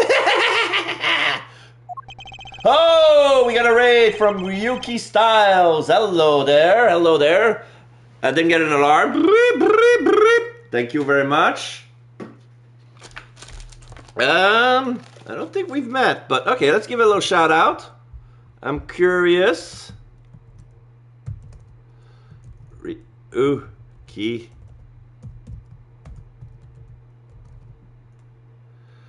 I'm in the fourth case of this game. Nice. It's an interesting game. Okay, so you're playing the game as well. I see. So you're already in the fourth case. Interesting. I've completed this game already, but I'm replaying again for the first time in this port version. Quite interesting. I like the game very much. It's one of my favorite games. I'm kind of getting accustomed to the new names. Some names have changed, of course. I was expecting it, but not that much. I like this new translated version as well. They give so much interesting lines to Eddie Fender. The puns are more refined, but I like that they kept some of the names from the translated version. See, like, okay, we cannot bring anything better than that, so let's go with that. So that was quite interesting. I love this story so far. So what was Fender's and Kay's original name? Well, Kay Faraday didn't change because Eddie Fender, okay. The name that has changed in my memory was Simeon Saint. His name was Simon Keys because it was Cy Monkeys. Get it? So that's why Simeon looks more like the adjective Simeon for monkeys. She was named Justine Courtney. Justin Courtney. They kept that name for the French translation of that. So they kept it for that translation. I don't know why they changed it. Rocco Carcerado, I don't remember what his name was, but I'm pretty sure that's not how he was named in the fan dub. He was Sebastian the Best. And his father was Blaze the Best. Blaze. And I don't think his last name was Canis, but yeah, Canis is, you know, the Latin, with a C is the Latin word for dog. So this still tracks. Fifi Lagarde, I think they kept it, but yeah, we found the route your dog took to the holding cells, and now we have the chisel. So yeah, this is a thing I like to do here. What about Lang? But they didn't change Lang. All the characters from the first game, they kept it, because the first game was ported to North America, but the second wasn't, you know? So Kay Faraday, Shilong Lang, they kept it. The president Dijon Wong, I think they left it. Tabby Lloyd, they left it. But yeah, all the names of the characters from the first Miles Edgeworth game, they left it, because why would they need to change it, you know? So yeah, this is like the first time this game has been released in North America, so that's why they decided to, okay, let's make the translation official. They keep some good puns, and they make up for better puns, so the game is all in all better. I enjoy it. Yeah, Lang was in the first game, yeah, as Master Jake would say. So Ryuki, is this the first time you're playing the game? Are you a big Phoenix Wright fan? Have you played other Phoenix Wright game besides the Miles Edgeworth one? Whether it's on the DS or the 3DS? Because except from the first Phoenix Wright trilogy, I played and streamed all the games here on my channel. Like when the three like the three they call it the Apollo Justice trilogy games came out, I played them, even though I played the fifth game on the 3DS for the first time when it was released. I started playing this series last year. Oh, interesting. So how do you like the story so far? And a thing you must know about me is also that I love to voice act all the game. When I love visual novels and other story-driven games, mostly RPGs. And when I play visual novel that don't have any voice acting in there, I just do everything myself. I just love to do it. Put some life in those lines. Sometimes I love to improvise. I do some ad lib as well. I love it so far. The third and the first investigation are my favorite. Are you talking about the Phoenix Wright trilogy? Are you playing them chronologically? To be honest, I'm not quite a big a fan of the Apollo Justice trilogy. Just something about the original trilogy. There's something there that isn't the second trilogy, in my opinion. Yeah, I see where you're going with it, Master Jake. Apollo Justice were like meh, but it was kind of interesting to see what happened to Phoenix Wright during that period. It's like, oh my god, how the mighty have fallen. And now it's like, oh, there's a big comeback, but there were no really focus on who the main character was, because they were introducing so many big characters. There's like 3 people at the office firm now, and they have to give the lead to a little bit of everybody at the same time. So there was not really a big hook, a big focus on who the main character is. Like they call it, they call it the second trilogy, the Apollo Justice trilogy, even though Apollo Justice doesn't have a big role in the second and third chapter of his own trilogy, even though what's happened to him is quite important. He was not the main focus. I've started with the Phoenix Wright trilogy. I haven't started Apollo Justice trilogy, not the greatest Attorney Chronicles. Okay. So yeah, we're gonna be careful about the spoilers. I'm weighting my words very hard to not spoil you anything. So yeah, I highly recommend those games. But yeah, I'm so glad that you like the first and the third Phoenix Wright game. My favorite in order is the 6th one, Spirit of Justice, The second one is this one, because I played already, but probably gonna have to change my rating after the end, see how well it goes. But probably not. And my third favorite is, what did I say? Oh yeah, Greatest Attorney Chronicle. Yeah, give it a try. I'm a fan of a Victorian era, all Sherlock Holmes type of story. So this is quite interesting. This is basically like Phoenix's ancestor, who's making his way as an attorney during an era where the law was like, ugh.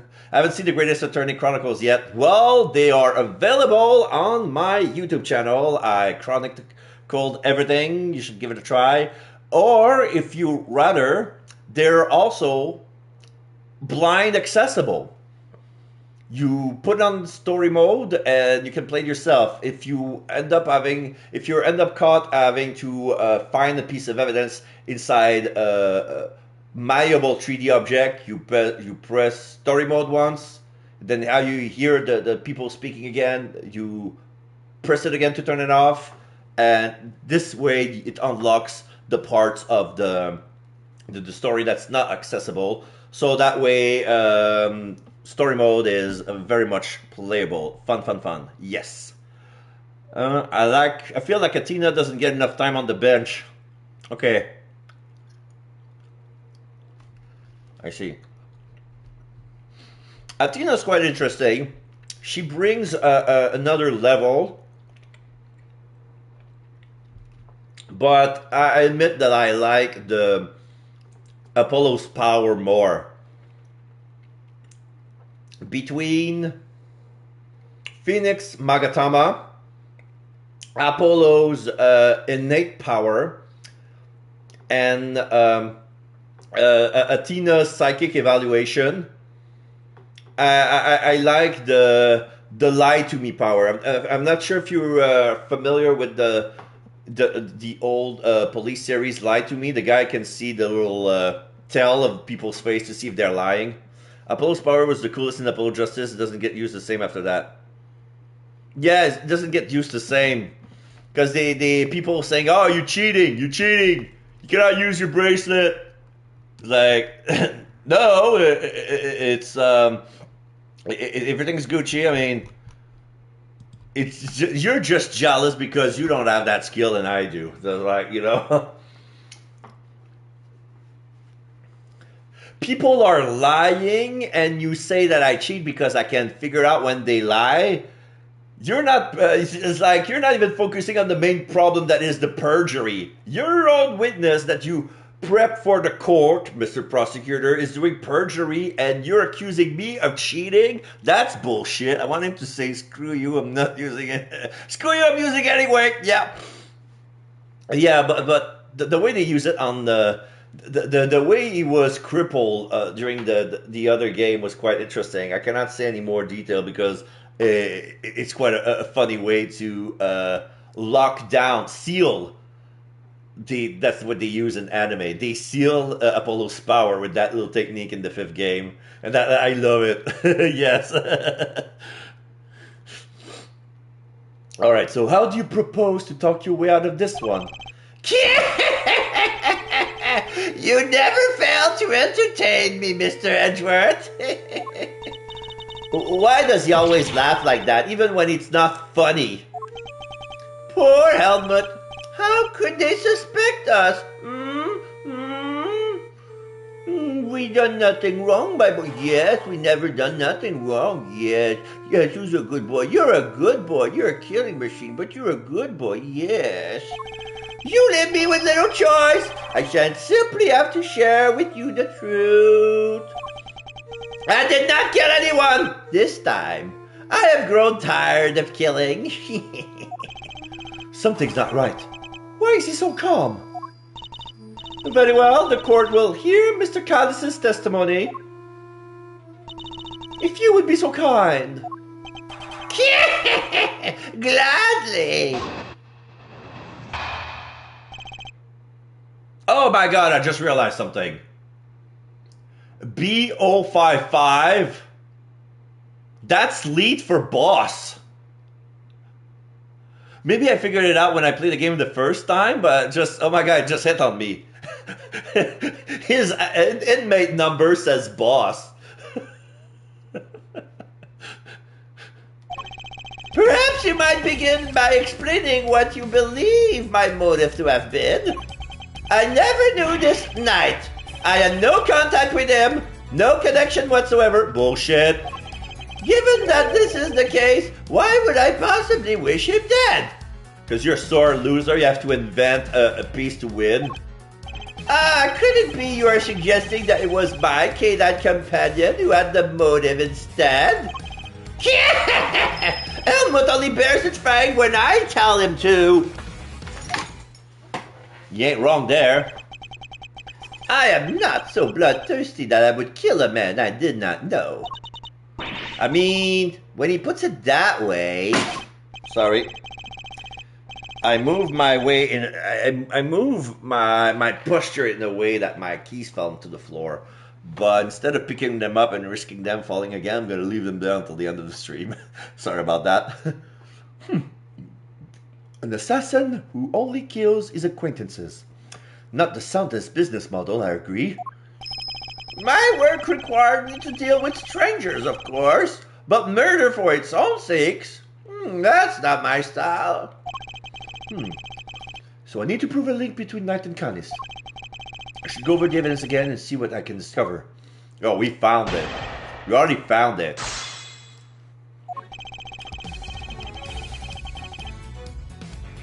Perhaps you might begin by explaining what you believe my motive to have been? Hold it! I'm puzzled by this focus on motive. Aren't you an assassin? Assassin or not, Mr. Edgeworth, I don't spill blood for nothing. It's like those Assassin's Creed characters. They don't spill blood for nothing either. As Auditore, he was onto the board job, but he didn't kill any innocent people. Altair, same guy, same thing. The Fry siblings, they were the same. Neither in a professional nor in a private capacity. That's just not how it's done, is it, boy? No, it's not. No, it's not. I never knew this knight. I have no contact with him. No connection whatsoever. Hold it! You didn't know who he was? That's quite unlike you, Mr. Canis. You overestimate me, Mr. Edgeworth. Perhaps you had a harder time putting me in here than I realized, but I am no master criminal. That said, you are no run-of-the-mill prisoner either. You're the fixer, correct? I find it highly unlikely that a man in such a position would have no knowledge of the new detainee at all. Hold it! Then you have a rather inflated idea of my position. I have my connection, yes, but I am not all-knowing. And I knew nothing of Mr. Knight. I'm gonna try something. I'm gonna save just to be sure. I haven't saved in a while, even though that game autosaves. It's not that I don't trust the autosaves, but you know. Alright, let's try this.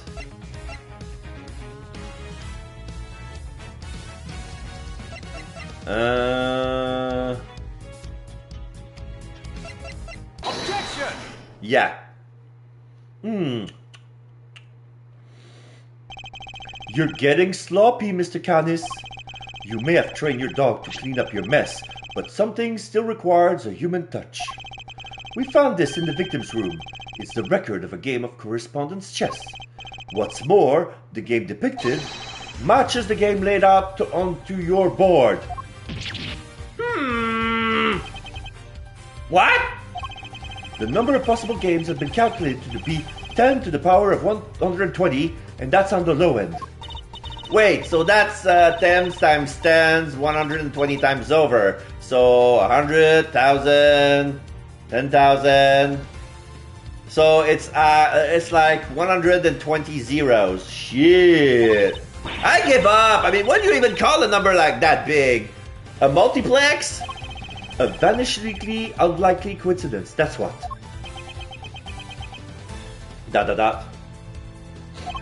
Now, tell us why you killed Knight. Unless, that is, you would prefer to explain the coincidence?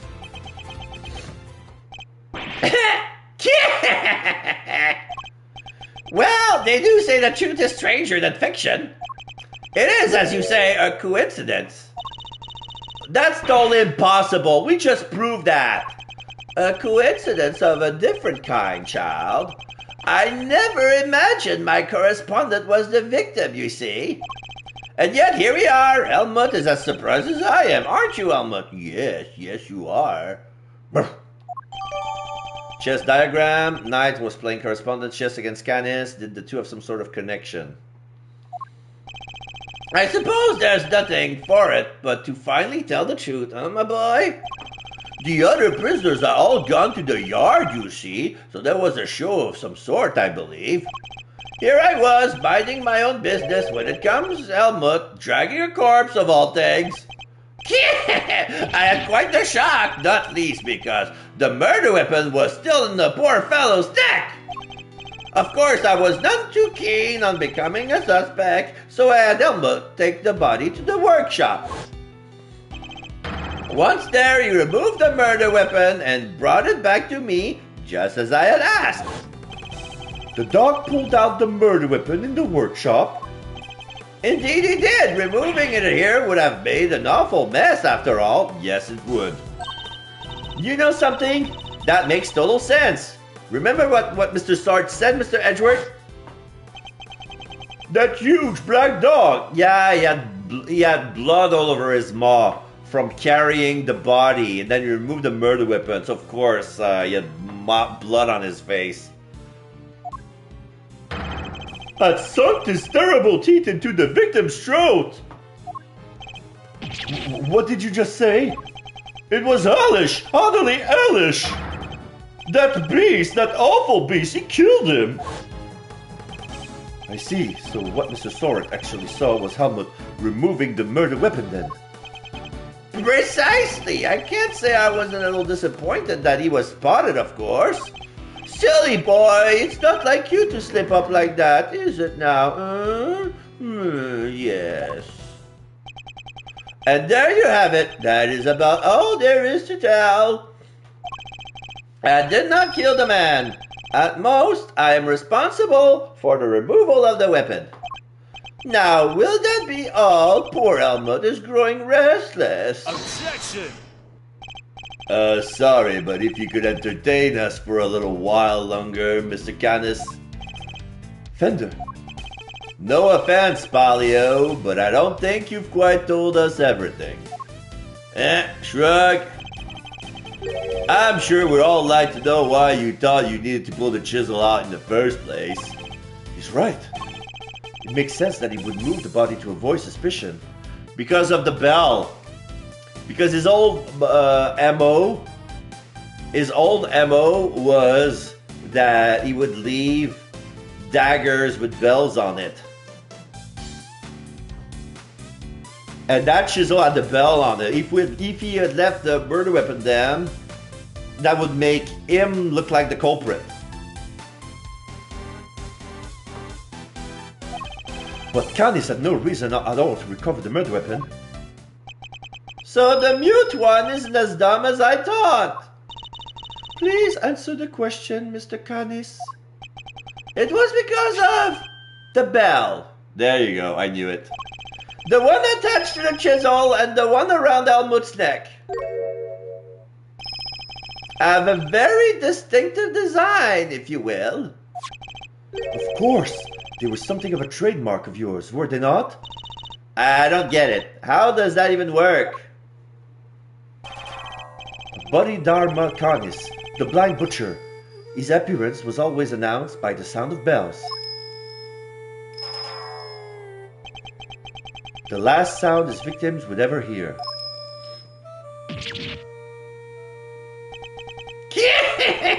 You flatter me. Though it's been some years since you last saw one of them, you remember them well. Your knife and its attached bell were one of the pieces of evidence seen in our case against you. Yes, it was but one of my bells, one of only two in existence. Just two? 2 and only 2. 1 for my knife and 1 for my beloved helmet. Exquisitely crafted. Utterly unique. My ears are my guide, after all. They sing a particular pitch. So the ringing, the tinkle of that bell is unique. That's how I can tell them. So when the dog brought the murder weapon, there was the bell attached, and he could tell by the sound that it was one of his. And I must be able to use my tools precisely. Of course, as you say, the knife has long since been taken from me. Mr. Candace's bells, only 2 such bells exist. One is attached to Elmo the dog, the other to Candace's knife, which was seized by the police during his arrest. Wait, so the killer would have access to the police evidence. Oh shit. Oh shit, oh shit, oh shit. Okay, I'm not saying anything, but I think I figured something out.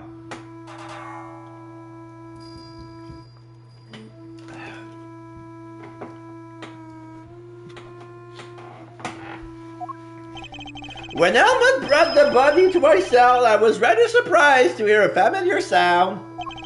At first, I was sure that my knife had been used to do the deed. But no, a chisel. An ordinary chisel. It's certainly no assassin's blade. Nonetheless, the bell would have suggested my involvement. Compounding the matter is the fact that I am the No spoilers. Yeah, no spoilers. Yeah, remember who the killer ended up being the case. Yeah, I'm the only person in this prison permitted to use such tool. It was clear that I would become the prime suspect. And so the chisel had to be removed and hidden. Hold it! You still claim that all you did was have the dog move the body, that you had nothing to do with the killing. Hold it! How could I? I told you, the chisel is not mine. You need not take my word, Mr. Edgeworth. I haven't checked for fingerprints. Eustace? Huh? Me? But I don't know how to check for prints. Oh my god. Sorry. I was eating a jub, and he said some dumb shit like that, and that made me choke.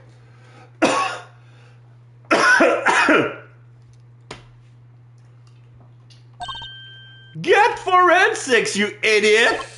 Oh, right. Ow. Sure thing. Wait. We got him! Fingerprints! And they're Mr. Knight's! And Mr. Candace's? No. Just Mr. Knight's. Oh, and forensics said there's no sign of any prints having been wiped off. ...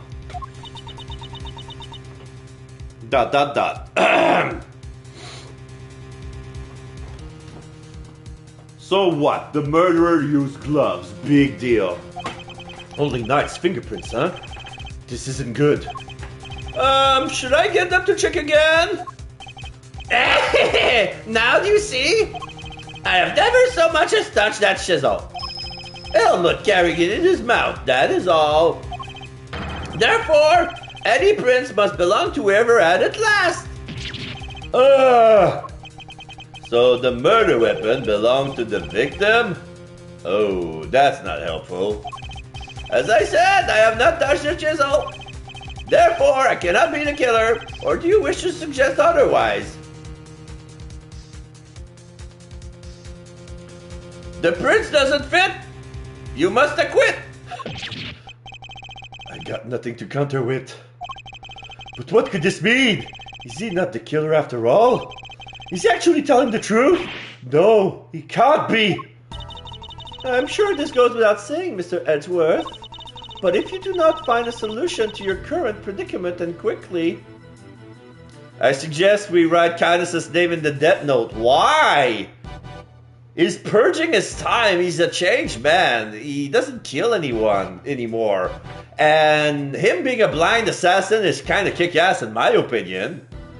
No. Let him be. Let him be.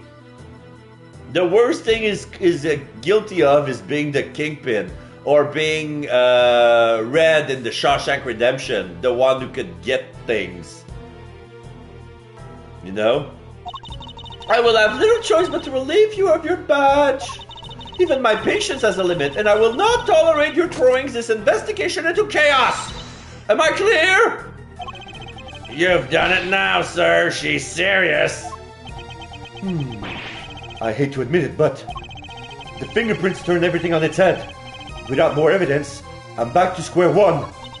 Wait, something doesn't add up. A few things, actually. What would Mr. Knight have needed a chisel for? You can do a lot with a chisel, child. Break out of prison, for one.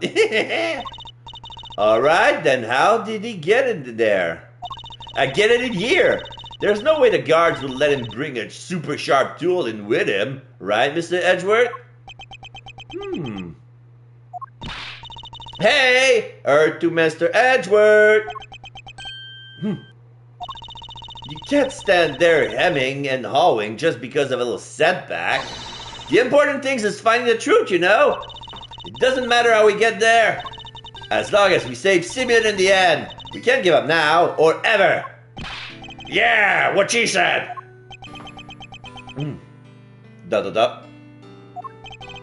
I'll second that. You want me around with that, Kay. I'm half tempted to offer you a job for real. It's like I said, the defense never rests, air quote. Or rather, like your pop said. What do you think lies at the heart of those words, Miles? Any guesses? The heart of those words? It's like this. As defense attorneys, our client's fate rests on our shoulders. We're the only ones they can turn to. Simeon's our client, and we're the only ones who can save him. So we cannot rest, not while he's counting on us. I'm not about to turn my back on your old man's legacy. Are you? Edgeworth ... I'm an associate with the defense now. No, I'm an associate with my father's firm. That's the role I have chosen, and that means that if I fail to save my client, I have failed in my duties. I will honor my father's vision and save Simeon Saint. No matter what setbacks I face, I cannot admit defeat. If one path is blocked, I must simply find another. There we go! That's the Miles Edgeworth I know! Now let's find that new path forward! We can start by trying to figure out how Mr. Knight brought that chisel into the prison.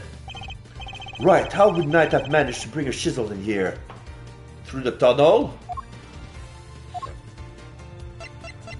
Take that! Oh, wrong. This is how Knight brought the chisel into the prison. I think you may have to explain exactly how that was achieved. Isn't it obvious? Through Rocco Carcerado. Far from it! Guess not. We need to figure out, get the chisel through security. Weren't we talking about something similar not so long ago? Indeed we were. Could the answer be related to how Mr. Saint fell under suspicion? Well, quite the opposite. There's another piece of evidence I'll present. Knight, I've managed to bring a chisel for the same reason Saint got into suspicion.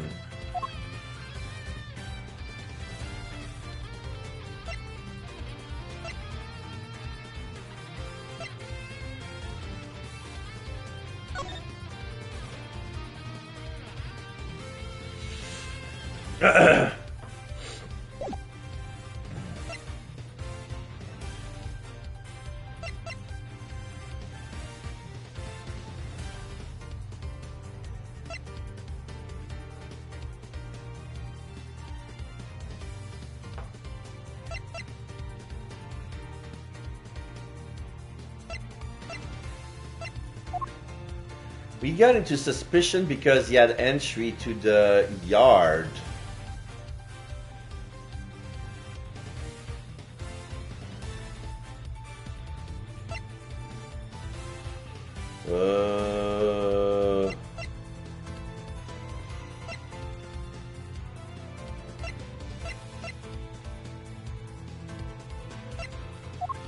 Oh!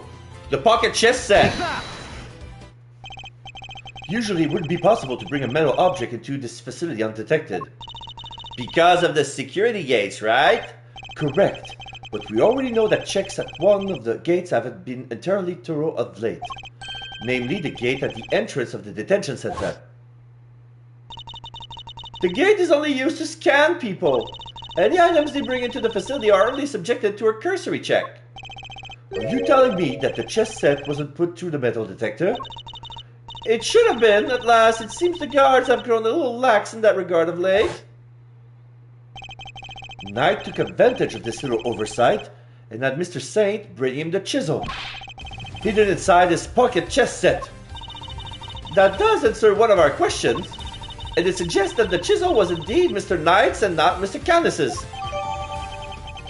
Pocket chess set data updated in my organizer. Knight hid a chisel in here to prevent it from being found by the prison staff. However, we still have one rather pressing problem to address. That of the security footage in which Knight is attacked by a dog. How does one explain if Mr. Canis was not the culprit? But then, how do you explain his prints not being on the murder weapon? This one's a real three-piper. The court too finds itself wanting for a satisfactory explanation. Wait, sir! I think it might be time to show you another one of my secret weapons. Introducing secret weapon number 4, Little V. What was that? What sort of a name is that, detective? I came up with it myself, sir. Anyway, you can use it to analyze the video footage. An excellent idea. Perhaps then you might finally see that I am telling the truth. They're missing an eye there, but yeah, telling the truth. Who knows if there's anything? Sounds like a nickname for Evie. Yeah, Little V. Interesting. Yeah, it feels like, you know, in those movies when they go enhance. I think Little V is what it stands for, but I don't know what the V stands for. Who knows if there's anything to be found? It's be worth a try. All right, want me to talk you through how to use it, sir? Seeing as I'm not exactly familiar with video analysis techniques, perhaps I should hear him out. Sure, why not? If you could run me through its function, detective, that would be most appreciated. Yes, sir! So basically, you just gotta do what you always do. Examine anything that catches your eye. And I can examine it with triangle, I see. Next up, see those controls at the bottom of the screen? X to pause, L1 to rewind, R1 to fast forward, square to zoom in, and touchpad for autoplay.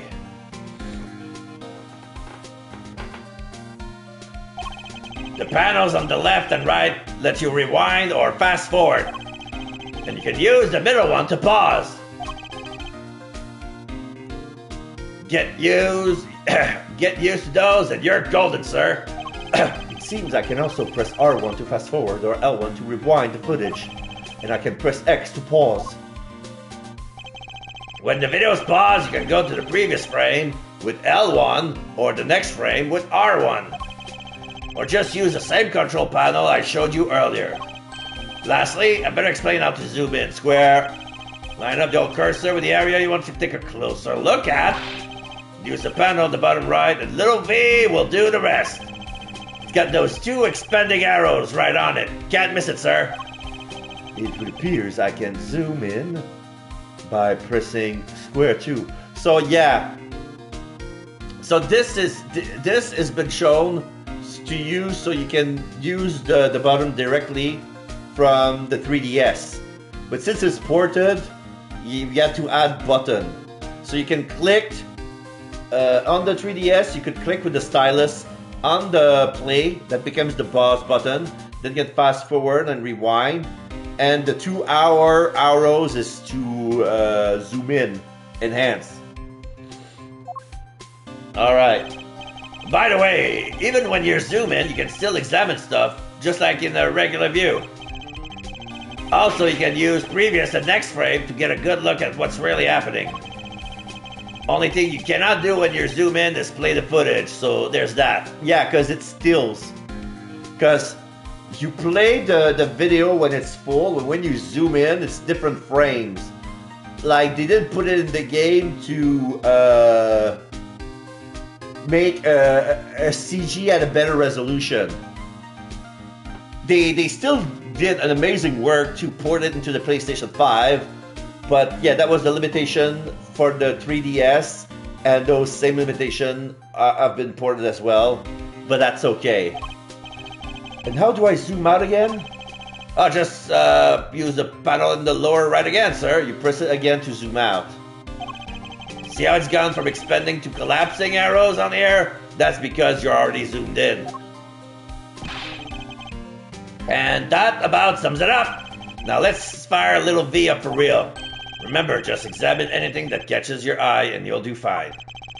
Footage from Knight's holding cell. Other than the victims being attacked by that dog, I cannot see what else might it show us. But suppose we're wrong, what could we be looking at instead?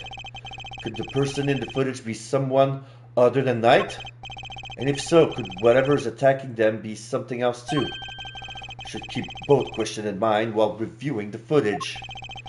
You never know what you're gonna see once you start looking at things up close. Check every detail, sir. You'll find something, I'm sure. One in this footage seems odd. Okay. Okay, so I can only zoom in into 4 quadrants. Okay, so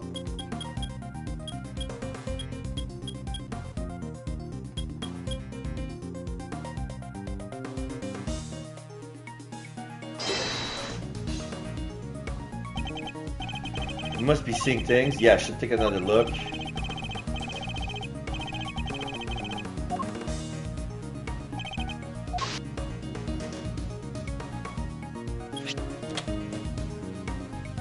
Okay.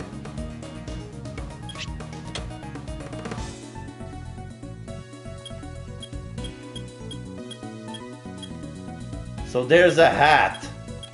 Right here is a proof that this is a security guard that's being attacked and not Knight.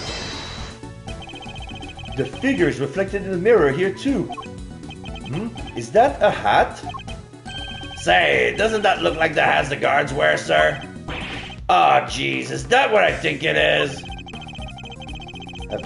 Have there been any reports of one of the animals attacking a guard recently? Not that I heard of. So this may not be a guard at all, but somebody dressed as one. Perhaps this might shed a little light on the matter of the hat? Yeah, the missing guard uniform. So no guards have reported being attacked by an animal as far as we know. But we did hear about a guard's spare uniform being stolen. Could the person in the security footage perhaps be someone disguised as a guard? Someone attempting to escape without being noticed? A guard disguise. I guess it might work. Wait, weren't we just talking about someone? We were indeed. Someone who seemed to have successfully made his escape. Rocco Carcerado. If the person in the footage is a knight, then the creature may not be a dog either. You're right, sir. Let's zoom in and check.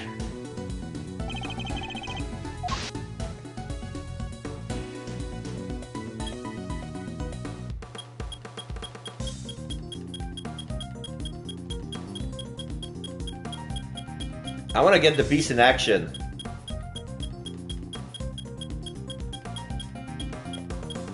Turns around. There you go. Zoom in. Yep, that's the teddy bear. But he's covered in black. Because of the mud. Wait, that's... I suspect we may have made a critical error of judgment. What we're looking at here is no dog. This animal is a bear, a cat, or pig. Can I pet that dog?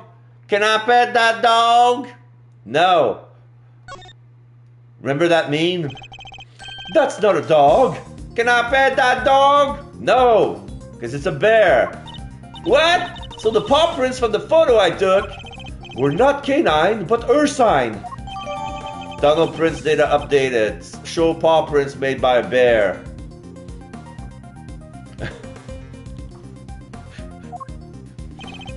A bear? So, could that mean? Yes, I think it could. After all, who else do we know with such a pet? We had assumed that it was night in the security footage. Well, it was his cell. It's hardly a crazy theory. Perhaps, but now that we know about the hole under the bed, it's no longer the only possibility. Whoever had access to the tunnel could very well be the one caught on camera. And who was that, Mr. Edgeworth? Would you care to tell the court who you believe this person to be? The person in the security footage is... Rocco Carcerado! I believe I know who our guard in disguise is. It's none other than Rocco Carcerado, the prisoner recently escaped from this facility. I'm confident it's him because he was assigned a polar bear cub as his companion. But the bear in that video is all black. Indeed, and we have evidence that explains why. The evidence that explains the polar bear's dark fur is... the mud pack treatment. Take that! Recall, if you will, Mr. Frank Sorrett testimony. That's the rubber glove I dropped! Would you care to explain why it's so dirty? Oh, of course! That's mud from one of the pet's treatment I've been practicing. I was giving one of the animals a mud bath right when the incident happened. I see. Around what time would this have been? Let's see. The show has already started, so around 9 a.m. perhaps? The thing is, the more mud I applied, the more in the zone I got, and the darker the animal's fur became.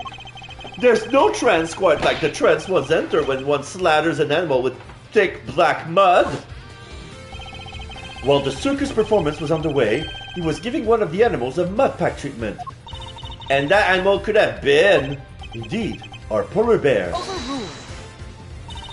Mr. Edgeworth, your latest assertion simply introduced yet another contradiction. The footage from the security camera... Fully understand, Your Honor. Your doubts are entirely justified. Mr. Sorrett mentioned applying the mud pack while the circus performance was underway. And this does indeed introduce a new contradiction concerning the security footage. It does?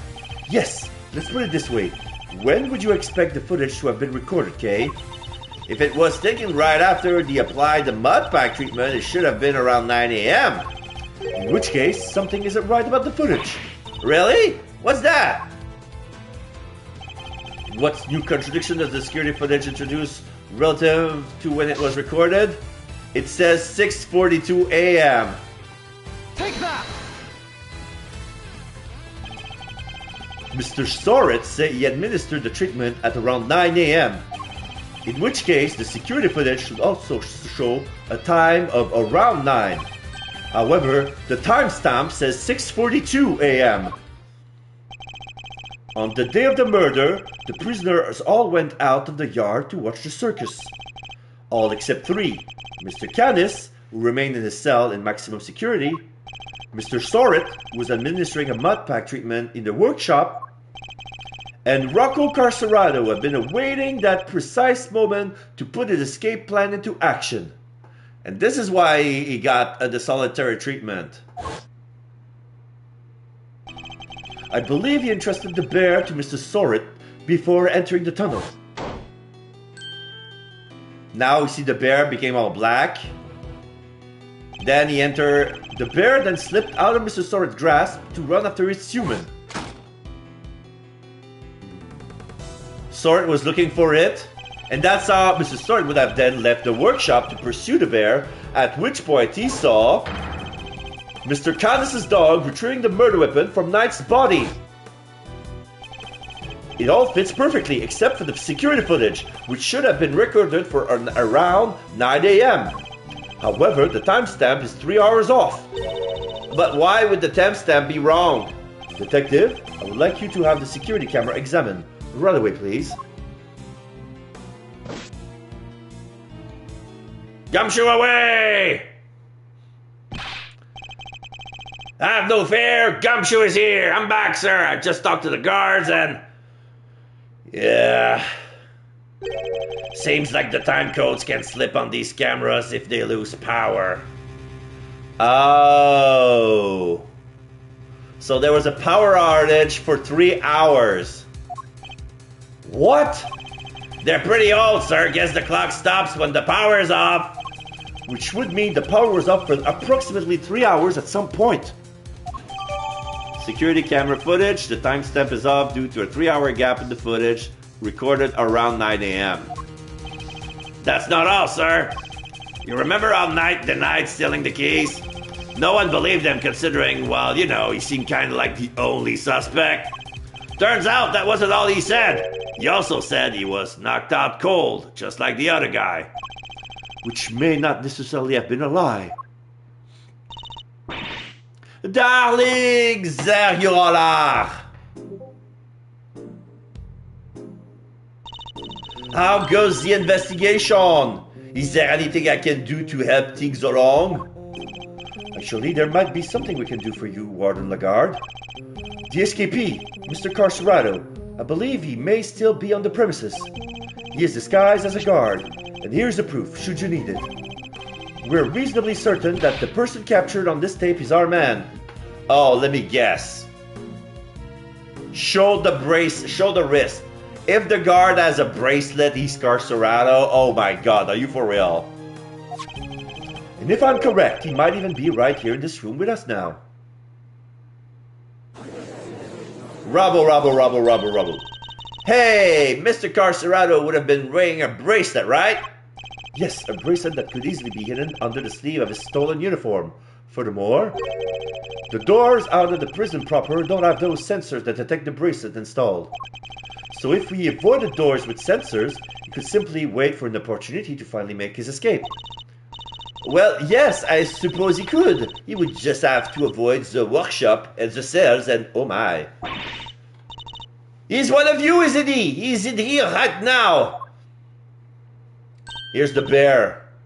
Teddy. Oh, Teddy's gonna jump on his chest. Teddy is gonna point out to the culprit.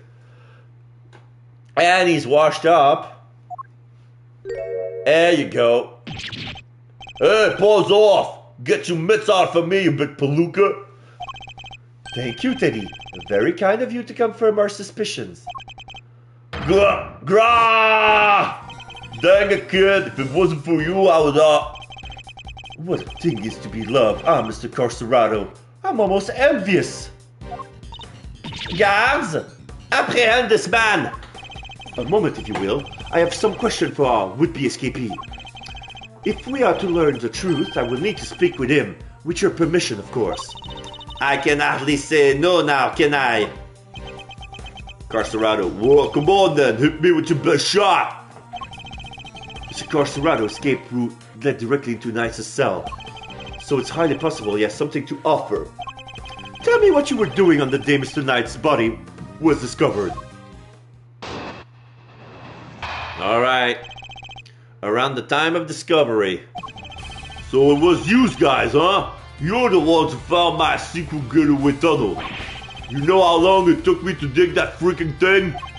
I had me a guard uniform, a whole dog, and a plan in place. So I went for it on the day you found the guy.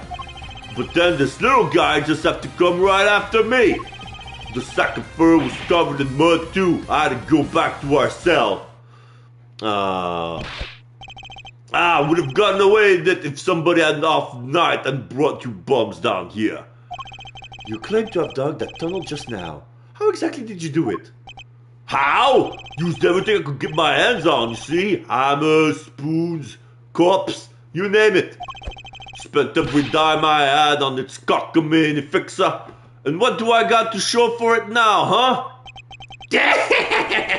Do not be disheartened, friend. Tomorrow is another day. There's an outside chance Mr. Carcerado and Knight met face to face just before Knight's death. I should see what other details I can extract from him.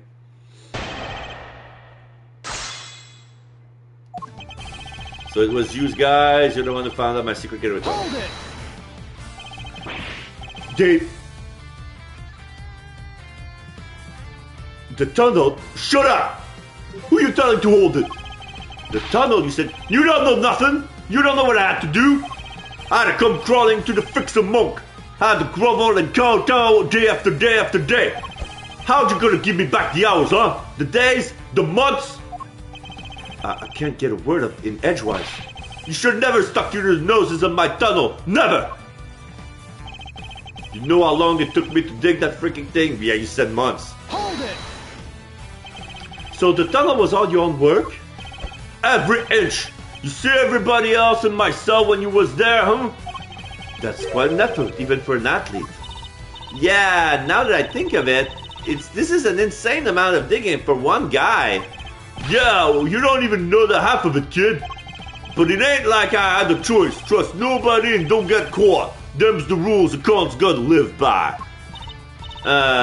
You know the rules of being a great thief are pretty similar. Huh. Okay. I'd rather you didn't start sympathizing with the suspect.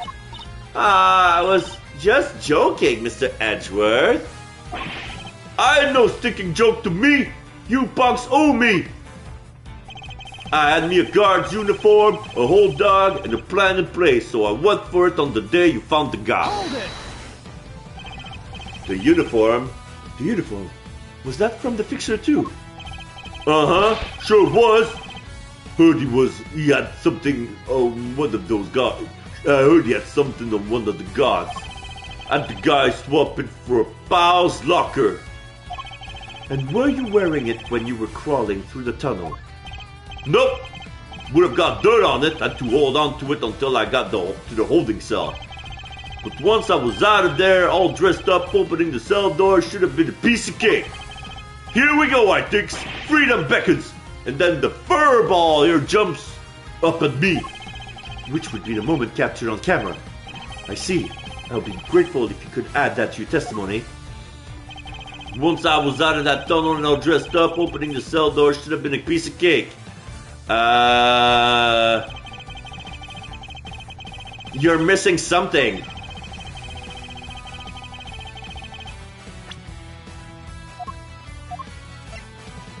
You didn't get the keys. Objection!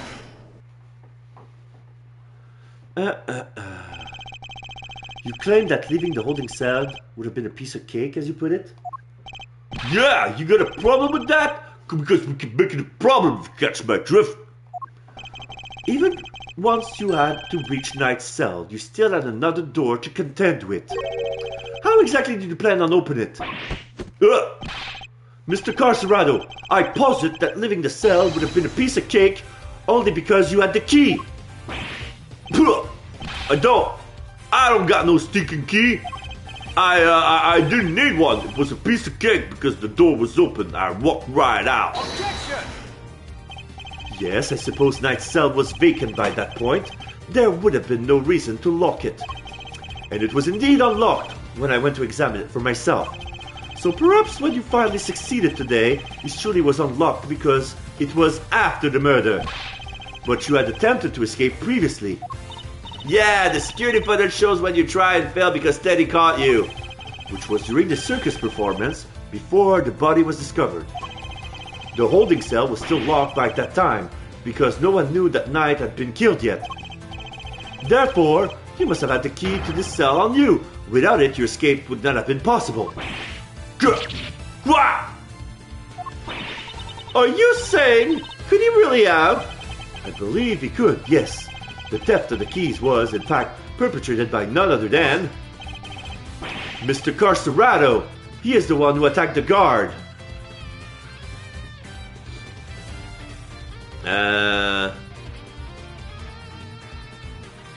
But that was when that's when the guard was cuffing Knight. Oh, but Carcerado was behind Knight.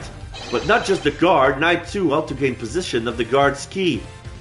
So he was waiting inside Knight's room, and when the guard dragged Knight back into his own cell as he was about to unlock his cuff, he knocked him out too. But since Knight was there, he had to be knocked off as well. So yeah, he KO'd both of those guys and he took the keys.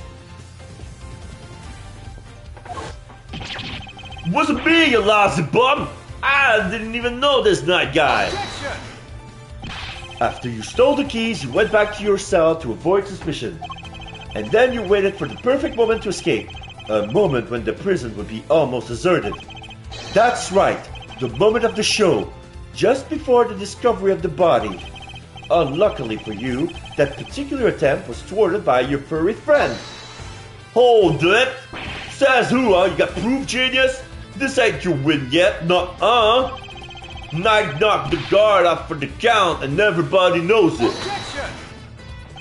Don't play games with me. Knight was as much a victim as the guard in this case.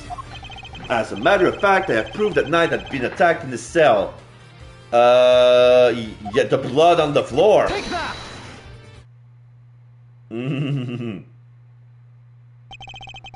We found traces of Knight's blood on the cleanly wiped floor of the cell. What could possibly explain such a thing other than him having been attacked? And it was you attacked him! You ambushed the both of them and stole the keys! Why, Iona? What's with you, huh? That newspaper wiped that blood up good, and no way you should have found it. Okay, but why did you think you had to wipe it up anyway? If Dick checked Knight and the guard's hands, they would have seen those two never came to blows. But that blood gave up the whole game, and no way they don't figure there was a third man in the ring. Plus, once they started sniffing around on the floor, they would have found the tunnel in a heartbeat. So you wiped up the blood to buy yourself a little more time, so you could wait for a better opportunity? Sadly, the opportunity you sought wasn't good enough to get you clear of the prison, it seems. Now, hand over the keys. Oh, right in the kisser. This was a Rocky knockout punch in slow motion. His mouthpiece was removed in slow motion and the teddy bear jumped away.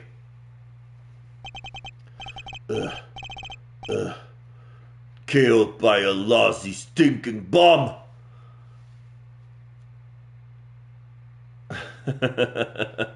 This is a Rocky quote right there. You're a bum, you're a lousy stinking bum.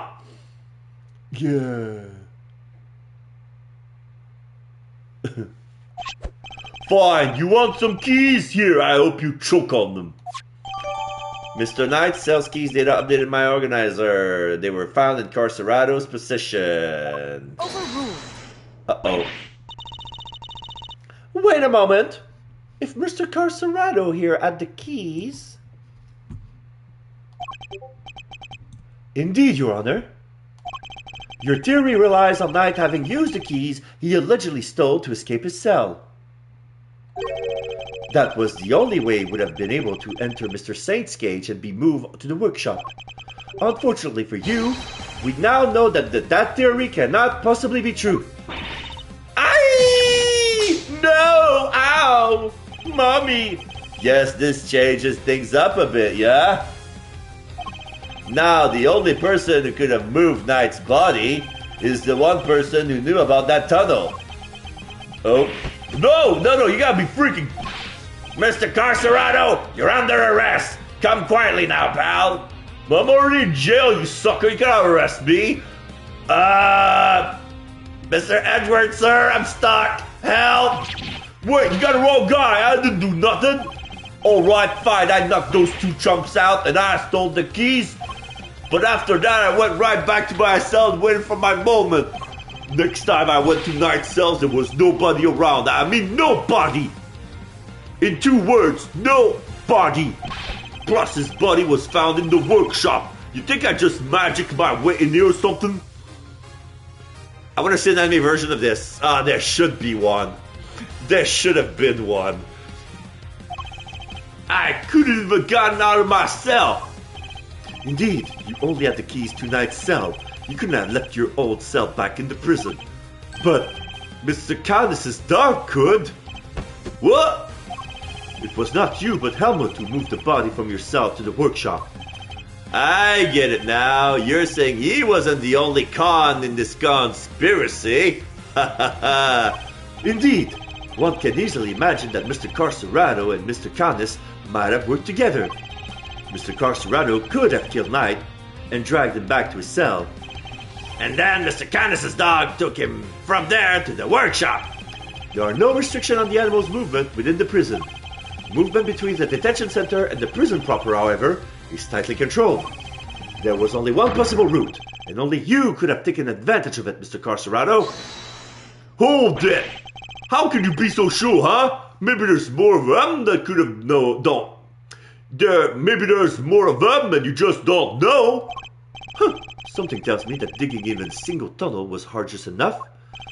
You got that right. You tried scraping more than one hole in the dirt with a spoon.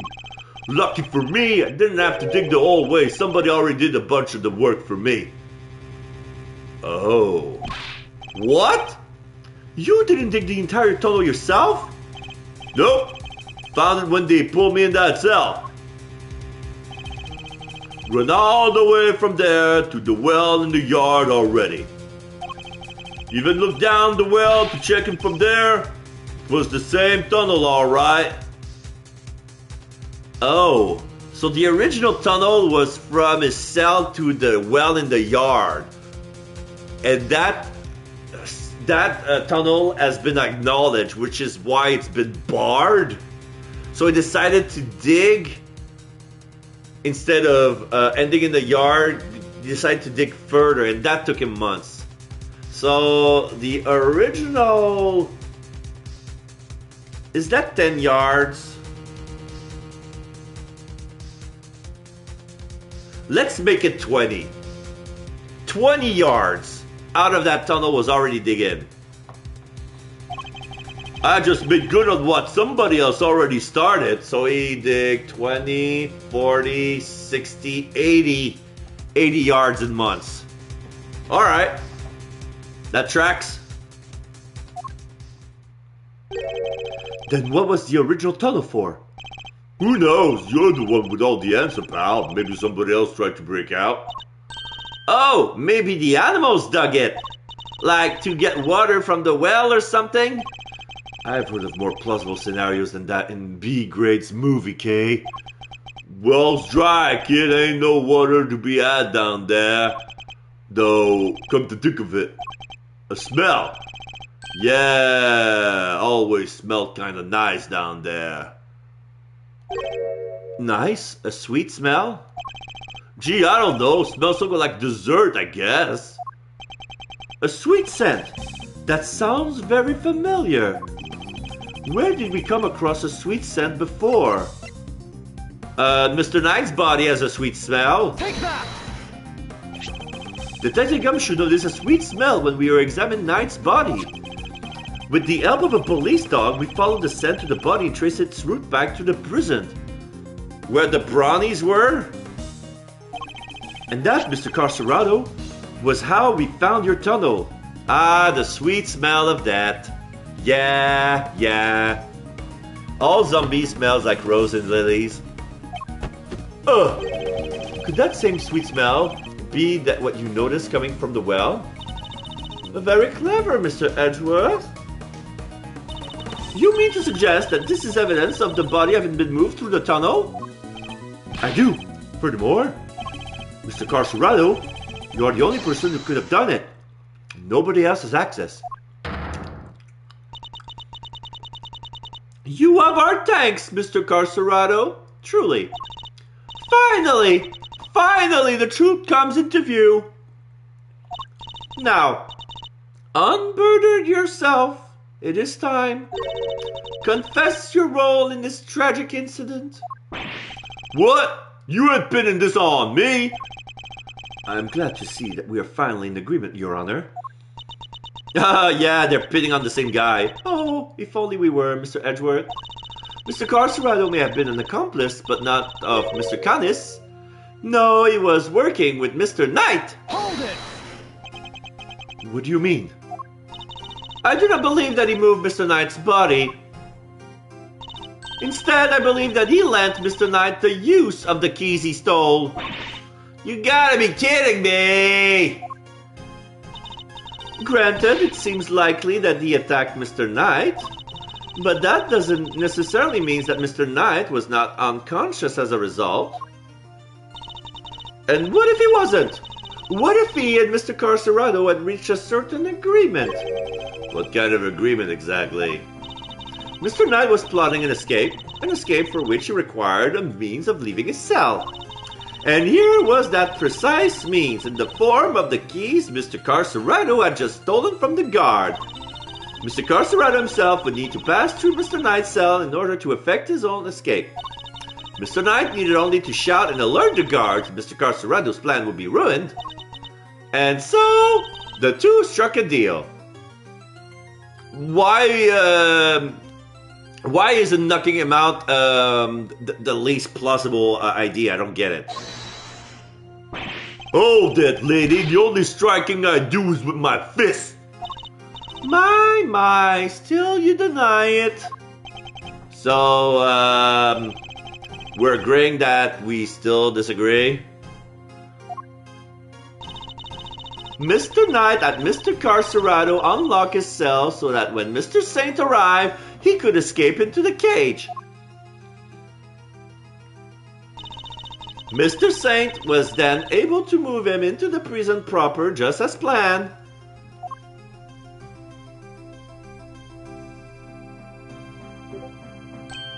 Aha! And then he took Mr. Knight into the workshop and he did the dirty deed. Objection! Were neither of you listening? The scent on Knight's body proved that it was taken through the tunnel. It was moved from his cell to the... Perhaps if you would let me finish, Mr. Edgeworth. I am not denying that Mr. Knight's body was moved through the tunnel. Then what are you driving at? Is this a trick question? As you say, Mr. Edgeworth, the sweet scent shows the route the body took. However, it did not enter the tunnel from Mr. Knight's cell. Then how did he get it down there? There is another possibility, one you seem to have overlooked. The well in the yard. Could the body not have entered the tunnel from there? The well in the yard, the one that's locked. Oh yeah, that thing. Mr. Sand did not take the cage to the workshop, he took it outside. There he killed Mr. Knight, threw his body down the well.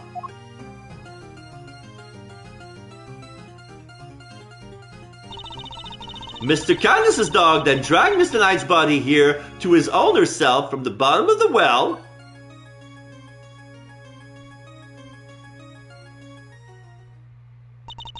On that note, I would ask you to recall something. What was happening in the yard at the approximate time of the body's discovery? A lot of people looking at a circus show, and there's a grate on that well. It's like, oh my god, I'm so mad.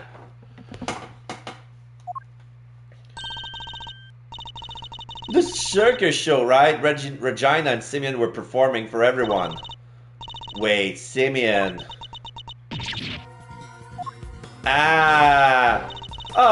Indeed. And so you see how it must also have been him who disposed of the body. Judge Gavel is a truly formidable opponent. She so effortlessly adjusted her theory to fit the facts. I propose that Mr. Knight was taken to the yard, not the workshop. And as we have established, Mr. Saint was off stage for 15 minutes. Ample time to throw the body down the well, I'm sure you will agree. Objection! Your deduction is impressive, Your Honor. However, even supposing that Knight's body was indeed thrown down the well, you cannot conclusively say it was during the show. It could have happened at a different time. My sympathies, Mr. Edgeworth, but it simply could not have. What? Mr. Carcerado was using the tunnel at around the time the show began. Mr. Carcerado, did you happen to trip over a corpse while you were down there? No, place was clean. If the body had been at the bottom of the well before the show began, Mr. Carcerado would have seen it. However, we saw no such thing.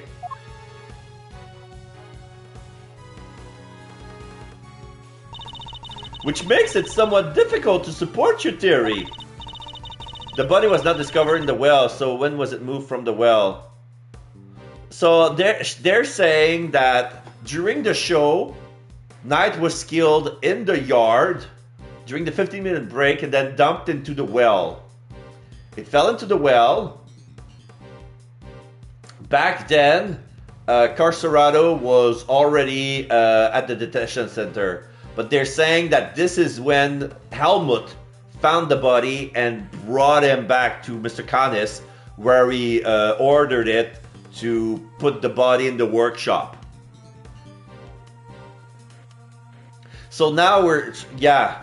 But the big piece of the problem is the grate to the yard well is locked. And I'm pretty sure that the keys that Carcerado stole could not have unlocked the well. But still, everybody agrees that even if the Carcerado could unlock the gate, he was never there. And Simeon didn't have the keys on him, so he could not have unlocked the well gate. So this is where it doesn't connect. So Mr. Knight's body was discovered in the workshop after the show. In summary, the body must have been thrown down the well and moved to the workshop at some point during the show. Tell me, who else could have done that but Mr. Saint? What do we do now, Mr. Edgeworth? If the body did indeed enter the tunnel from the well, things don't look good for Mr. Saint. Still, your theory is still just that, a theory. And I posit that you lack the evidence to back it up. I concede that for the moment, I do not. May I suggest that we investigate the yard again? Yes, let's prove that the gate, that the well was never unlocked during that day. Very well. May the goddess of justice go with you. Now then, to the yard. Perhaps we can finally put this case to rest. What now? What's that sound? Yikes, is there a fire? Did somebody else escape? Should we maybe skip down too? Who says hold it? Hold it, darling, please. There is nothing to be alarmed about. By which I mean that's not an alarm, it's the dinner bell. Oh, it's 6 o'clock. That's the dinner bell. Although I suppose it is rather alarming if you aren't used to it. Certainly scared the heck out of me. I'm so sorry, Sweet Pea. I hope you can forgive us. Alright, you two, back to your post, Chop Chop. Yes, ma'am. The guards are leaving. And as for you, Rocco Carcerato, it's time you went back to your room. No. Give him another room. Give him another cell. Until you patch that freaking hole, don't put him back in. Fine, I get the picture. Put him in solitary. Put him back in solitary. Come on, Teddy, we're out of here. Walden Lagarde, we'd like to take one more look around the yard now. Oh, darlings, don't you have homes of your own to go to? Visiting hours are over, I'm afraid. Tomorrow, No! It's imperative that we investigate it right away. I think we have quite enough excitement. For one day. Don't you? Murderers, escapees, so eventful. It's time our guest went home to Betty Buys, isn't it? Yes, it is. Come on now, darling, don't make me bore you with all that I am the warden, this is an order nonsense. Come on, Verity, do something. Be a judge for once. Thank you! Slamming the gavel on the floor. Yeah, what do you have to hide? No. Walden Lagarde is right. Her word is law here, and we must respect her wishes. Mr. Edgeworth, your investigation of the yard will have to wait until tomorrow. You may keep your badge for now. The matter of your standing can wait.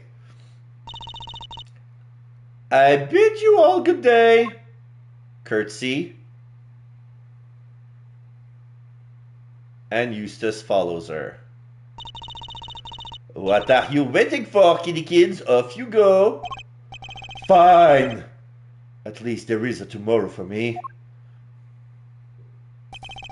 Judge Gavel believes that Knight's body was dropped down the well and then taken through Mr. Carcerado's cell to the workshop.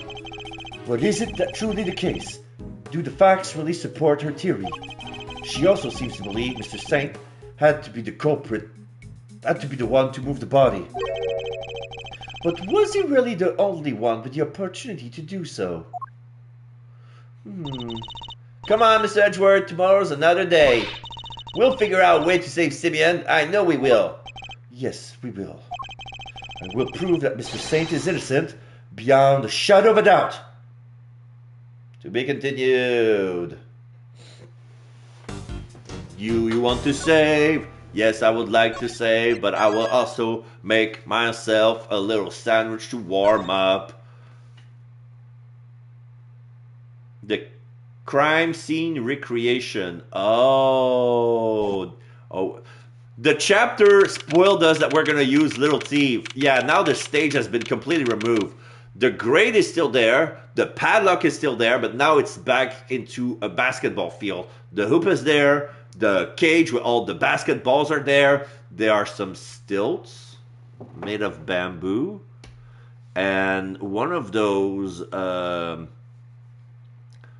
things we saw on soccer fields to draw the chalk lines on the field. It's dumb that he, as a prosecutor, doesn't have the authority to say we are investigating and cannot stop us. Well, he's not in charge of the investigation. It has to be Eustace Winner's call. And he didn't do shit because he's too green. He's too wet under the navel, if you know what I mean. And I cannot believe that the judge says that no, inside the prison, the warden has the authority. So if it's time to kick us out, it's time to kick us out. Like that was a weird. Yeah, he's the judge's pet. He's the committee's pet at this point. Like the judge represents the committee, and this guy has been their pet all along. Okay, I'm gonna leave you with that music. I'm gonna hit myself a little sandwich. I'll be right back.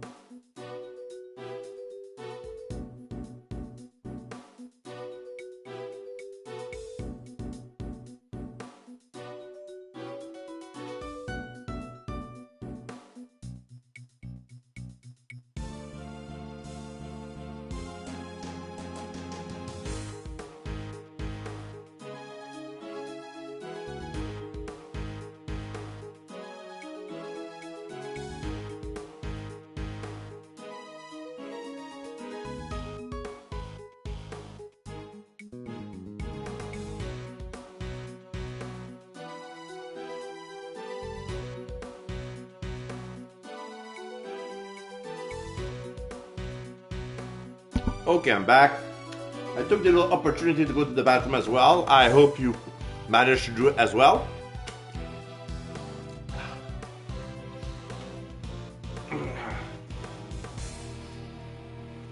I took a little pause to take some bite out of my sandwich. It's a bologna and mustard sandwich made with some special bread that was on sale.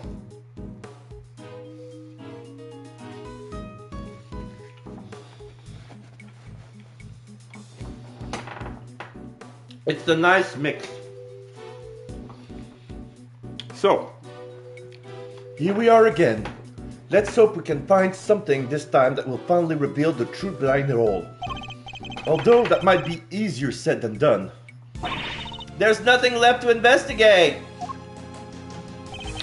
Judge Gavel's deduction yesterday. There's another possibility, one you seem to have overlooked. The well in the yard. Could a body not have entered the tunnel from there? In summary, the body must have been thrown down the well and moved to the workshop at some point during the show. Tell me, who else could have done that but Mr. Saint? Had Night body been thrown down the well? The answer to that question will surely show us the way forward. But before we begin, I should tidy up my organizer a little. Unnecessary evidence has been removed. Remaining evidence has been rearranged. Okay, let's see what we have left. Okay, so the first 8 are still the same. What has been changed? Oh, the dog is no longer there. The prison roll call is still relevant. We have the bracelet, the dog piece, prison search, chest diagram, security footage, security gates, tunnel prints, the autopsy report, the chisel, and the bell. There's not much that's been touched. The only evidence that's been removed is the black dog. Oh, I'm gonna tidy up my evidence. I'm gonna remove one thing. At this point, it's like not even important.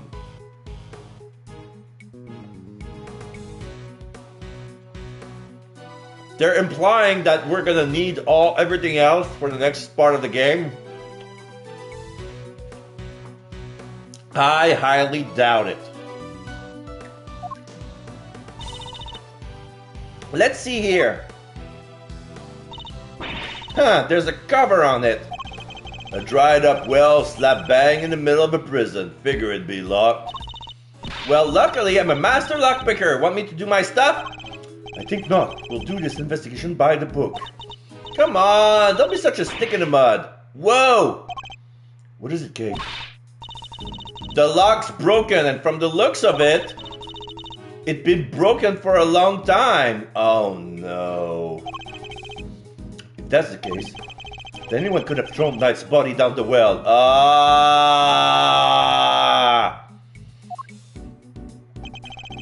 Judge Gavel's theory was that Mr. Saint carried out the murder in the yard, and then during the performance he threw the body down the well. What are you thinking, Malzarino? Plausible or no? Oh, why don't we see if Missile can help us out again? He'll be able to tell us if Mr. Knight's body was here and which way it went. Good idea, I'll call Detective Gumshoe. He's gonna be a no-show. Gumshoe speaking. Detective, I need your assistance. Come to the prison yard and bring Missile with you. You bet, sir. Gumshoe's 7th secret weapon to the rescue again, huh? I'm fairly sure Missile belongs to the precinct. I'd also like you to bring one of our witnesses. Call the Berry Big Circus and ask Miss Regina Berry to come down here with you. Yes, sir. I'll be there before you know it. So, what shall we do while we're waiting for Gummy? How about a quick game of hide and go seek? Fun idea, kiddo, but where exactly will we hide? He's not seriously considering it. Your game can wait, Kay. We need to call on one of your more practical skills. I think you know the one. Oh, you bet I do. One crime scene recreation coming right up. Say what now? Let me show you. Introducing a great thief's great secret weapon, Little Thief.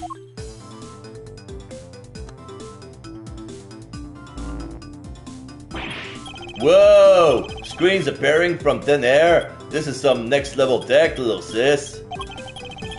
Wanna talk me through the deets? What are you doing now? I'm inputting everything we need for the simulation. Allow me to explain. This is Mr. Thief. It's a device that can recreate crime scenes at a specific moment in time based on the data you feed it. How about I start us off with a recreation of what the yard looked like yesterday? Good idea. That was when they were in the middle of tearing down the stage. We didn't pay much attention to the well then. Who knows, we may have overlooked something. Leave it to me. I'll use the photo I took.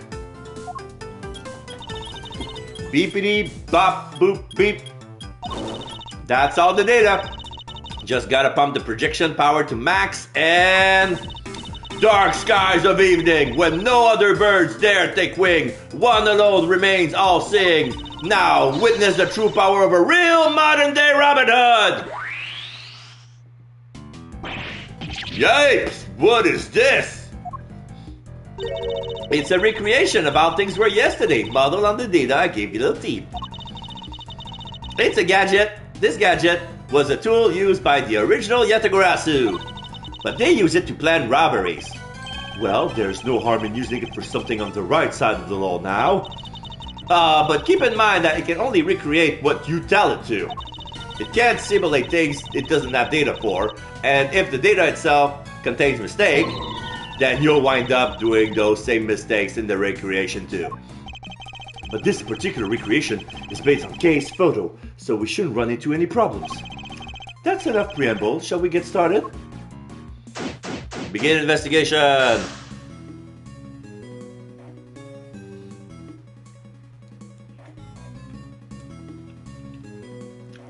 Taking another bite.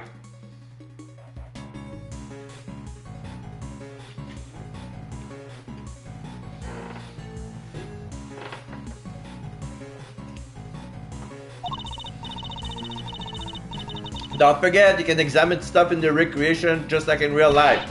You can also present evidence to try to clear up any inconsistencies you find. Of course. Thank you for the reminder. Now let's take a look at that well.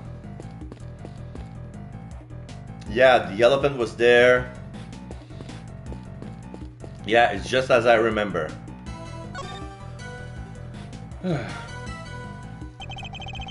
We should examine this area carefully. It may just hold the clue we need. Yes, the 30 kilo weight. No, 30 pound weight.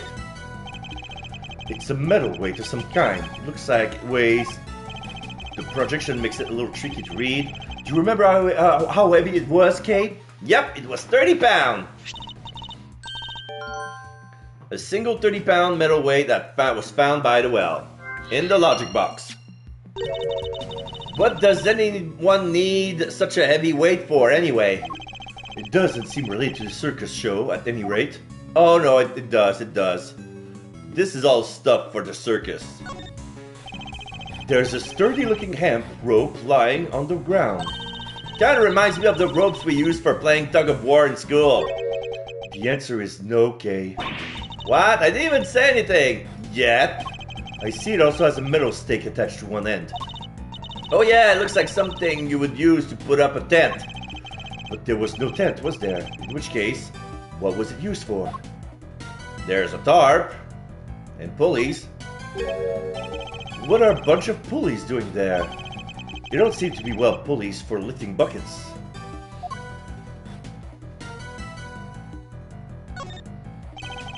The well was behind the stage, which means there aren't many people who could have thrown Knight's body down on it during the show. This is looking worse and worse for Mr. Saint. So what do you think all the stuff around the well was used for? That was for the flying thing. I can't see any of the animals needing them for their part of the performance. Indeed. Nothing immediately strikes me as a likely purpose. We'll just have to ask Miss Berry later. Okay, oh. There's no check marks. I don't believe there's any more to be found here.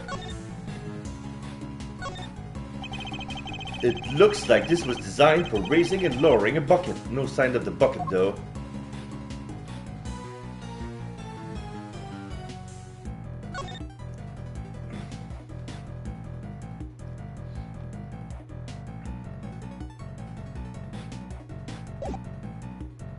Alright, get it. We'll get my check mark. Alright, let's check the stage. Yes, this is where the circus show stage stood. Do you think people would be interested in the great thieving show? I'm sure the police would be very eager to attend.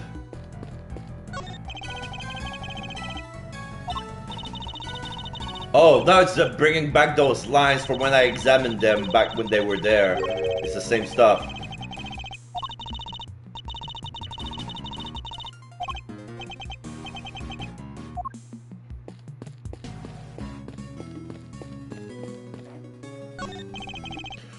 Wicker basket, card, giving the wheels.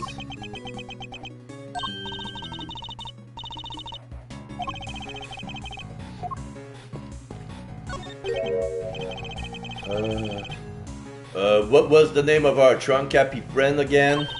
Azia the Asian Elephant! Star of the show alongside Regent and the Tiger and Saint. Of course, how could I forget? Not exactly inspired though, is it? Was Miss Berry having an off day when she came up with it?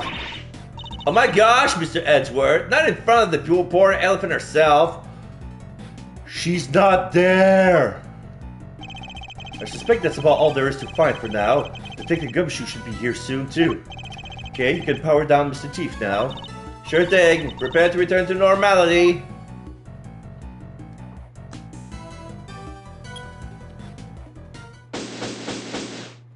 Investigation complete. Sorry, sir, I came as quick as I could. And now we have Regina and Missile. Missile is growling already. Hey, speak of the devil! Ah, detective. That was indeed impressively quick. You know me, sir. Never did like to keep you waiting. Thanks for coming all this way too, Regina. No problem. This seems way more fun than rehearsal, so I ditched them for the day. Bows. Very much appreciated. Alright, detective. Let's get started with Missile. Yes, sir. Hey, Missile, over here, boy. What's the matter? Come on, boy. Come on. What's wrong with him? Looks like he's scared of something, sir. Allie? Alligator. Oh, guess he's not a fan, sir. Well, I doubt he'll never be much help to us like this. Any other bright ideas, Miles Areno? Yes, actually. Miss Berry, would you mind lending us a hand? I'd love to. Just tell me what you need. Do you want me to teach Allie some tricks? I don't doubt she could do it, but nothing quite like that. It's simply like an account of what the yard looked like during the show. Yeah, I like where this is going. You're thinking of using little teeth again, am I right? If you be so kind.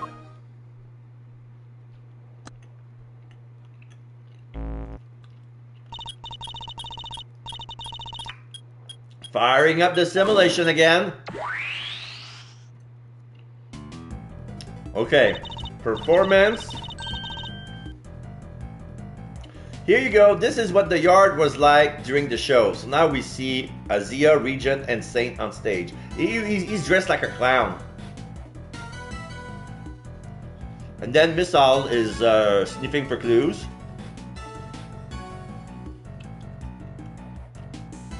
But for some reason, the well has been blanked.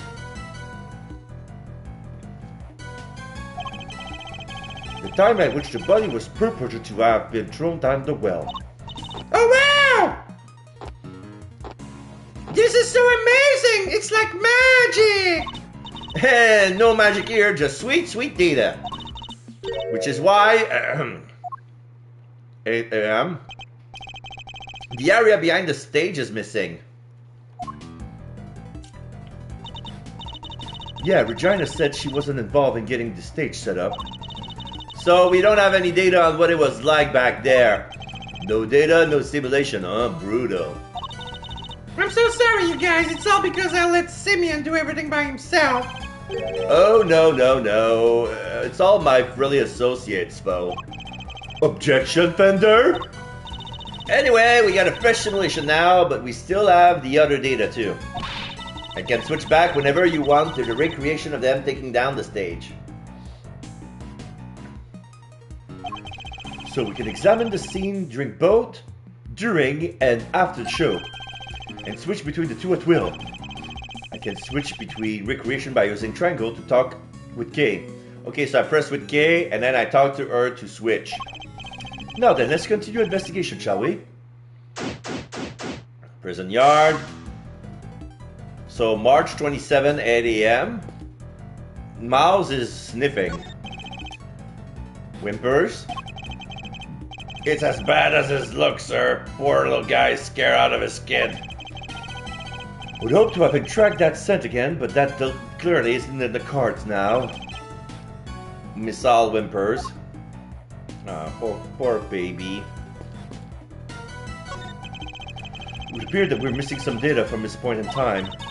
Yep, that's about the size of it. We gotta steal us some data. I don't steal data, Kay. I use logic and deduction to get what I need. Well, I'm more on the knack first, think later, gal. Please don't add to my workload with your recklessness. I would hate to have to order your arrest.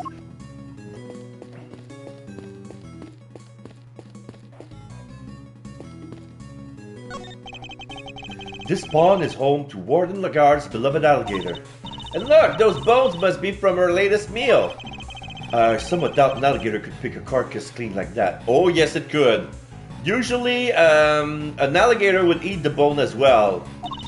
You think? I got the feeling she was rather ladylike in her own way, actually. If you say so. Well, I do. I kind of have a sixth sense for these things. An interesting talent, though. Not one I'm particularly envious of. That's one in prison fence. Now that's one in prison fence. I'm pretty sure I could climb it if I... Please don't. It's electrified. I wonder what's on the other side. The warden's office, I believe. I guess she likes to keep a close eye on her pets. This facility would probably function better as a zoo than a prison.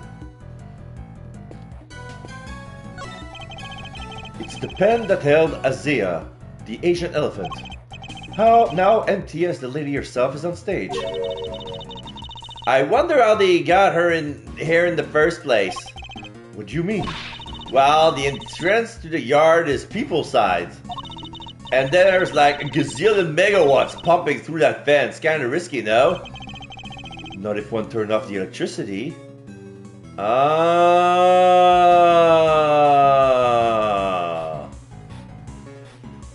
Those numbnuts turn off the power for 3 hours.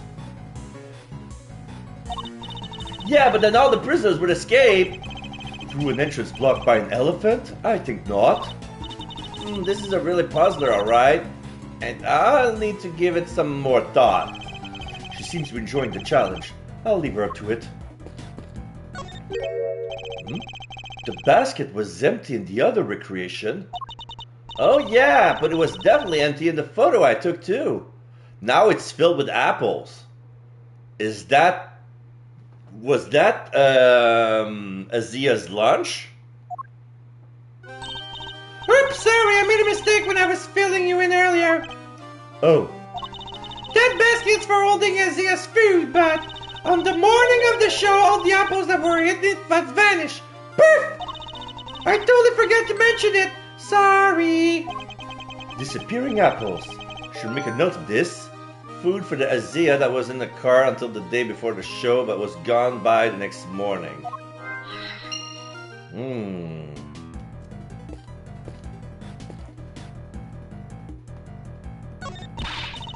A story of forbidden love between a tiger and an elephant. Wish I could have seen it. Wish I could have seen Simeon up here on that stage too. that stage? Ah, yes, that scene. This victory is depicted in a very unique manner, whereby the villain is sent flying from the stage. Having been ejected from the stage in this manner, the villain no longer appears in the performance. And you're saying the crime took place during that time? Roughly how long would you say Mr. Saint was off stage for, Mrs. Berry? Let's see, I guess it was around 15 minutes? Just as Judge Gavel said. Isn't it pretty hairy, health and safety-wise, having an elephant fling a guy off the stage? Not at all, Azia's very gentle. I'm not sure it changes much if he flings him gently or roughly. Too gentle, in fact. When we first rehearsed, she barely nudged him. But by the end, he was flying off that stage, not because of Azia, though. Simeon had figured out some kind of trick, apparently. Isn't that amazing? Yeah, I knew it. Wires. A trick. Do you have any idea what kind of trick? Who, me? Oh no, it was Simeon's big thing. I wouldn't know where to start. Mr. Saint's big moment, a trick some kind enable Azia to send Saint flying. In the logic box. I have enough to try figure stuff out now. Okay. Items are on the well. Mr. Saint's big moment. Disconnect. Yes! The trick Mr. Saint performed for this big scene could have something to do with all the items we found by the well. Okay, I would like to have another look at the equipment around the well from yesterday. Can you have Mr. Thief bring up the recreation from when they were tearing down the stage? You got it!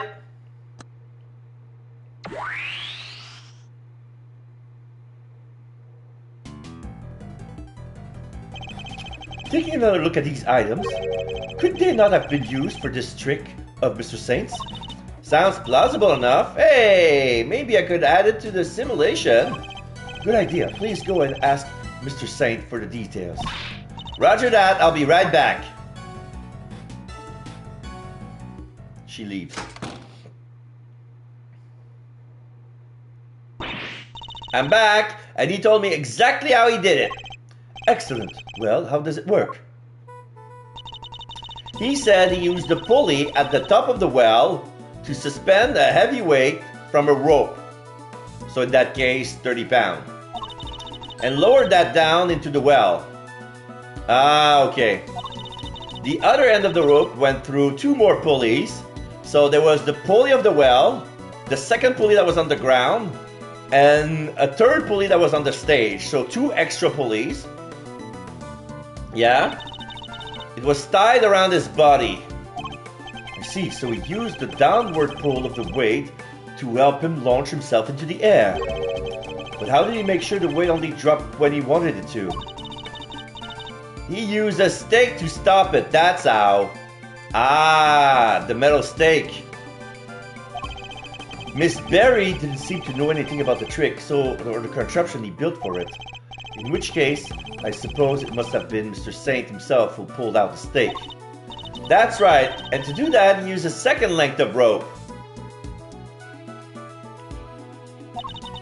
He tied it to the stake, and then when he gave it a sharp tug,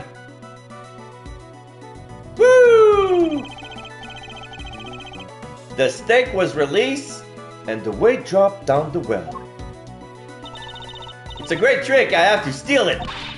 This one has to go in the Great Thief's repertoire. It may not be quite that easy. These kinds of circus tricks can require years of practice to master.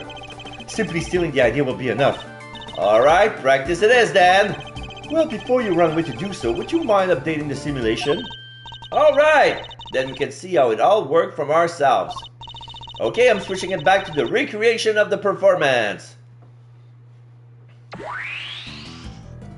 Up. And now to add in the data. Little Thief should be able to reproduce the trick now.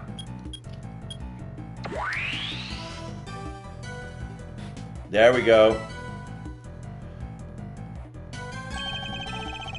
So this is how Mr. Saint performed his trick.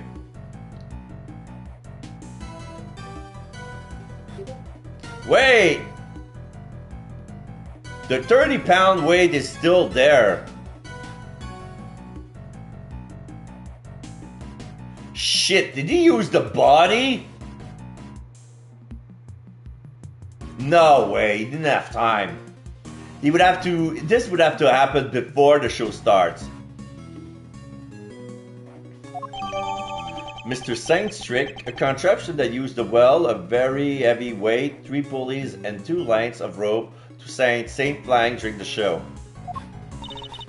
Simeon's full of surprises, huh? I mean, dropping a weight down the well to help him fly off the stage like that, that's genius! Indeed, but I imagine he would have needed quite a lot of weight, more than him at the very least. It would have taken some serious pull to lift him into the air like that. Pulling force, something heavier than Saint himself would be needed for the trick to work. Yeah, and probably a ton of practice. Okay, so let's see if we can bring more. 30-pound weight, pulling force, not good enough. Let's try Asia the elephant and disappearing apples.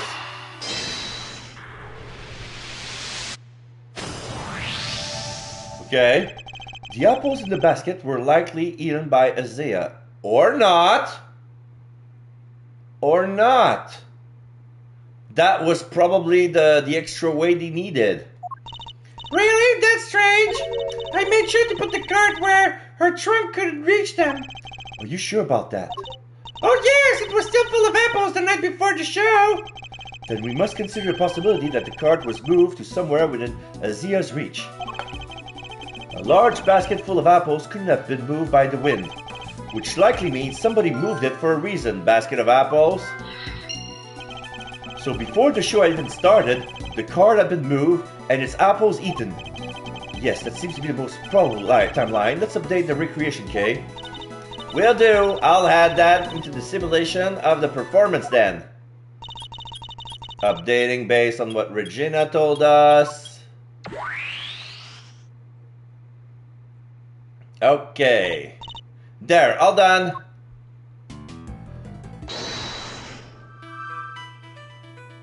So, basket of apples, pulling force. No? Okay. Doesn't add up.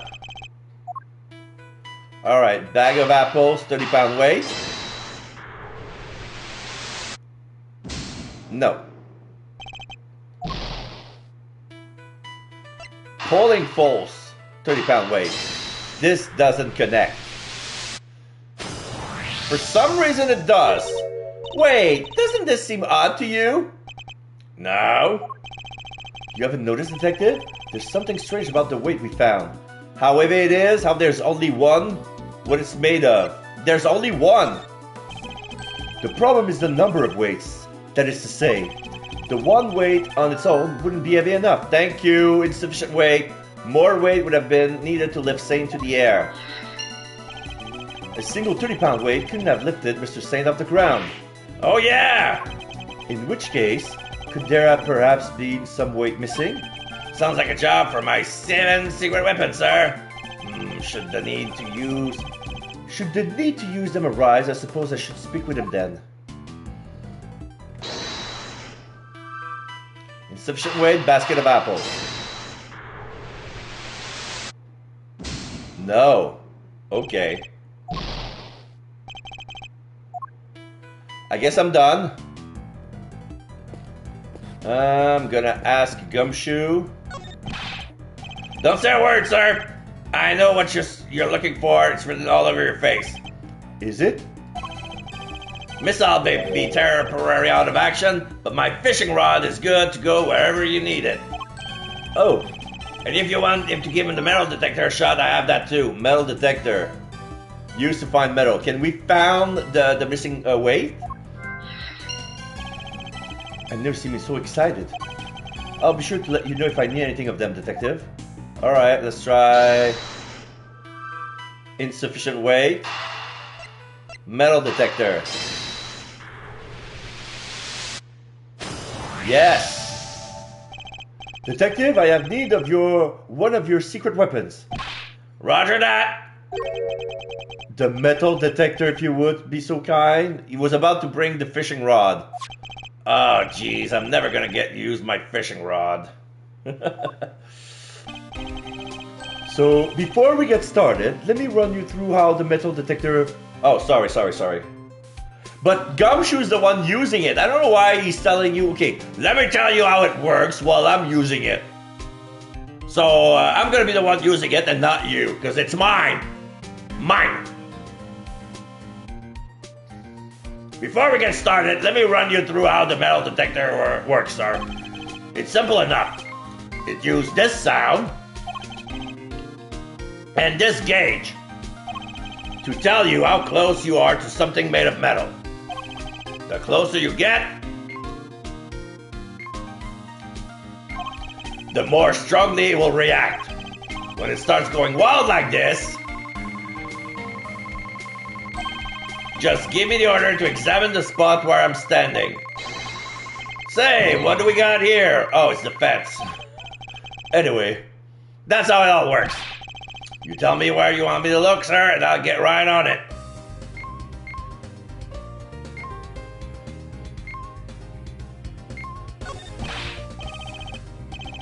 Detective, there will be time for chat later. We have an investigation to conduct. Yes, sir. Right now, we're controlling Gumshoe. I'm at the pawn.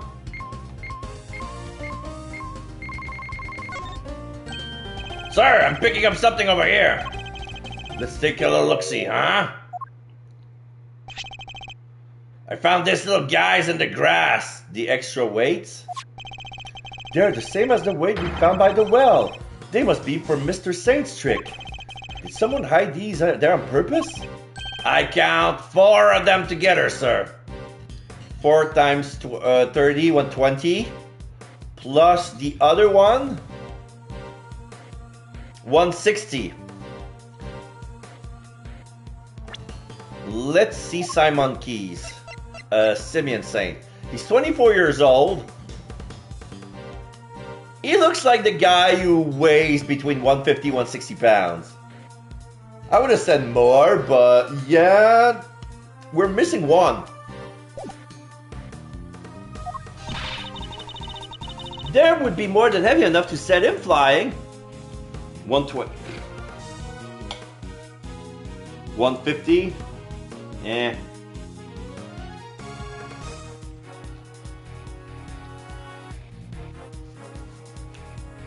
If they were kilos, that would be another story.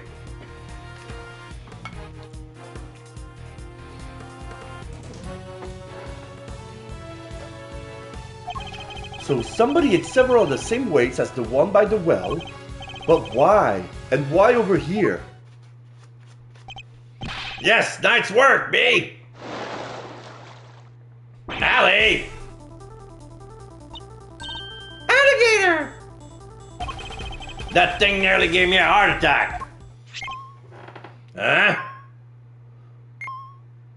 Allie ate something metal. What's the matter, detective? It's the metal detector, sir. It's reacting to the alligator. What? How? You sure it's not responding to the weights we just found? No, sir. I'm sure this is something different. I'm sure it's coming from the alligator. And she's gone. We scared that big snapper good. I don't think that's it, Jay. Then what is it? Allie hasn't been herself lately. That's the name. Allie, the warden's favorite pet. She wouldn't even look at the food warden the guard brought her yesterday. She was acting as if, I don't know, as if maybe she's in something that didn't agree with her. Yeah.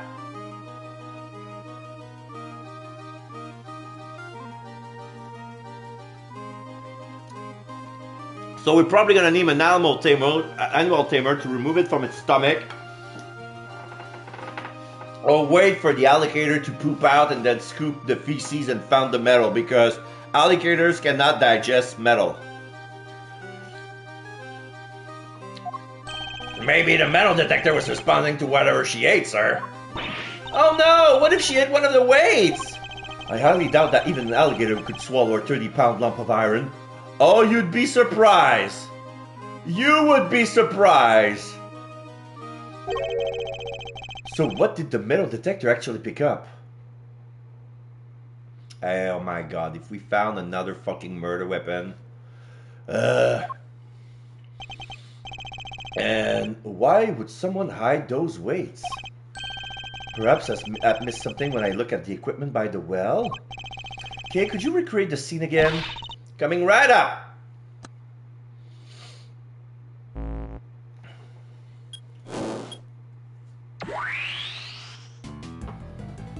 So we have the 2 pulleys, the tarp, the rope, the stake, and the weights. Tear down, 3:37 p.m. on March 28th. The Great Thief's great secret weapon. Color me intrigued, Malzerino. Not exactly by the book stuff though, yeah? Using Great Thief doodads in an official investigation.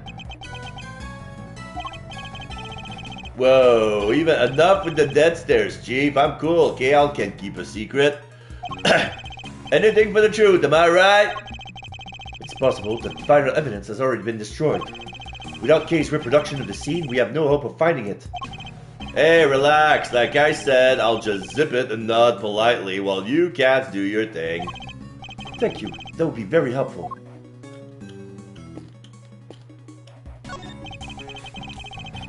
This pond is home to the Warden Lagarde's beloved alligator. And look, those bones must be from her latest meal. Yeah.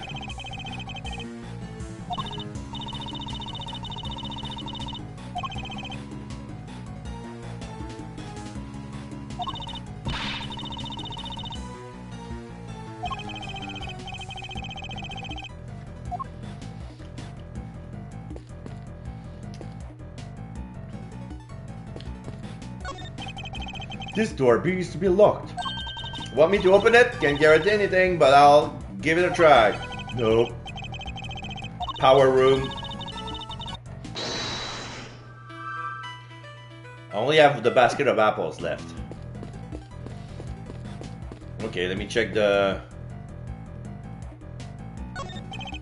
Mr. Edgeworth, I think I've cracked the case, sir. What if the killer was an invincible man? Invisible man? Go on. Well, the weapon came out of nowhere and nobody knows how the body was moved. None of that makes sense until you put an invisible man in the picture. Detective, don't tell me you think invisible people really exist. Who knows, sir? But it would be fun to see one though, huh? Well, you couldn't because it would be invincible. What a winning idea. Perhaps you should make your assignment to Mr. Winner permanent from tomorrow. You gotta be kidding me! That kid probably still believes in Santa Claus! People in glass houses.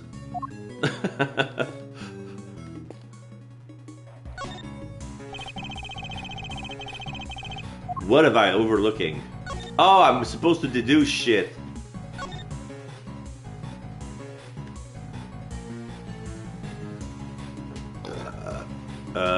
What am I looking at?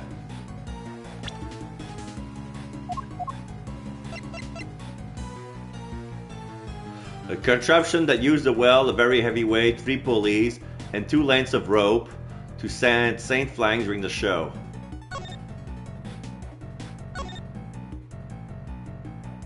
This is what was needed.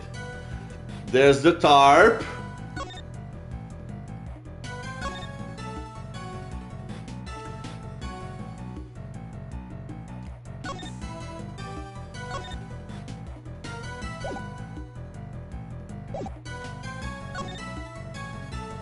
Okay, I only found... Okay, here's what I think we found. Here's what I think we're missing.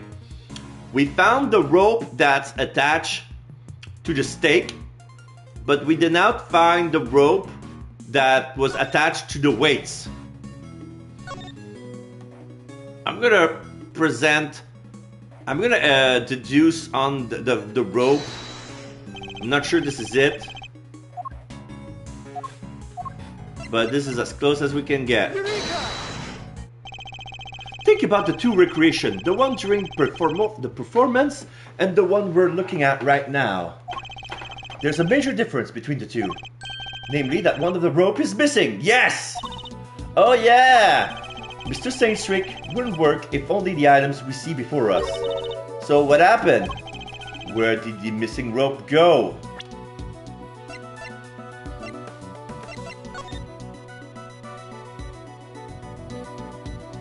I was correct! So he didn't use the weight, he cast them aside, and he used the body of Knight. Because here's the other rope. Why, thank you, Your Honor. Where did the missing rope go? I think one of the pieces of evidence we collected might tell us exactly that. Really? What shows up here? What shows us where the missing rope went? The discovery on top of Mr. Knight's body. Take that! This rope was found besides Knight's body. Wait, you mean? Yes, it must have been the other rope used in Mr. Saint's trick. So you're saying, yes, that this rope did indeed have a weight attached to it. But it wasn't any of the iron weights we found. Those were hidden in the bushes and replaced with something else. What was it, Mr. Edgeworth? Come on, I'm dying here. Think about what the rope we found in the workshop was related to. Do that and you'll soon figure out the answer. The weight dropped down the well in place of the iron weight was Mr. Knight's body. Can only have been Knight's body that was dropped down the well. What? Mr. Knight's body was the weight? Yes, somebody first swapped out the weights used for Mr. Saint's trick. Then Mr. Saint used the contraption to make his exit from the stage. When he let the rope around his body loose, the rest of the rope fell down the well. Both the rope and Knight's body fell to the bottom of the well. That rope was never used to restrain Knight. It was used to suspend his body halfway down the well. From this we can easily see why most of the weights were hidden, so that no one would realize it'd be replaced with the body. Precisely. We can then further deduce that they were hidden by the killer. Whoa there, gang! Yes, a big problem with that theory. Wasn't poor old Bronco stabbed in the neck? Wouldn't there be blood everywhere, including down the well? Oh, the killer thought of that, which is why they used this, the tarp. What did the killer use to stop Knight's blood from going everywhere? The tarp. Take that! This tarp was found with the body. I think it's likely that Knight's corpse was wrapped in it.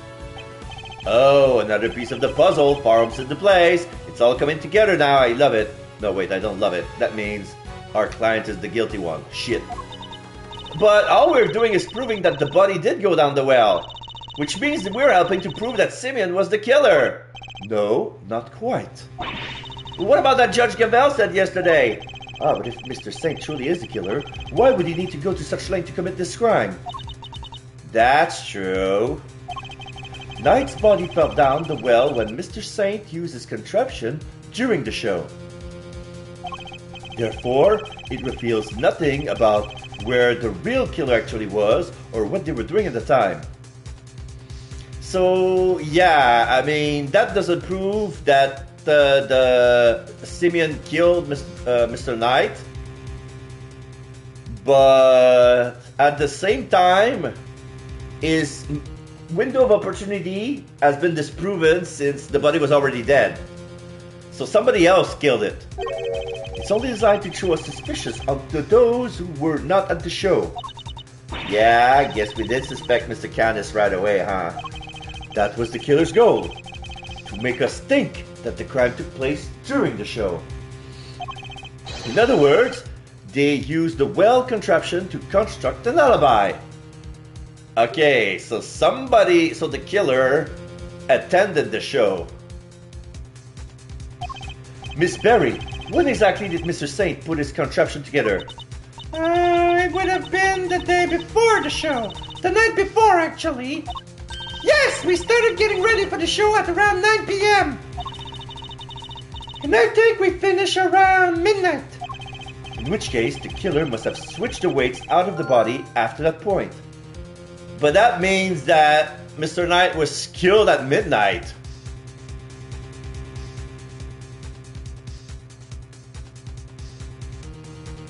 But was he in his cell? Was he in his cell during the morning? Wait. Mr. Saint's trick used during the show to Saint flying the weight were replaced with the victim's body by someone. Did Callis know about this contraption? Absolutely not. I tried to figure out, like, the roll call.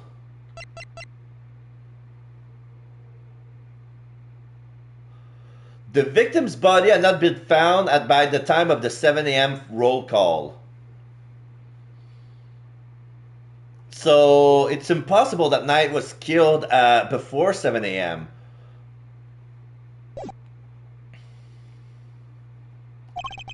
Even if he did, he wouldn't have been able to do much with it. And I highly doubt that he taught his dog to suspend its body halfway down wells.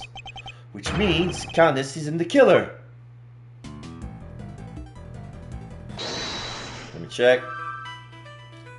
Body used as weight, basket of apples. Oh, they connect! The basket was moved the night before the circus performance. And we've deduced that the weights were switched out for the body at around the same time. Hard to chalk that up to coincidence, huh? Then the next question should be asking is, why was the cart moved? I think I can hazard a guess. The cart would have been blocking that door, the power room. Which can only mean that somebody needed to open it.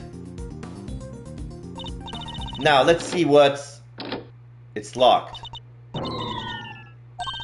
Let me ask a guard for help. Hey, Mr. Guard! Yes, miss, what can I do for you? That was fast. The guard, where is the key for this door? Oh, the warden keeps hold of that. I'll go ask her for it. Warden Lagarde is the only one with a key. Meaning if somebody did open the door, they would have to get it from her somehow. Thanks for the help. High voltage, yard, cameras, sensor A, sensor B, sensor C. And then there's the main. Look at all these breakers. They must control the electricity for the whole prison. So we're thinking somebody got in there the night before the show, right? But why? What were they trying to do? Well, I doubt they came here by mistake, thinking it was a break room. They must have come to tamper with the switches. Oh. Wait. Did they turn off the power to something? Come to think of it, wasn't there something that lost power? What might have lost power had the breaker been flipped? The security footage, 3-hour gap. There was a 3-hour gap in the security camera footage. Oh yeah, there was. So somebody flipped the breaker it was connected to? It seems very likely. Do you think it was the killer? It's true that shutting off the cameras would have made things easier for them. It would! Which means the killer would have to be someone who had access to the breakers. And it seems only one person has the key. It couldn't be, could it? Breakers, located in the power room just off the prison yard, were they tampered with the night before the body was found. Into the organizer.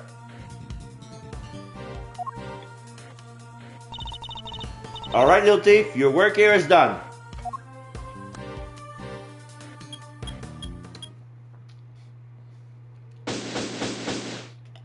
Investigation complete. Full help.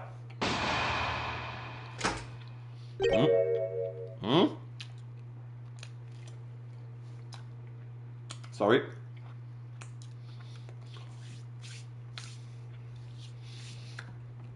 I took a bite and all of a sudden the mustard was dripping and now it's on my fingers.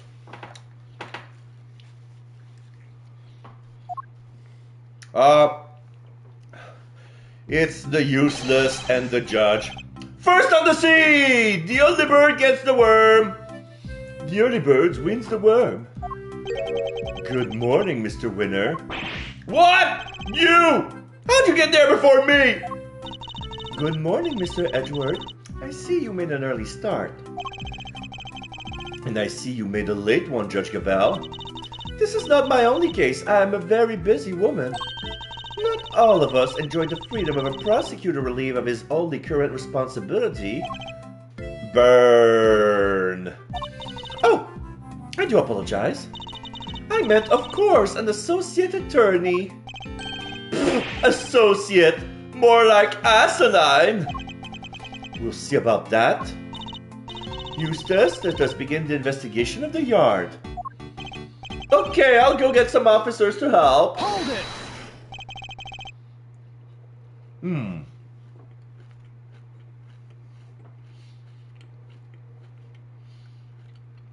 That won't be necessary. Why not?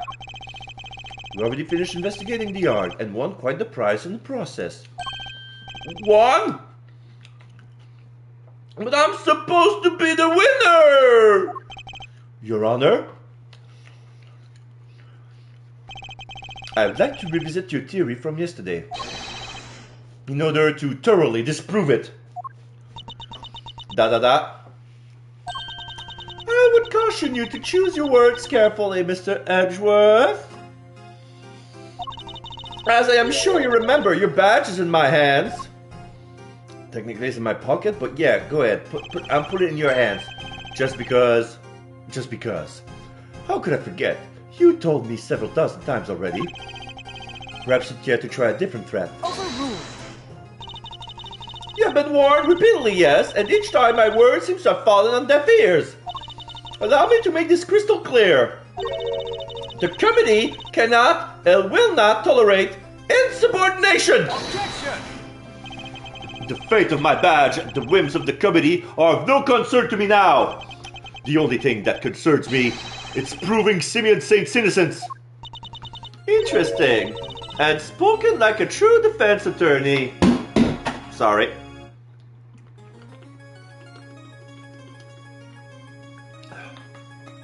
I'm grabbing my jar of water and I'm dropping my controller at the same time. Ah, silly me. In that case, I shall be equally... Whoa, I press it.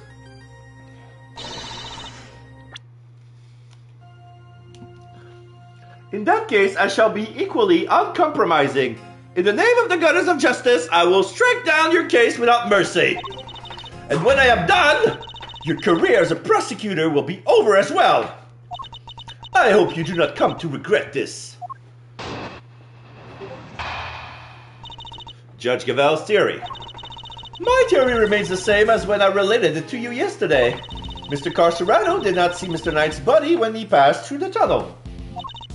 As such, the body could only have been dropped down the well during the show. We both know the only one who could have dropped the body down there during the show is Mr. Saint. That's still your assertion. And you can prove it, of course? Of course she can! Who do you think you're up against? What Eustace means is that we received the final autopsy report just ahead of our arrival. She really is a very busy woman, busy looking after baby Winner. The victim appears to have died the night before the body was discovered. In other words, the night before the show. The cause of death is as stated. It seems the wound is 4 inches deep. Estimated time of death is between 3 a.m. and 6 a.m. on the 27th. Instant death from a stab wound to the neck. Okay, we have a time of death now. Simeon Saint was off stage for a period of 15 minutes. That was plenty of time for him to throw the victim's body down the well. Judge Gabelle hasn't investigated the yard yet, which means... I fear there may be something of a flaw with your theory, Your Honor. You seem very confident of that. But do you really have any evidence to prove it? Yes, I think I just might.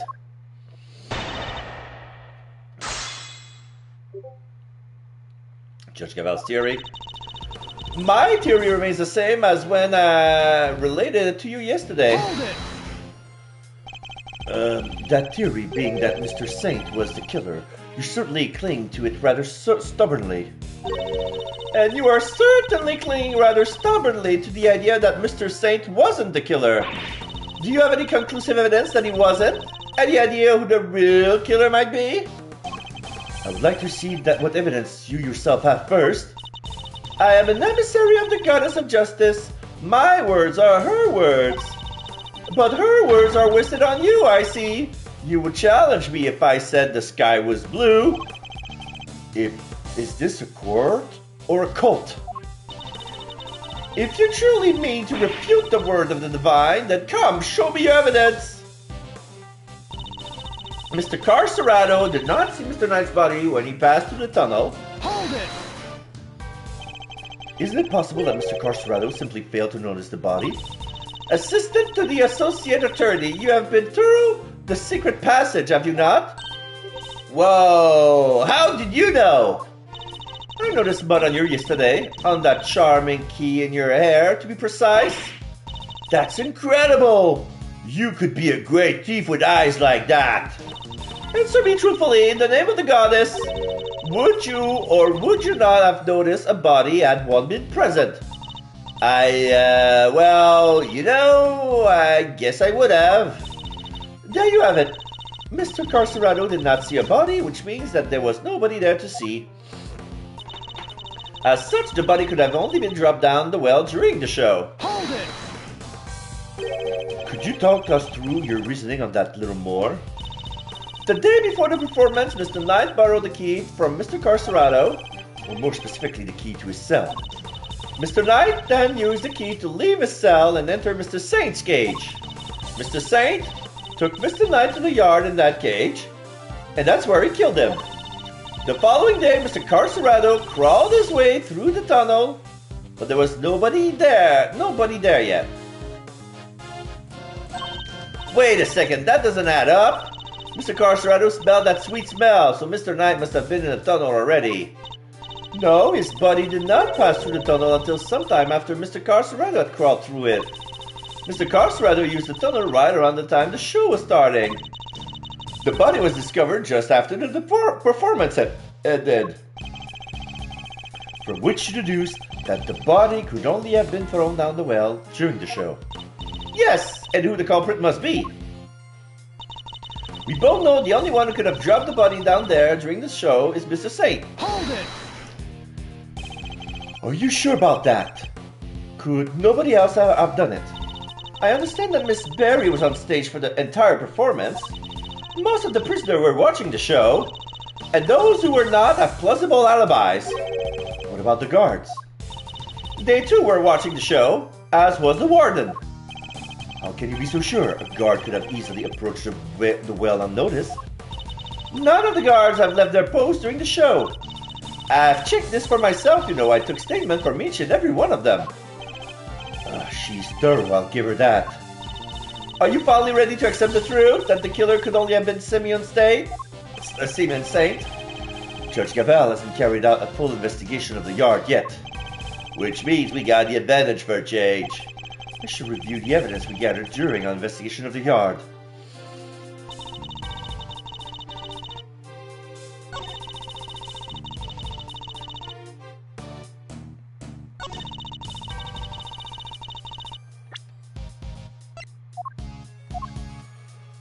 So we only have two more evidence, Mr. Saint's trick and the breakers.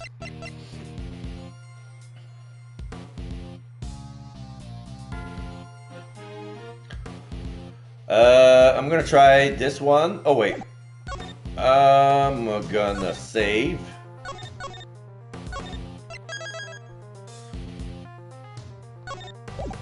Gavel's theory. That's how they call it.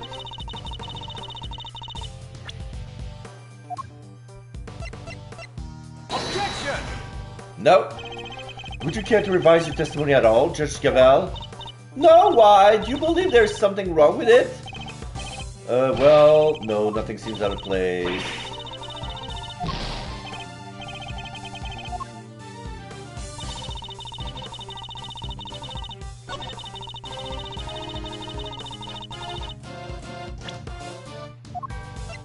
Objection!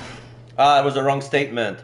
Mr. Saint could not have dropped the body because he was on stage while he... Sorry, Your Honor, but there's something else you're going to have to take into account. The well in the yard was rigged up to create a certain unique contraption. A contraption? Go on! You will accord that Mr. Saint was sent flying from the stage by the elephant. I do, just before he was to be absent from some time.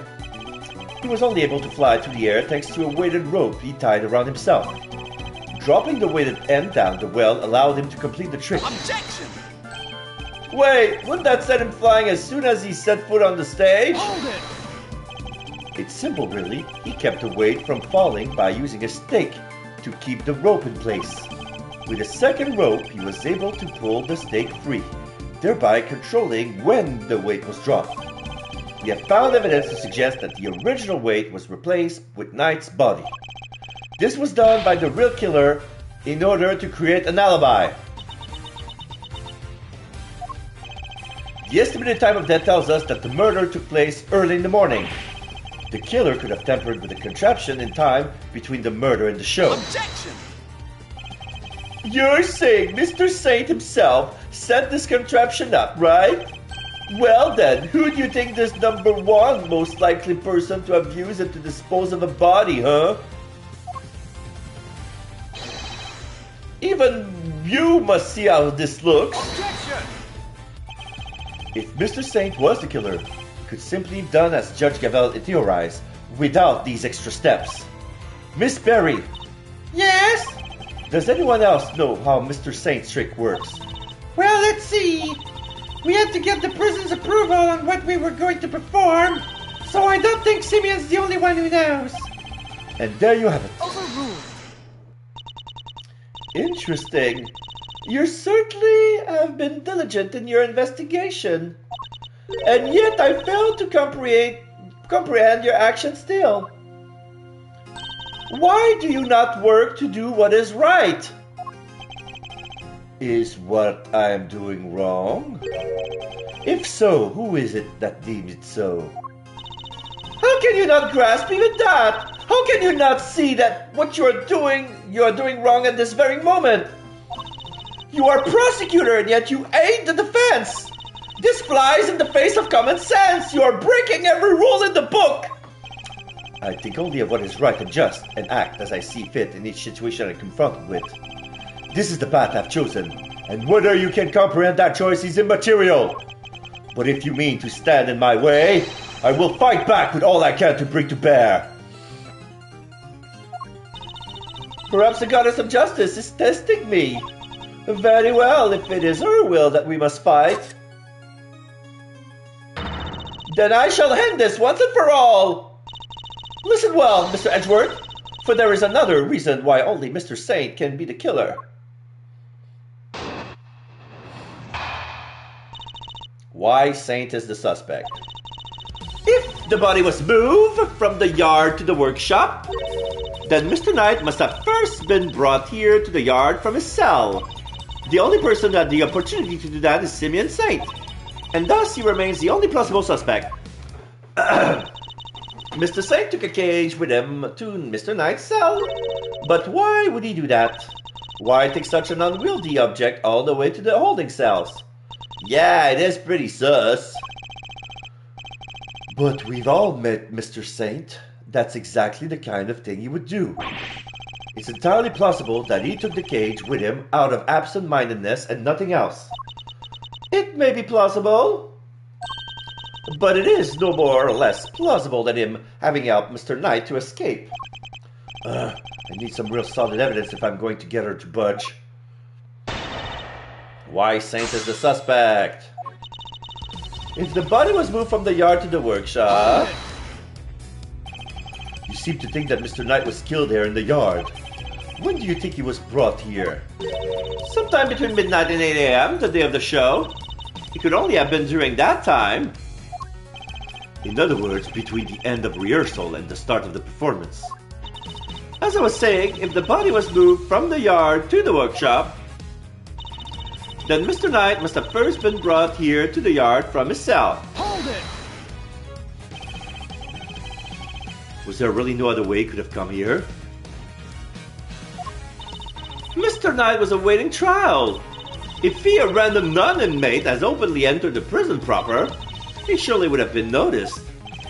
And presumably, none of your witnesses have testified to having seen such a thing. Precisely!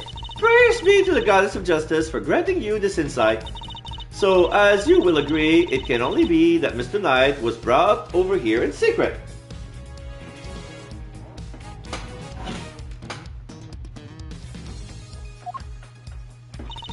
The only person who had the opportunity to do that is Simeon Saint. Oh. Hold it! Oh, I don't want... Okay, I pressed the wrong statement. The only suspect, you say? Are you really sure of that? Strictly speaking, Miss Berry is not entirely beyond suspicion. What? Really? I don't think I'm suspicious. Regina, you know she just said you could be a murder suspect, right? Sure, but I didn't do it. She didn't even bat an eye. A true animal tamer through and through. Ha ha ha! Of course. That was simply a little joke. I knew it. I figured it just had to be. Then why don't either of you smiles reach your eyes? Surely Miss Saint isn't the only person who had the opportunity. I must have some evidence that can help break his deadlock.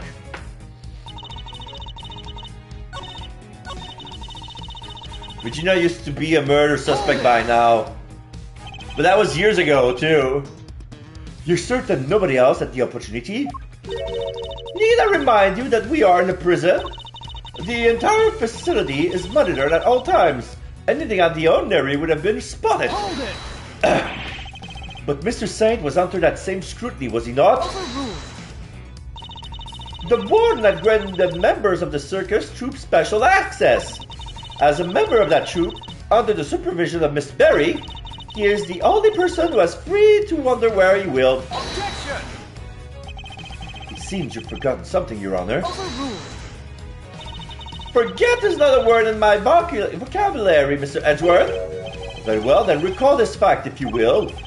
You claim that Mr. Saint is the only person who was free to walk around the prison. But there was a brief period of time on the day of the crime in this prison.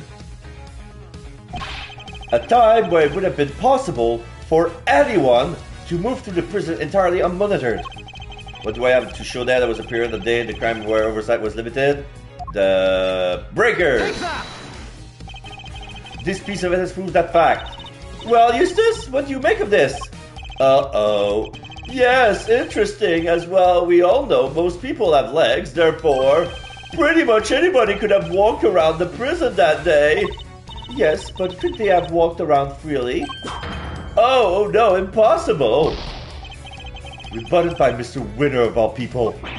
Ha ha ha! Have you learned your lesson yet, Edgeworthless? Stop calling me that! Judge Gavel's assertion relies on the prison security system having in full working order. I must have something that proved that wasn't the case.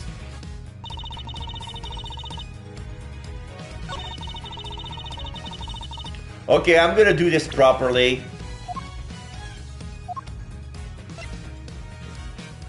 Objection! No?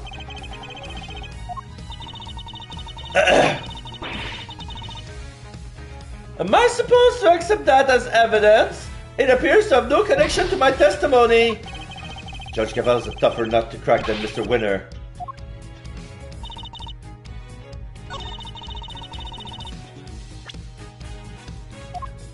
Objection!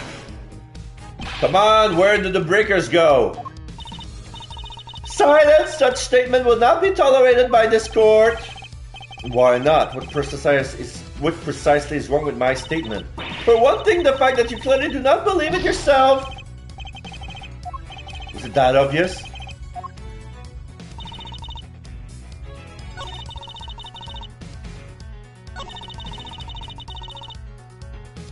If The body was moved from the yard to the workshop. Then Mr. Knight must have first been brought here from the yard to the yard from his cell.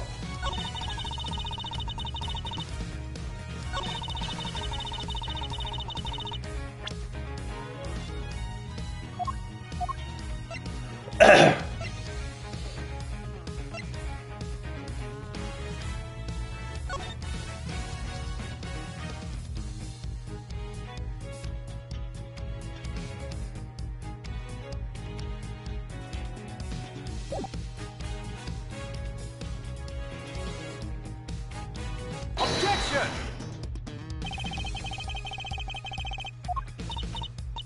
Would you care to revise your testimony? No, why? Do you believe there's something wrong with it? Well...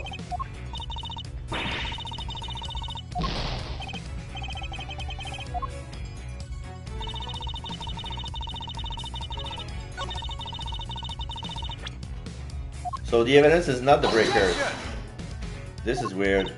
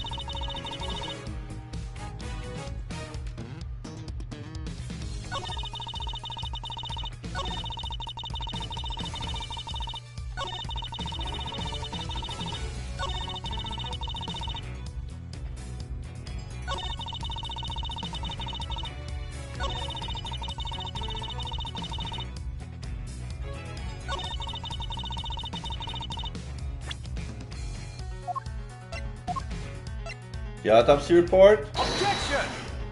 No.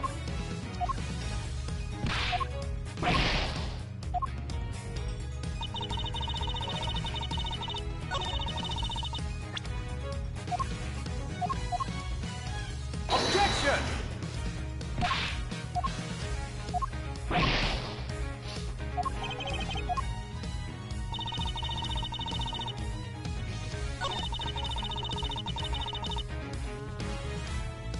Hold it! I'm gonna reread this.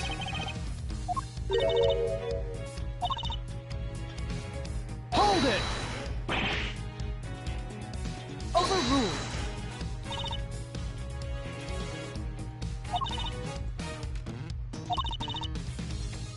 Objection! Overruled!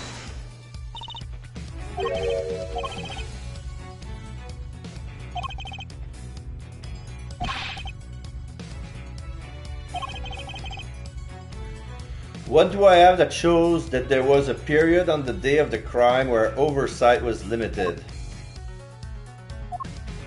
Because I presented the breakers and it didn't work.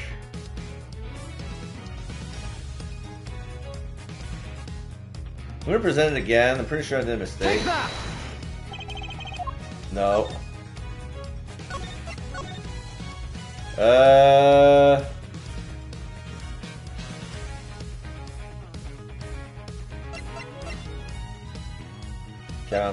48...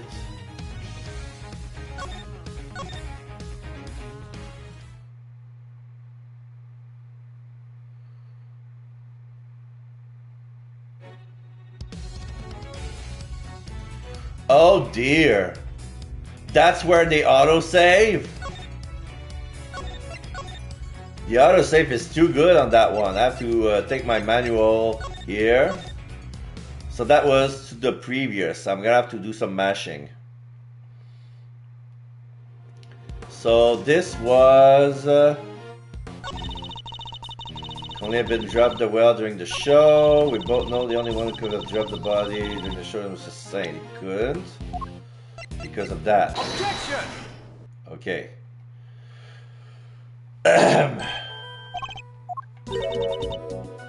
Is it gonna override the autosave?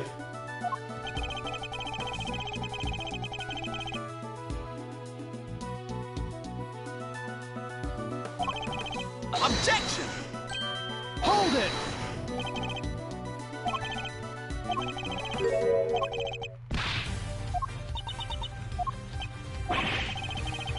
Objection!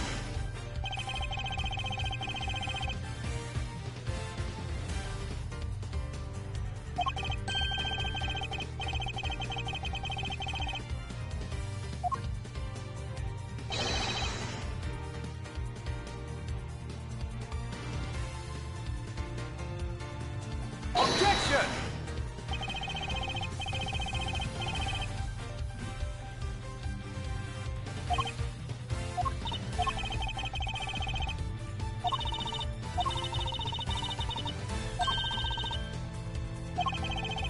Overruled.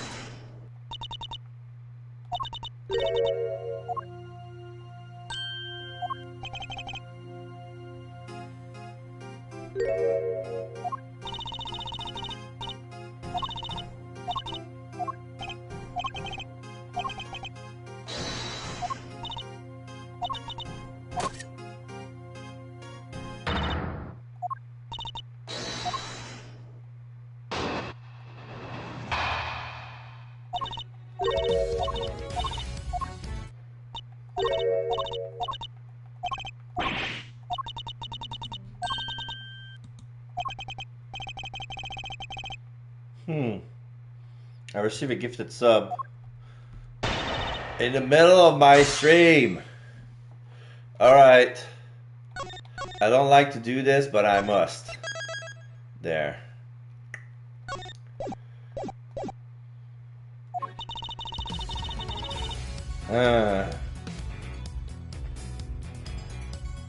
The body was moved from the yard to the workshop. Mr. Knight must have first been brought here to the yard from his cell.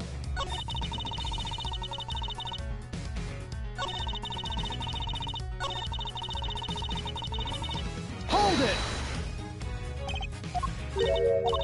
Hold it! Overruled. Objection! Overruled.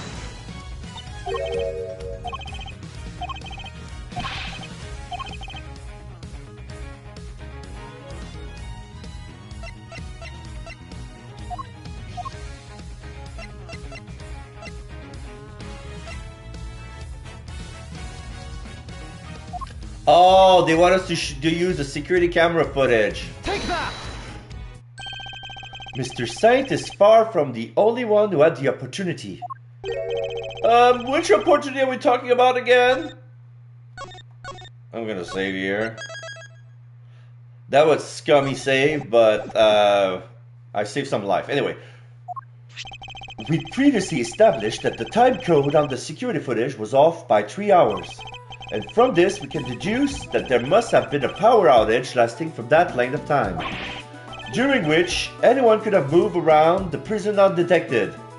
So I went a little bit over ahead, saying that the breakers was off. I should have pointed the security camera first, which I found dumb. Do you mean to say that our killer intentionally created this 3-hour gap? That it was no simple camera malfunction? Is that even possible? It was completely possible to create a 3-hour gap using this. Now I use the breaker. Take that! Our investigation of the yard turned out something rather interesting. A panel of breakers, one which can use to cut the power to the security cameras.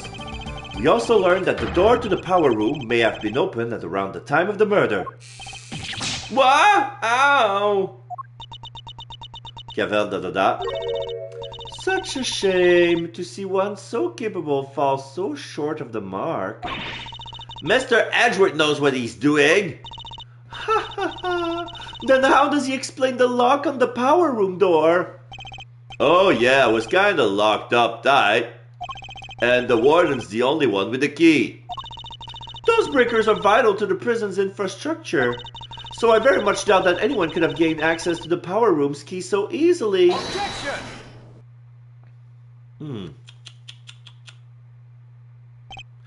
No, but one person could have. I beg your pardon? That person, the killer, had easy access to it, in fact. And what's more, their position here is such that nobody would dare question them. Objection! What? There's no one like that. The breaker to the electric fence isn't there. They would be questioned in an instant. There's only one person who meets these criteria. I can hardly believe it myself, but I have to follow where the logic leads. The person who had access to the power room key was... Fifi Lagarde. Take that! The real culprit is... Missiles are growling at Fifi. Warden Lagarde. Oh, just look at you. Aren't you the cutest little poochie-woo? He's not just a pretty face. Missile also has quite the nose for sweet things. He seems he's smelling something very sweet indeed. And it's coming from you. Oh, darling, you're making me blush. I'm not even wearing perfume. Then perhaps it is the sweet stench of death. There you go. He made Jake. They made your pun. Oh, the sweet smell of death. You are a regular poet, aren't you? I had no idea. But if I didn't know better, I would almost think you were calling moi the killer.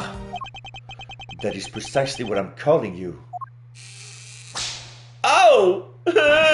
What? Warden Lagarde is the killer now. Mr. Edgeworth, do you realize what you're saying? Oh, such a naughty boy. How could he suspect me? I'm the one in charge around here. Kissing the mink scarf on the lips. It's like we're in a murder mystery, aren't we? And equally far-fetched. This is preposterous. Hold it! Sadly, it is not. Although I can hardly believe it myself. But this is where the evidence points. And we must trust in the evidence. This piece of evidence proves that Warden Lagarde is the killer. The bell? Take that! No, that was probably too far-fetched. Darling, please! That's your damning evidence. It has nothing to do with me whatsoever, and you know it. Missile smells something on Warden Lagarde just now. Whatever it was could be the key to this case. You're a hoot, Mr. Edgeworth, really you are, but can we dispense with the jokes now, This is no joke, Warden. You are the killer. Ah, really? Well, could you at least try and present some plausible evidence? Okay, what is the proof that she's the killer?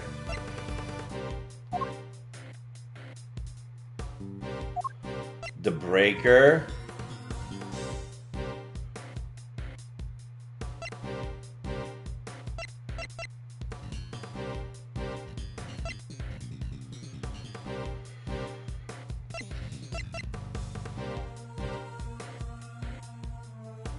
I'm gonna try the murder weapon, but... Take that!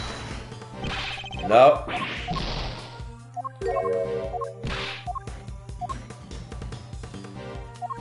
Breaker. Take that!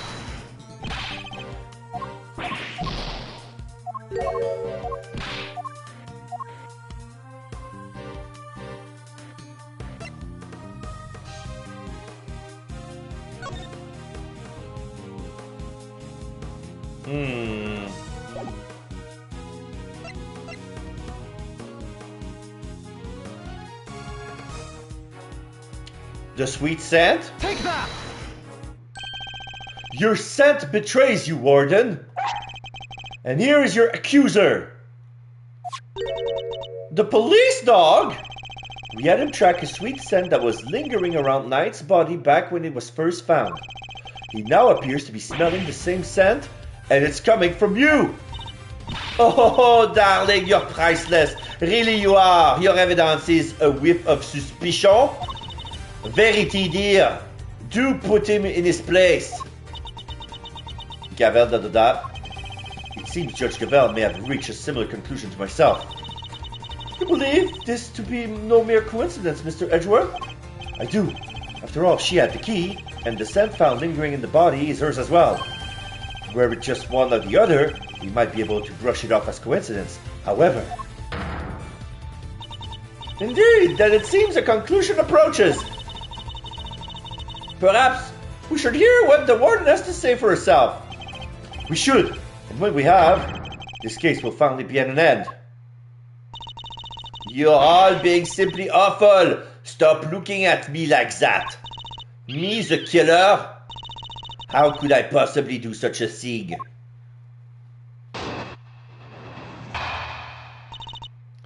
I didn't do it. Verite told me everything she knows about the case, sweetie. The victim died in his cell, so by your logic, I would had to have killed him there. But how am I supposed to have moved the body, especially as I never went into the prison? I was too busy with work, you see. I was cooped up in my office until right before the show began. Check if you like, you won't find a record anywhere of my having entered or left the prison proper. Oh yeah, because there was a gap. I haven't the first idea what harebrained theories you little scamps have cooked up, but I'm innocent. There's simply no way I could be the killer. Give me a break. Missile doesn't lie. Don't make it hard on everyone to just come clean. Oh dear, I'm afraid you are the one making things difficult. As I just said, I never went into the prison. If you think I'm lying, go ahead and check the records. She clearly wants us to check those records, which means they won't help us. We'll just have to find another way of getting the truth out of her. Please, Monsieur Edgeworth, stop being a big silly. You've made a boo-boo, and you know it.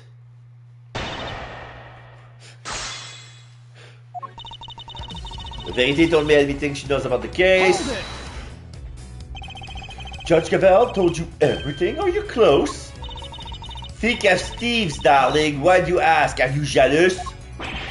Jealous of what? I had to ask Warden Lagarde for a lot of information on the first day of our investigation. It seems only right that I share some information in return. Oh, Verite, do you have to make it sound so awfully dry? I thought we have a lovely chat. I simply shared the truth in our conversation. It was the least I could do. I'm not sure what's going on, but these two, they're terrifyingly formidable together. The victim died in his cell, so by your logic, I would have had to kill him there. The murder took place in his cell. You seem very happy to accept that. And why shouldn't I be? It seems the most likely place for it to have happened without drawing attention. And besides, they found Knight's blood in his cell. Yes, but that was from being struck by Mr. Carcerero. Though I didn't tell her that, I suppose. I think there's also been no testimony to the contrary. What does it matter? Knight being killed in his cell doesn't go against any of the facts anyway. But how am I supposed to have moved the body, especially as I never went into the prison? Do you have any evidence that you didn't even enter the prison? Please, darling, let me finish. I was too busy with work. I was cooped up in my office until right before the show began. So you were in your office the whole time, and you didn't notice anything unusual? No, I can't say that I did. And you didn't notice anything missing? I must confess I'm a rather messy girl. And a forgetful one at that. I put something down and it's lost forever. It's a curse, darling, a curse. I even lost some important evidence recently. It was gone. Poof, just like that. What? And she still has a job? Honestly, if somebody came into my office and took something, it might be years before I noticed. It seems like I need more than the power room key to expose her. On the day of the murder, I was working in my office. Oh, and looking for something I misplaced. Even if I had a reason to go into the prison, I simply wouldn't have the time. Check if you like, you won't find a record anywhere me having entered or left the prison proper. Hold it! Sure, maybe you didn't go through the main entrance to the prison, but what if you took another route? Oh, come now, sweetie. Surely you don't mean that awful 50 tunnel they discovered? Why, until yesterday I had no idea it even existed. No, you had another way in, I'm certain of it. A route that didn't require going through the main entrance or the tunnel. The route you took went through this location. I'm gonna present the yard. The garden. Take that! Through the fence? Warden, you took Knight from his cell and brought him to your office, which just happened to be connected to the yard. If you had a way through the fence, then you would have been able to circumvent both the entrance and the tunnel. Hee, a gold star for creativity, darling. And I would have gotten through the fence, The extremely high fence, topped with razor wire, with thousands of volts of extra electricity going through it. Yeah, how's she supposed to have gotten through that, The fence electricity supplies can be cut off from the power room. And only you had the key, Warden. None one but you could have done it. Utterly ridiculous. The power room is on the prison side of the yard. Warden Lagarde was on the detention center side. How could she even reach the power room? Exactly, Verity, darling. Well, clever puss, you've dug yourself a real hole now. If there is no record of Warden Lagarde having entered the prison proper,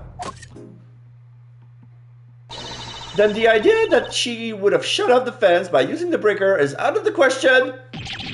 But there must be some way she could have done it. Take a deep breath, big guy. Lose your cool and you've lost everything. But if I don't find a solution, she might wriggle out of this.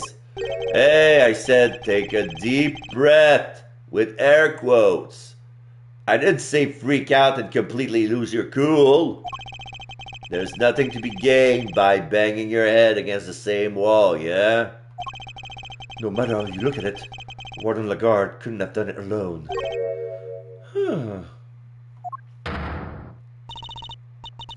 Mr. Edgeworth, if you cannot find you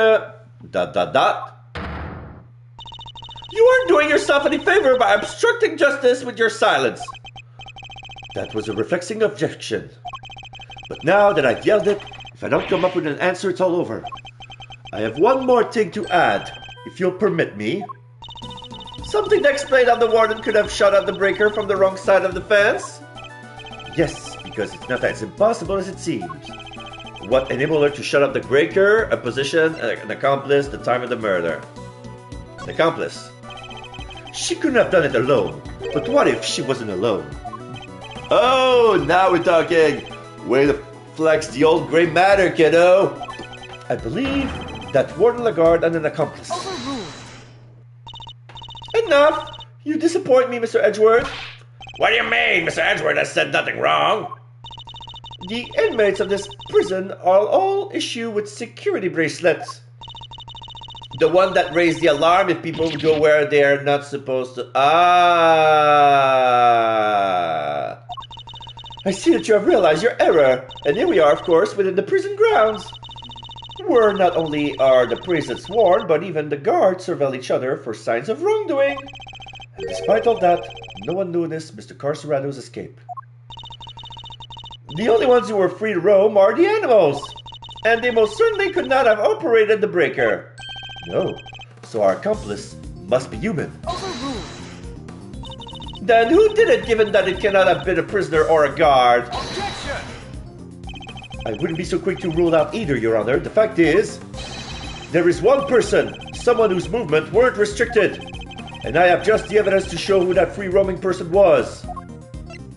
Frank Sword's bracelet. Take that! This is one of the prisoner's bracelet. Indeed, a broken bracelet belonged to a certain self-proclaimed model prisoner. What do you mean? And who is this prisoner?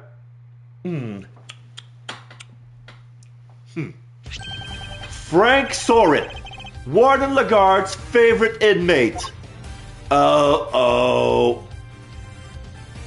I knew I shouldn't play favorite. It's strange, isn't it, Warden?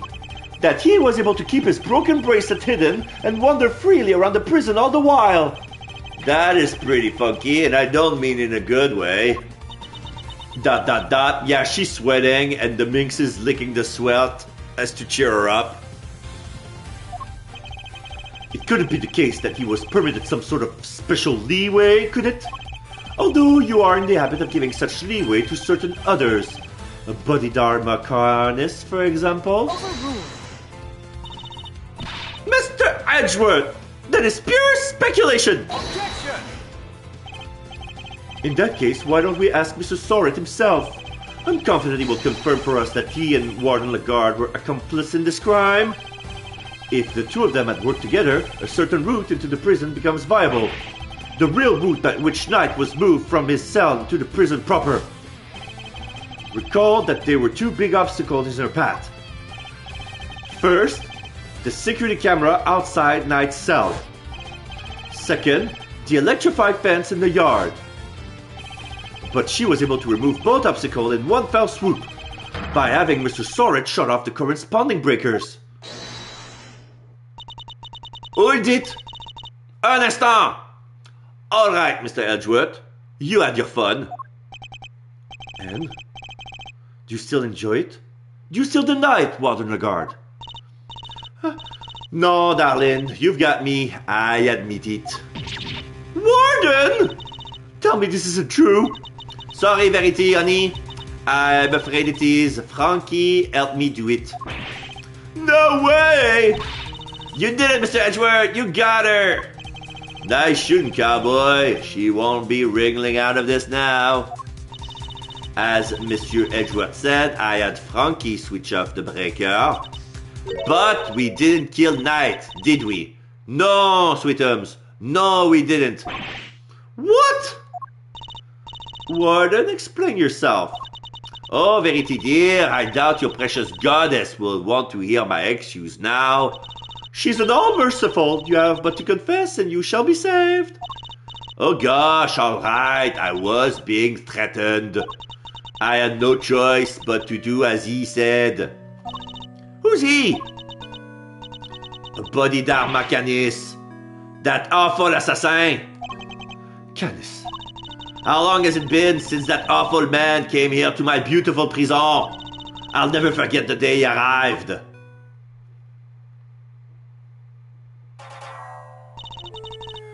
The moment we were alone, he said this to me.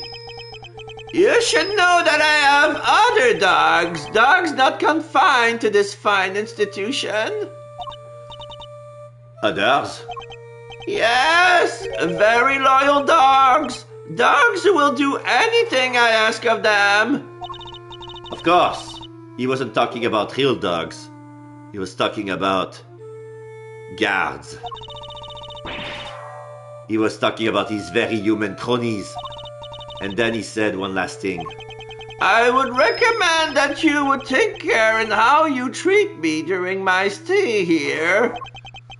I wouldn't want to have to set my dogs on you. Or your precious family.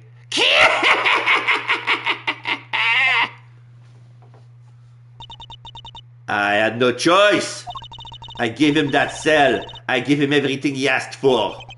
Everything? Wait, is that how he became the fixer? Yes, darling, I obeyed his every command. I smuggled him for him all that he wanted. Eventually, I brought dear, sweet Frankie into our little conspiracy. He agreed right away, of course, because I made things easier for him too. So you were smuggling in contraband? How exactly?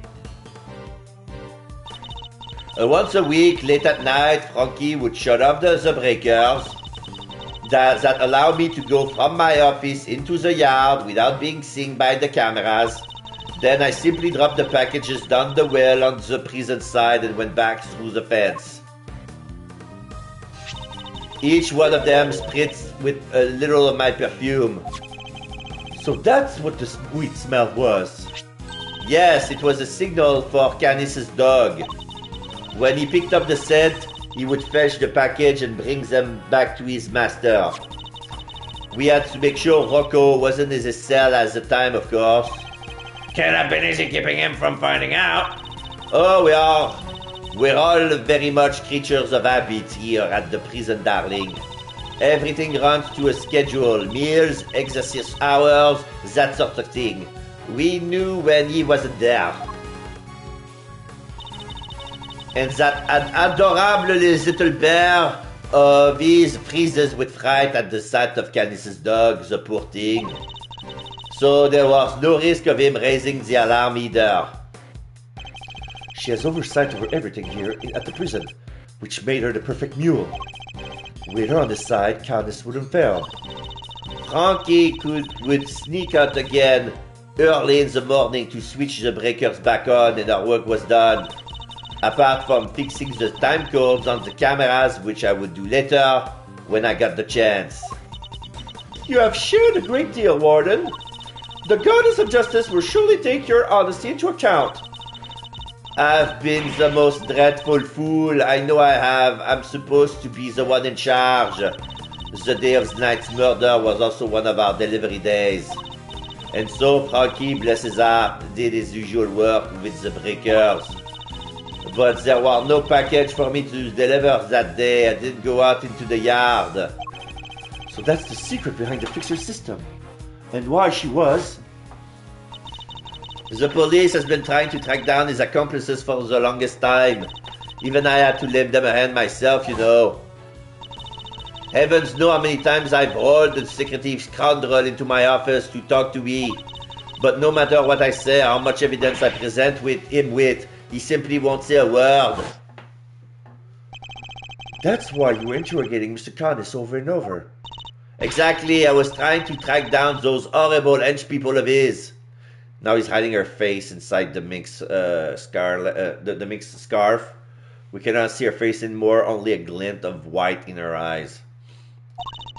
I borrowed everything the police had on that rotten scoundrel. I watched his every move. I intercepted every letter he wrote. His letters? Then I suppose she must know about his correspondent chess games too. But no matter what I did, I couldn't turn up any clues as to who his underlings were. Living in fear like this, it's... Oh, you just can't comprehend it. As you have just heard for yourself, Mr. Edgeworth, the words of Warden Lagarde's confession and cleanse her of all suspicion. Surely there's no need to hound her any longer. Has she really been cleared of all suspicions, though? Or is there more about her to uncover? There's more! I'm sorry, Your Honor, but this conversation isn't over yet. And I think the goddess of justice would agree. So you mean to make her suffer even more than she already has? Unfortunately, her suffering under Mr. Canis does nothing to prove her innocence in Knight's murder. She admitted herself that she knew of, and even facilitated the so-called fixer's delivery route. I believe she used that same route to move Knight's body. And where is your evidence, Mr. Edgeworth? Oh, sorry, this is, Where is the evidence, Mr. Edgeworth? It's in the fact that the sweet smell of Knight's body is the exact same scent Warden Lagarde used to signal a delivery. What do you make of that? Well, that's because we've done it so many times by now that the whole, probably smells of it. Some of it must have just rubbed off on his body. That does match the statement that Mr. Carcerado provided.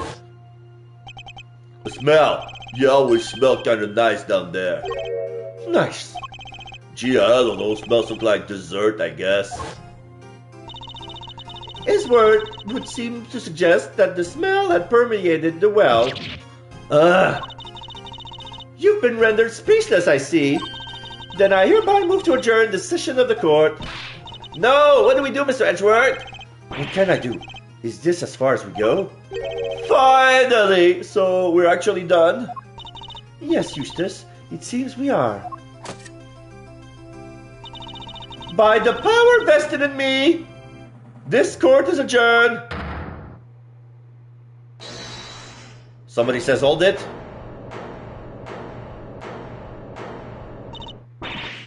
Who was that? Hold it. Come on, Judge G. Things were just getting good. Fender. Are you objecting to my adjourning a session? No. Would have shot an objection if I wanted to do that. You do you, G. Adjourn, don't adjourn, whatever floats your boat. What are you doing, Mr. Fender? Don't worry about what I'm doing. Let's all just take a chill pill, shall we? By which I mean a square of chocolatey goodness. Anyone? Anyone? I got some little wrapped up chocolate squares. They're good for you. They're like little caramel, but chocolatey. Anyone? Are you trying to get yourself charged with contempt of court? No, my bad. I just had a quick request to make is all. As Simeon Saint's lawyer, that is. Oh yes, I had forgotten that you were his real attorney, Mr. Fender. How could you? You're killing me here.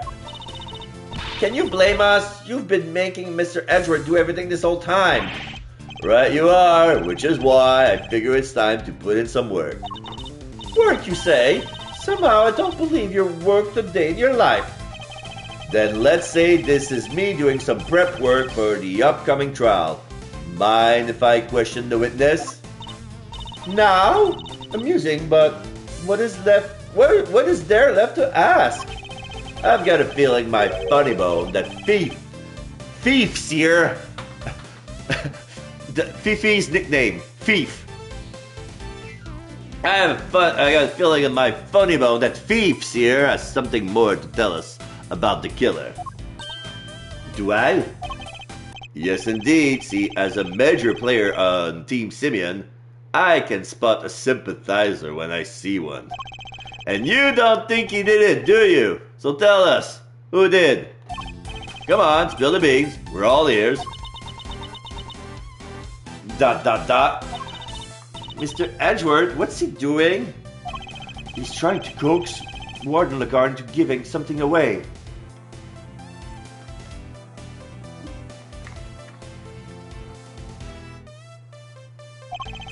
Ask yourself, why would she go to all the trouble of sending Knight's body on such an odd journey? It's because she wanted to frame Mr. Caddis. She did? No way! If he was convicted of committing murder there, that could have been grounds for transfer to another prison. Most likely a more secure facility. And where you'd be out of her hair forever, huh? Precisely. She saw her opportunity and seized it. No. Saints cannot be the killer. That's not fair. I was all ready to prosecute him. I know, right? But maybe we should find out what she thinks first. Don't want to get the wrong guy, yeah? Hey, nice. Now Mr. Winner has to go along with it too. Haha. Gavel, . Well, Warden, are you happy to testify further? Lagarde, . Of course! How could I refuse this silver-tongued devil? Eddie kids, you have such a way with words. Just doing my job, thief. Besides, one can't tell the truth without telling the whole truth, can one? I'm simply dying to tell all, Verity darling. Do say you'll let me. As you wish. Court is unadjourned. I can't believe you pulled that off, Mr. Fender. Phew. Me neither. Thank you for the timely intervention. Hey, it's the least I could do. Kay's not wrong. I've been leaning on you hard. And besides, quote, the defense never rests. Am I right? Simeon's depending on us. Sadly, I think I just about exhausted my reserves of cool lawyer chat there. And we can't foul this up now. Which means you're up to bat, Miles McSmiles. Show them what never rests, spirit. I shall. Fabulous! Then let's get started.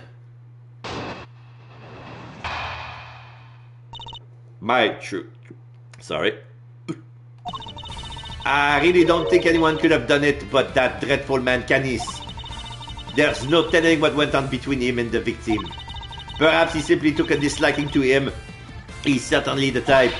But whatever the certain details, it was him. He stabbed that poor man to death.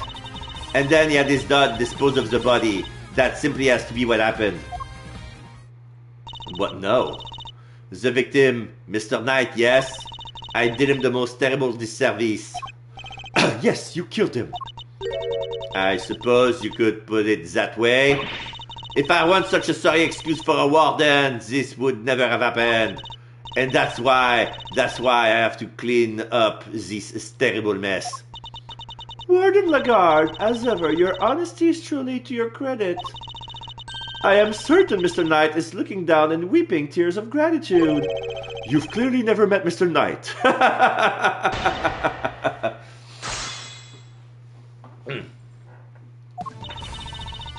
I don't think anyone could have done it but that dreadful man.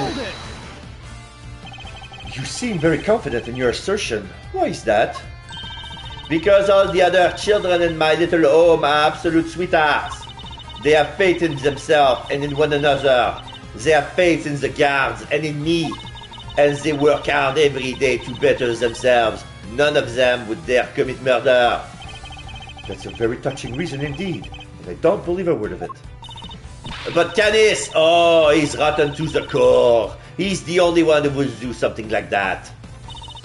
There's no telling what went on between him and the victim. Knight was being kept in a holding cell while Mr. Canis was in the prison proper.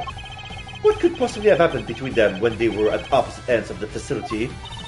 Prisons aren't as big as they seem, you know. All kinds of awful things can happen. But Knight only arrived 2 days before he was murdered. I can't imagine anything significant happening in that short space of time. Then you don't know Canis, my dear. He would find a way, I'm sure of it. Perhaps he simply took a disliking to him. He's certainly the type. Oops. Hold it! How could he take a disliking to somebody all the way over in the holding cells? Oh, I'm just plucking possibilities out of the air, darling. As I said, there's no telling what went on between them. You're so awfully serious, aren't you? Not that I mind, of course. Why is she looking at me like that?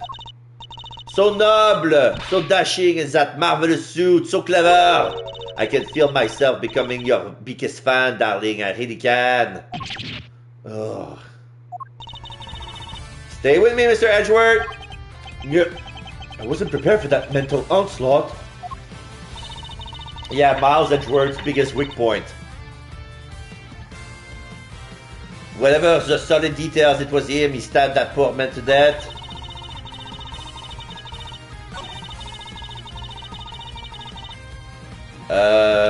His fingerprints were not found on the weapon.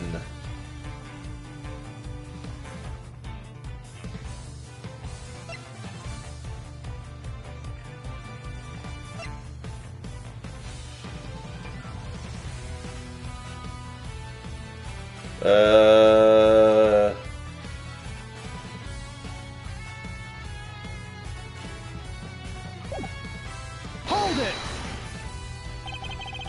What more can you tell us about those sordid details?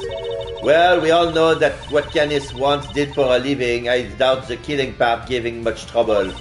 Especially as the victim was already injured. His neck, I think, couldn't turn his head to the right, poor dear. That's what they told me when they brought him in anyway. They must make some sort of report for the warden when new prisoners are admitted. You seem keen for us to think you didn't know much about Knight. That's because I didn't, sweetie. And the victim was simply a fun target of that monster, nothing more. I expect Canis used the chisel that was hidden in that chest set, don't you? Awfully grisly business. Just imagine, the man probably didn't even have time to cry out. You see, thank you for your thoughts. They were very helpful. Actually, I would like to hear about them in a little more detail if you don't mind. Oh, Monsieur Edgeworth, you're making me blush. I could chat with you all day. Exclamation mark. Oh, don't look so nervous, darling. I'm only teasing. Of course, we can talk about them some more. I expect Canis used the chisel that was in that chest set. Except, no, don't have his fingerprints. Wait.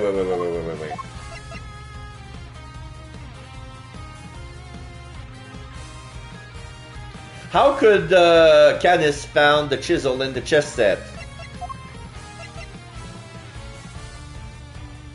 Which piece of evidence should I present? The chess box or the chisel?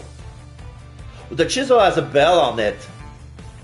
That's proof that he wasn't. That Canis never used it because of the bell. Objection! No. Take a look at this piece of evidence, if you will, Warden. Oh, sweetie, aren't you just adorable? You don't need an excuse to talk to me, you know.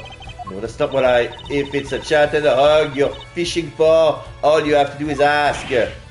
Watch out, Miles-O, incoming! Ugh! I swear I saw my life flash before my eyes. I better try a different approach. Did he lost loony points because... Oh, shit. Did he lost loony points because he got kissed? At which chess set would that be? Why, the one the victim brought in, sweetie. Don't try to keep up. The victim was a certified chess fanatic, or so I'm led to believe. Yeah, accidentally pressed this one. The naughty boy snuck the shizzle inside it, can you imagine? How does she know about the shizzle in the chess set? Only a few people were supposed to know about that. After all, we only learned about it thanks to a certain deduction we made. So how did she find out? Of course, since the ends of the killer like Canis, even a shizzle would serve as the deadly weapon. I'm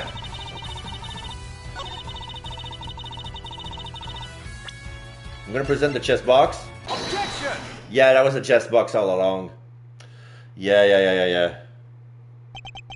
Warden Lagarde, you strike me as being more careful than the image you project. Okay, let me rephrase that. I'm gonna take a bite of sandwich, and then I'm gonna take a sip of water. I'm gonna take a deep breath and reread that.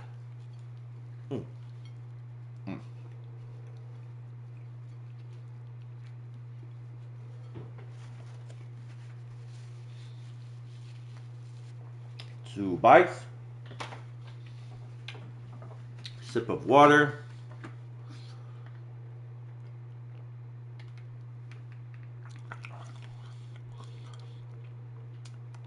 Two sips of water.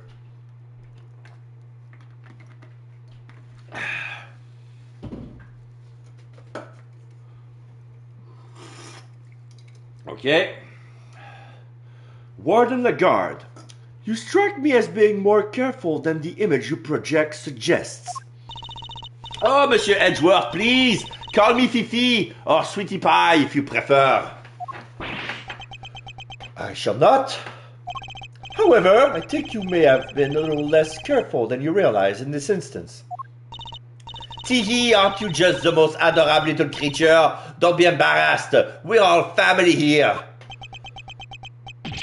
Oh. Come on, Mr. Edgeworth, don't let her get inside your head. You said earlier that you didn't know much about Knight.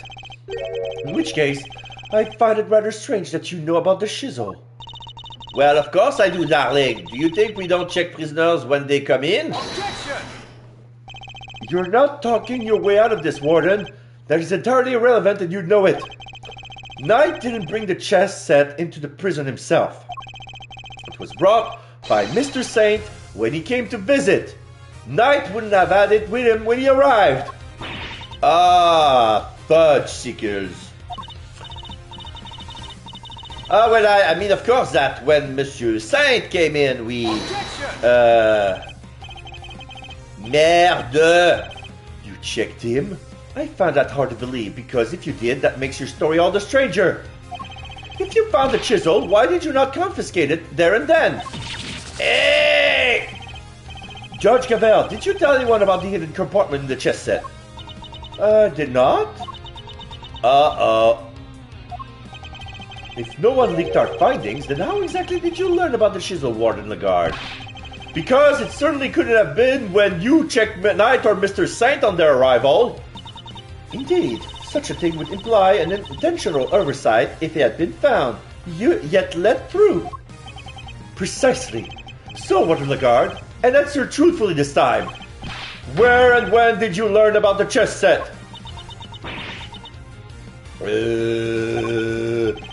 If you want to answer, then allow me. I submit that you... Un instant! Alright, darling. There's no need to rub it in. You got me alright? Huh? I questioned Knight. That was when I learned about the chess set. But please, you have to believe me, I did not kill him. One moment, Warden. This is a significant development. The court requests that you make a detailed statement on the record. Any objection, Mr. Edgeworth? None, Your Honor. Thank you, darlings. I'll clear up this awful misunderstanding, I promise. Very well, go ahead, Warden Lagarde, and please tell the truth this time. Her lies are starting to wear thin. This is my chance to expose her. My truth, part 2. I said I questioned Knight, but it wasn't anything serious, you understand? I make a point of talking to every newcomer to our little home. Knight was no different, we just had a little chat, you might call it. And after we talked, I had him taken back into his cell straight away. The more she lies, the more thoroughly she seals her fate. So it was simply a conversation with a new detainee. That seems entirely above board. Exactly, Verity darling. I knew you would understand. Objection! Well, I don't. What proof do you have to back up your statement? I suppose we shall see, won't we? Mr. Edgeworth, you may begin your cross-examination. My truth, part 2. I said I questioned Knight, but it wasn't anything serious. Hold it! So, am I right in assuming that you talked to Knight the night before the show? Exactly, darling. It would have been around 3 a.m. on the 27th. 3 a.m., that falls squarely within the window of time laid out in the autopsy report. That seems rather late for a friendly chat. Wouldn't he have been asleep? Normally, yes, but if you remember, our guard was attacked in his cell. We had to examine the scene of the crime, gather information. These things takes time, sweetie. I assure you, he was wide awake. We all were. Regardless, I find it somewhat odd that you would choose to question him at such a late hour. Oh, you're such a tease, aren't you? Ugh.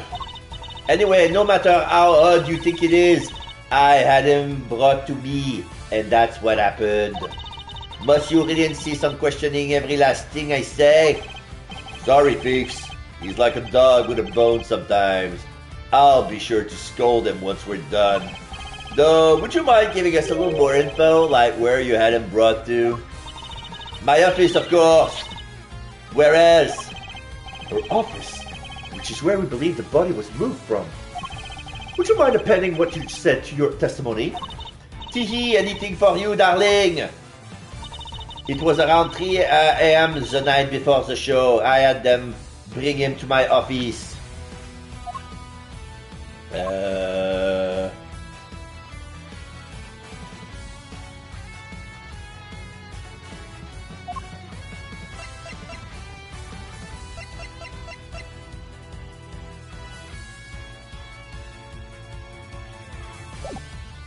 Hold it!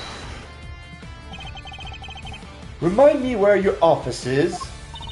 You've seen the sign in the detention center corridor, I imagine? The one that says no entry? That's it, sweetie. My office is just up in there. A short walk from the holding cells. I understand that you also have access to the guard. Why, of course! That's where my gorgeous little garden is. Oh, I see where you're going with this. You're saying that's how I move the body. You have the means and the opportunity. It's hardly impossible. Overruled. Hardly impossible proves nothing. You have no evidence for this assertion. Objection! There is no other way that the body could have been moved. Overruled. Surely you haven't forgotten that it was Mr. Saint who dropped Mr. Knight's body down the well. Yeah, what she said. You're miles off, Edgeworth. Probably should have pushed this any further for now. I make a point of talking to every newcomer to our little home. Okay, I'm gonna come back later to the second statement. Hold it! What did you and Knight speak about? Oh, nothing much. Just so small talk, really. I asked him about what animals he liked, what his hobbies were. His hobbies? Then I imagine you talked about chess. Oh yes, I couldn't stop him talking about it in fact. He even had a piece of paper covered with little notes about it in his cell. At least I think that's what they were about. So she's seen Knight correspondent chess diagram. Night was no different, we just had a little chat, you might call it. Hold it! How was he when you spoke with him? Oh, he was so open and honest, darling. What? That guy? Honest? He was talking about one croissant and promoting a prawn. I suppose he must have been hungry. En passant and promoting a prawn?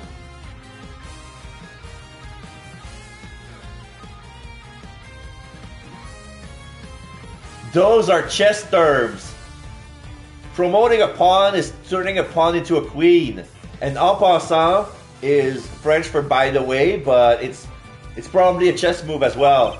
It seems he spared no one from his obsession with chess. After we talked, I had him taken back to his cell straight away. Hold it! If he really had gone back to his cell, he would still be alive today. Un instant, you really think I murdered the poor man right there in my office, don't you? But what would my motive have been, darling? I told you I barely knew him. Oh, I see. She would have seen the chessboard, the correspondence. She would have suspected Knight to be one of Candace's cronies. That's her motive. She would think that the correspondence would be code. I'm no angel, I have my grudges against Candice, but Knight, I had nothing to do with that animal. She really does hate Candice. Warden Lagarde, I must insist that you append that statement to your testimony. I'm no angel, I have my grudges against Candice, but Knight, I have nothing to do. Okay, let's present the chess diagram. Objection! Yeah, it worked! Judge Gavel, I would like you to take a look at this. Notes about a game of chess. What is the significance of this, Mr. Edgeworth? It was found in Knight's cell, which is exactly where you said you saw it too, Warden Lagarde. But you didn't just see the game in Knight's cell, did you? You've seen it in Mr. Candace's cell too. Un instant! What do you mean? Objection! Oh, come on. Don't tell me that you haven't taken a look at the chessboard in maximum security. I imagine you watch his every move like a hawk. Or rather, I imagine you feel that doing so is your only option. If she wants to find out who his cronies are, right? Personally, interrogating your own prisoners is highly irregular, to say the least. But as you said, Mr. Candice has threatened you. He put your precious home at risk. That's why you took it upon yourself to question him. You wanted to find who his dogs were. And so what if I did? You also told us you read his letters, which means you must have known about one key fact. You knew he was playing correspondence chess. Ah! And then, who should appear but Knight carrying with him a diagram of a very particular game? We ourselves use that diagram to infer a connection between the two men. And it seems you came to the same conclusion. But in your fear, you took your reasoning one step further. You surmised that Knight was Mr. Candace's henchman, sent to kill you. Which is the real reason she had that chat with the Bronxster. If his boss would crack, maybe he would. And when you questioned Knight, you made another discovery. For there is inside his chess set, you found a hidden chisel. The murder weapon itself! As far as you were concerned, that chisel meant one thing, Candice. Thus, you convinced yourself that Knight was working for Candice, and that is why you killed him. Da. You see, you have no more excuses. Judge Gavel, your verdict, please. Much as it grieves me, there would appear to be little room for doubt. I hereby give my verdict. Bronco Knight was murdered by... Who settled it? In the name of the goddess of justice, who is it this time?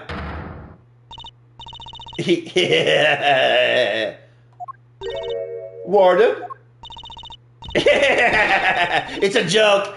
It's all a big stupid joke. You people don't just get it, do you? I think we've proven that it's you who didn't understand things correctly. Me? Please, darling, I understand it all perfectly well, thank you very much. And I understand that there is a glaring contradiction in your theory, Mr. Edgeworth. You're just grasping at straws now. I have no time for this. Your Honor, the verdict?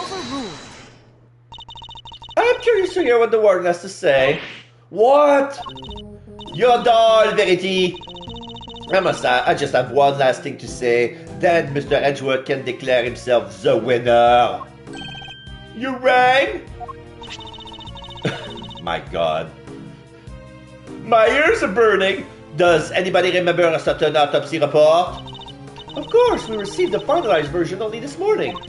That's right, and I was listening to what you just told us about it, Verity, and even if nobody else was, you said the wound was 4 inches deep. Oh. The chisel is not big enough to make a 4 inches deep wound. 4 inches. Wait. Riddle me this, Mr. Edgeworth. How does a tiny chisel make for a 4-inch wound? Uh-oh. Forgive me, oh goddess, I came perilously close to making a terrible mistake. Looks like your theory is the one that doesn't hold water, Edgeworth. What now? What do we do? I'll be fine. Mr. Edgeworth always come through, right, sir? Looks to me like the Milesatron's out of commission. Milesatron? What is that? Is that a transformer? The Milesatron? What kind of nickname is that? You're not 32, aren't you? Why don't you do something? Turn things on their head with a desperate bluff. Blurt out the first mind-blowing thing that comes to you. Look, Detective, I'm as much of a man of action as the next guy, but without evidence, we're up a creek without a paddle here. That might be the end of the road. We can't give up now. We have to do something. I'm certain that Warden Lagarde is the killer. It's the only explanation that fits the facts of the case. But if the chisel wasn't the murder weapon, what other bladed weapon is there in this facility? It seems we still do not have all the answers, nor the evidence to provide those answers. Alas, we must wait until the trial to see this matter resolved, I'm afraid. Objection! Come on, G. You're just giving the killer a chance to destroy the evidence. Overruled. Are you calling the judicial process into question, Mr. Fender? No, not me. I tried, Miles. Any bright ideas? What is the real murder weapon, since it's clearly not the chisel? Confound it! This question throws everything we deduce out the window. Nothing to add, Mr. Edgeworth. Allow me to remind you that claims not supported by sufficient evidence are subject to the harshest penalties. More ... It's hopeless! I can't think of anything. I need more time. Hello, does I have to admit it? Hold it. Question mark? You can't give up now. Remember what Mr. Fender said. Simeon's counting on you. Without us, he's... Remember how upset he was? He was devastated. Nobody's in more pain than him over Mr. Knight's death. There's no way he did it. But if we can't save him, who will? And what's more, he believes in us. He's sitting in that cell waiting for us to bring him some good news. And I, for one, won't walk away until we have some. Okay. Gee, Miles, your little buddy there is quite the motivational speaker. And she's right, too. When you find yourself on the ropes, think of your client. Picture them pleading with you to help them. Doesn't that make you want to fight back as hard as you can until the very end? Think of your old man, good old Gregory. No matter how bad things look, he would always find a way to turn it around and save his client. And you're just like him, right? If there's any way to force a turnabout here, you're the one who will find it. Simeon is counting on you. ... Judge Gavel? You seem to have recovered your composure, Mr. Edgeworth. But if you mean to attempt a defense, I would advise you to consider the ramification. You have repeatedly proposed misguided theories and made numerous false accusations. If you do so again, I will have no choice but to judge you unfit to serve as a prosecutor and relieve you of your badge for good. She's right. I have put forward a number of theories that prove to be flawed in one way or another. Have I made some sort of fundamental oversight? Wait. She said my theories were misguided. Nothing to say? Then the court will tolerate no more of your time wasting. I hereby... Sir! Mr. Edgeworth! Give my verdict! That's it. I've been thinking about it the wrong way all this time. My theories weren't misguided. I was being misled. The defendant Simeon Saint... I think it's a little soon for that, Your Honor. I would say it's well past due, darling. Would you agree, Verity? Mr. Edgeworth, you may proceed. What? I would like to remind you of a few things. The sightings of his dog, Helmut, the fact that he wasn't at the show, these and other factors made Mr. Codice the obvious suspect at first. This again, Mr. Edgeworth, you seem almost proud of your blunder. Hold it! But what if the real killer wanted us to suspect Mr. Codice? What if it was all carefully arranged? And what if the same was true of the chisel, our purported murder weapon? Knight had been stabbed multiple times in the same place with a bladed instrument. What if he was stabbed with the chisel after the real murder weapon has been removed? Just to leave traces of blood on it for us to find. That was how the killer misled us into thinking the chisel is the murder weapon. But why mislead us in this way? Why indeed? Why make us think the chisel is the murder weapon rather than whatever was really used? In order to get Canis transferred. Warden, you took advantage of what the chisel seems to suggest. What it suggested? What are you talking about, darling? Hold it! Mr. Winner, if I were to tell you the murder weapon was a chisel, what would you think? That Mr. Canis is the killer? And there you have it. That was the trap the warden set for us. Oh, Mr. Canis has a bunch of chisels, so he wanted us to think it was one of his, right? Indeed. That was her plan right from the start. To frame Buddy Dharma Canis. Your reasoning would appear to be sound. Warden Lagarde suddenly seems to harbor a deep and abiding hatred for Mr. Canis. However, I think you know what I'm going to say next. That alone is not sufficient proof that Warden Lagarde is the killer. I knew that wouldn't be enough. There's only one thing that will prove it. The real murder weapon. We now know must exist.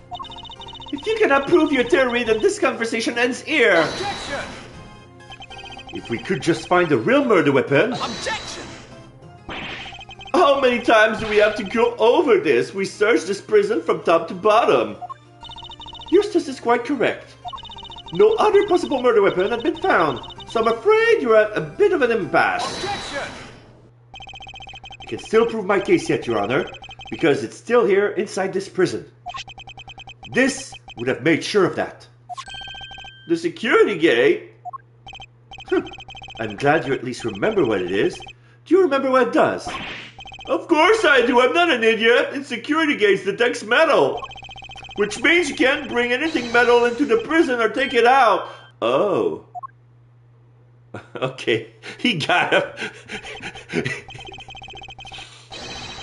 Precisely. If there is another murder weapon, it cannot have been taken off the premises. but nor can I have been brought into the prison in the first place. And so we found ourselves back where we began. Judge Gavelle, what am I trying to tell you, Mr. Edgeworth? Is that if you wish me to believe that there is another weapon in the prison, you will also have to explain to me how it got here. Alright, we know that the chisel was smuggled into the prison inside of a pocket chess set. But our contention is that the chisel is not the real murder weapon. So if the weapon came from outside the facility, then there must have been a way to bring it in.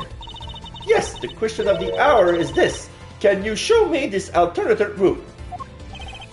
How did the weapon Warden Lagarde use to get into the prison? You borrowed evidence from the police to help with the investigation, is that correct? Why yes, sweetie, everything related to Canis is with me now. Heavens know how many times I've oiled the secretive scoundrel into my office to talk to me. Of course, that's how. The fact that this is here will show us how a bladed object could have been brought into the facility as well. The bells. Take that! Allow me to remind you of our conversation with Mr. Canis yesterday. Yes, it was but one of my bells. One of only two in existence. Just two? Two and only two. One for my knife and one for my beloved helmet. Exquisitely crafted, utterly unique. My ears are my guide, after all. And I must be able to use my tools precisely. Of course, as you said, the knife I've long since been taken from me. So you see, there is a way for object to be brought into the prison unscrutinized. As part of the evidence Warden Lagarde borrowed from the police. Ooh, ow! Mr. Canis's knife was part of the evidence in the case against him. And that evidence was here in the prison. Not only that, but the knife had a certain bell attached to it. The bell that was attached to the chisel! Correct. The killer took the bell from the knife and attached it to the chisel. But that can't be right. The chisel only had Mr. Knight's fingerprints on it.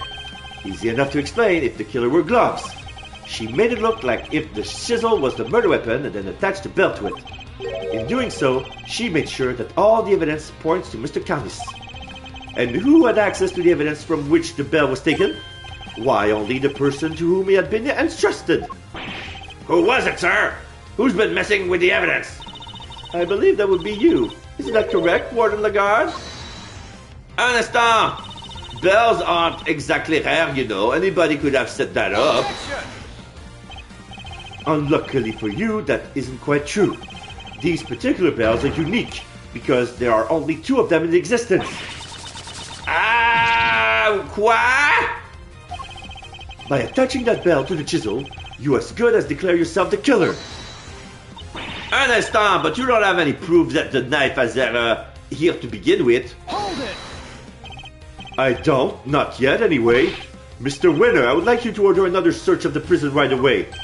But if you do find something that's going to make things awkward for me... This isn't about what's convenient for you. We have to find the truth. You're a prosecutor, aren't you? Well, yeah, but, you know... This worthless excuse for a prosecutor. If I had investigative authority, I wouldn't be sitting on it. Anyhow, it's not my decision to make. The warden would have to authorize it. You know full well she will do no such thing. You have the power to insist on the search. Use it! Sorry, darling, but not without that evidence. The goddess of justice cannot bestow her blessing on those who lack the proof to support their claims. Our work here is done. The rest of this matter will have to be settled in the courtroom. No! If we give Lagarde the opportunity, she'll destroy whatever evidence is left. I have to object. I have to stop them. But what do I say? I don't have anything concrete to offer. What am I thinking? I'm never this reckless. No, I can't back down now. I've got to put everything on the line. I'm not a prosecutor right now. I'm an associate attorney with a client to defend. Only I can save Mrs. Saint, and that means... Even if my chances are 1,000,000 to 1, it's still worth a shot. It's now or never. Should I object? Object. I suppose this must be how a certain serial bluffer always feels. Regardless, I cannot walk away. Objection! Wait, Your Honor. This had better be good, Mr. Edgeworth. I've got it. Got what exactly? The real murder weapon, of course. I know where Mr. Canis's knife is. Do you really, Mr. Edgeworth? I do. Not at all. If I did not know any better, I would say that you were bluffing. You wooed me, Your Honor. I don't know the meaning of the word. God, this is terrible for my heart. Ouch. There's no way you could. It's not here, I tell you. Well, would you be so kind as to enlighten us? Where is the real murder weapon? Think, Miles, think. Somewhere not even the police would search. A blind spot in this zoo. A hiding place that the warden could absolutely sure of. A hiding place. No! Canis, ... If you insist, come on, Elwood, open up.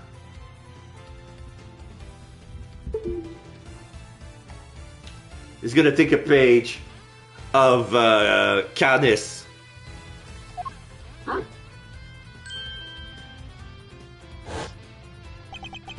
Did she use the same trick? No, that's ridiculous, isn't it? But the more I think about it, how many foolproof ways to evade detection could there be? Mr. Edgeworth, how long do you intend to keep us waiting? There's the faintest possibility I'm right, but if I'm wrong, we stand to lose everything.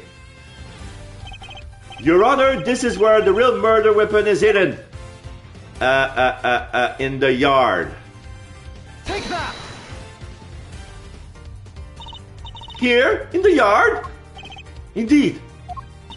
I don't believe it. I understand. Would you care to explain a little more?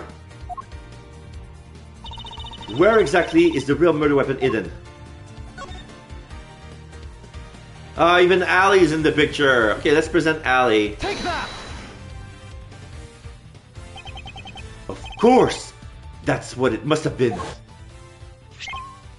Ah? What's the matter, detective?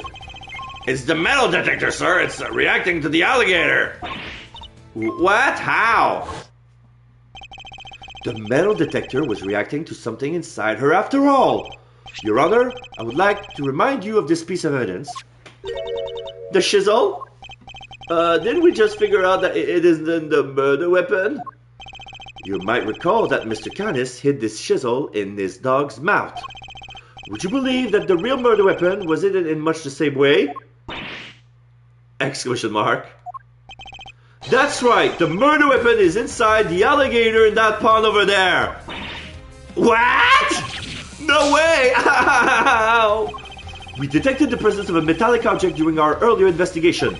Judge Gavel, we need to know what's inside that alligator. Understood? Then we will need to summon a veterinarian. I'm sure I could get the little sweetie to open it up for us. I'd be happy to give it a try. Please, by all means. Annie!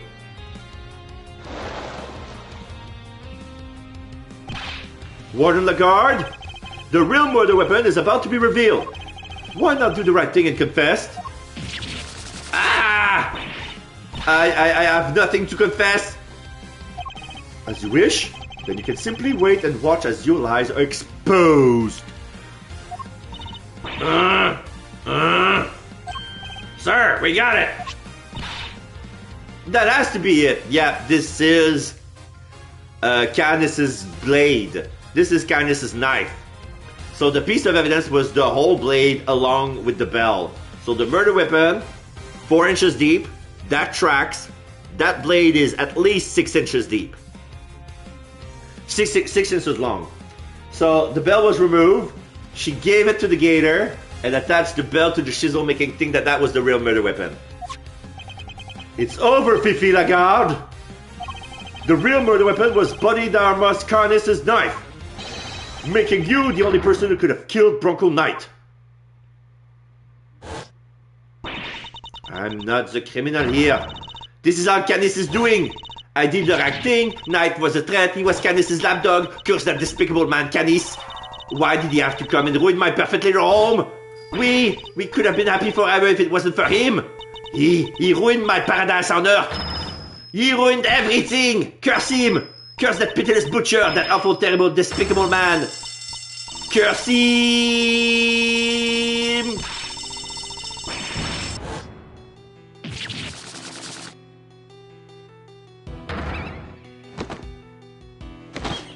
Yeah, all the minks are removed and then she presents herself as an inmate.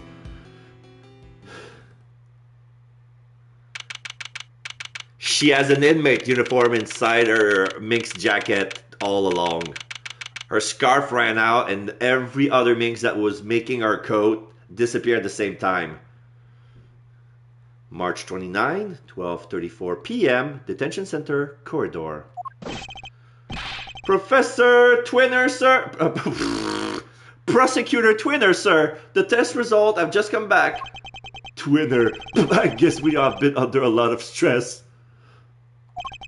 Traces of Bronco Knight's blood were found on Mr. Caddis's knife. It's just like you said, sir. Congratulations on a stunning victory. Thank you, officer. Excellent work. You can continue complimenting me if you like.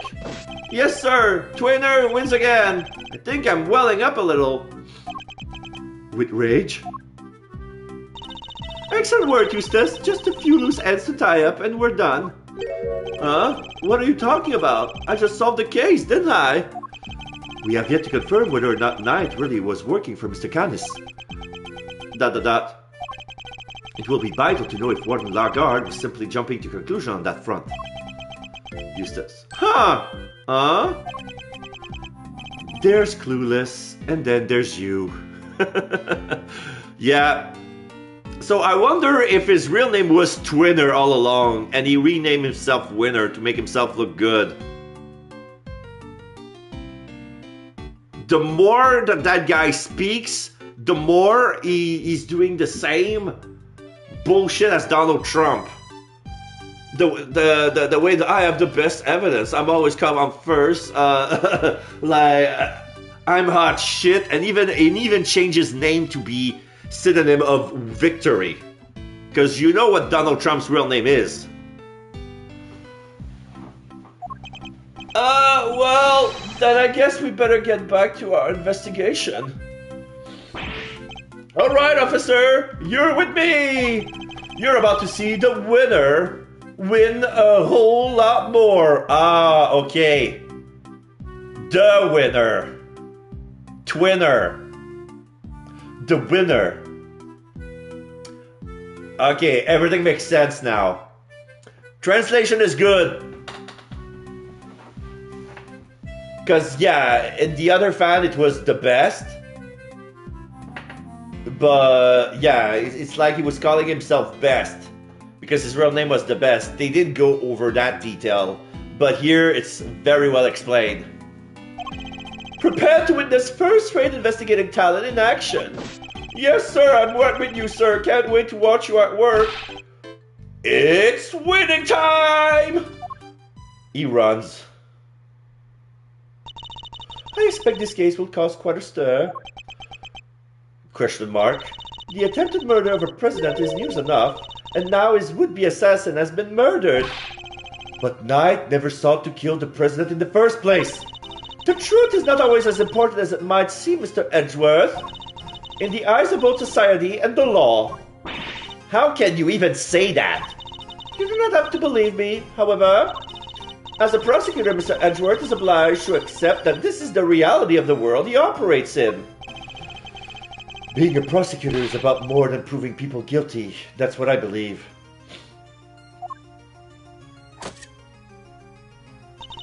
We are all free to believe as we choose, but the law is not to be toyed with for our own personal goals.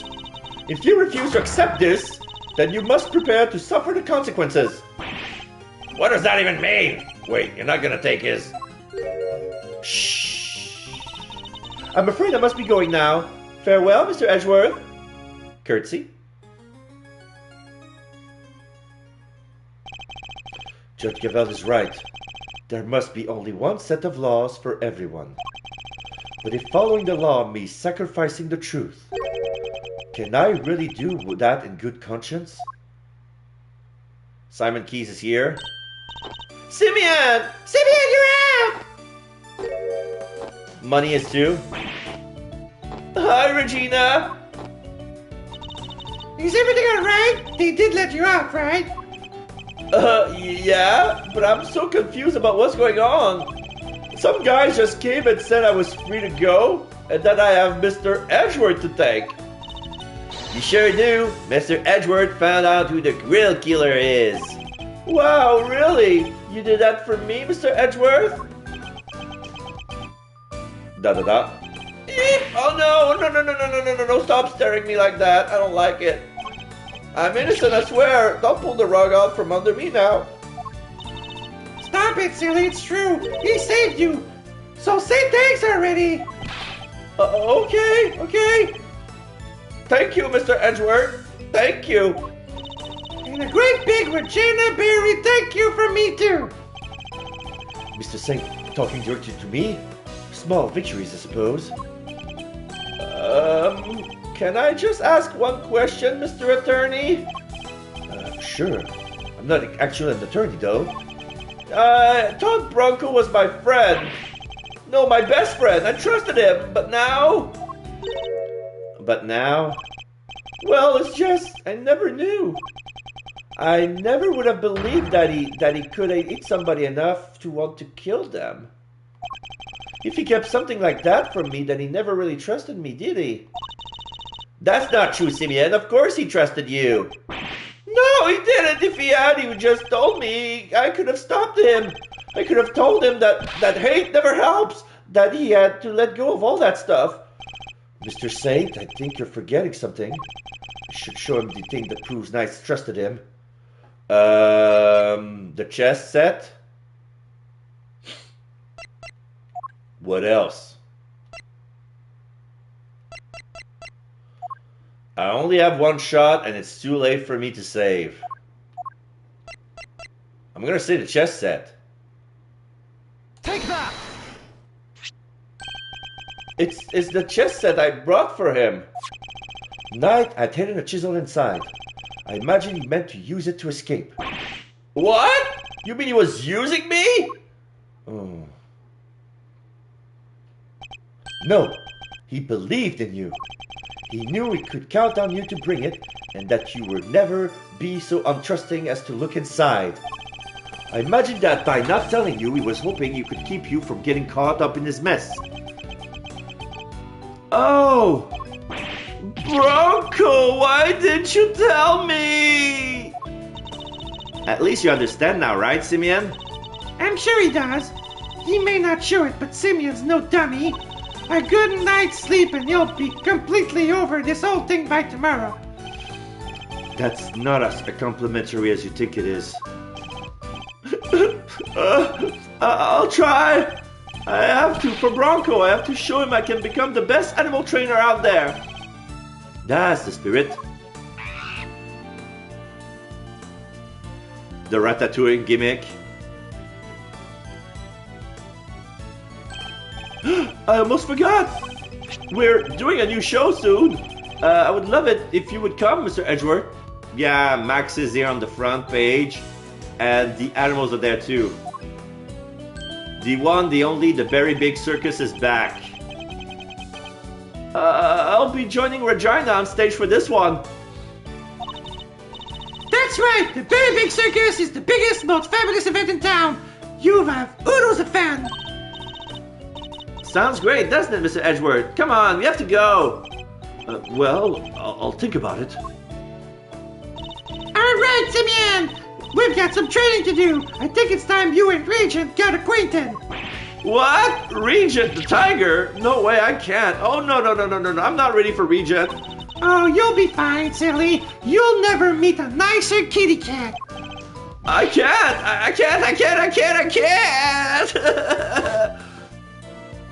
Is he running away? Please, Regina, anything but that, please. He's running away, and she's running after him.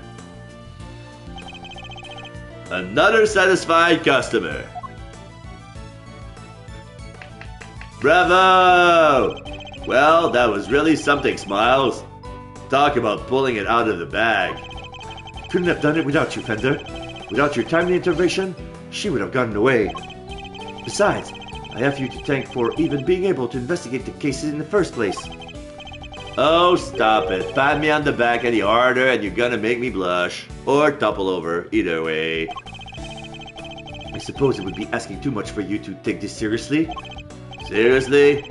Miles, my friend, I'm always serious. Anyway, how does it feel to save an innocent client? That's what it means to be an attorney after all. To be an attorney? Gotta say, I had a blast. Reminded me of the good old days. Like Gregory was standing there right beside me. It's been like a zillion years since I felt this warm and fuzzy on the job. That's good? Bittersweet? I'm not sure. Say, Miles, you ever thought about going into the defense game full time? Excuse me? You know, pick up where Gregory left off. Get out there and actually help people. Hey, pal, don't get any bright ideas. Mr. Edgeworth ain't about to switch sides. Why not? Coming over to the light side's all the rage. Everybody's doing it these days. We have cookies. Come on, Mr. Fender, you know it's not about that. Chill, team, chill. Don't get it twisted. I was just asking a perfectly innocent question. No, you weren't. The heck you were? Looks like you've got a mean defense team that yourself, Miles. Fender, I am a prosecutor. Yep, and I'm an attorney. You could be one too. I'm serious. ... Exclamation mark. Well, I've said my piece. You change your mind, you know who to call. I'll be waiting. Later.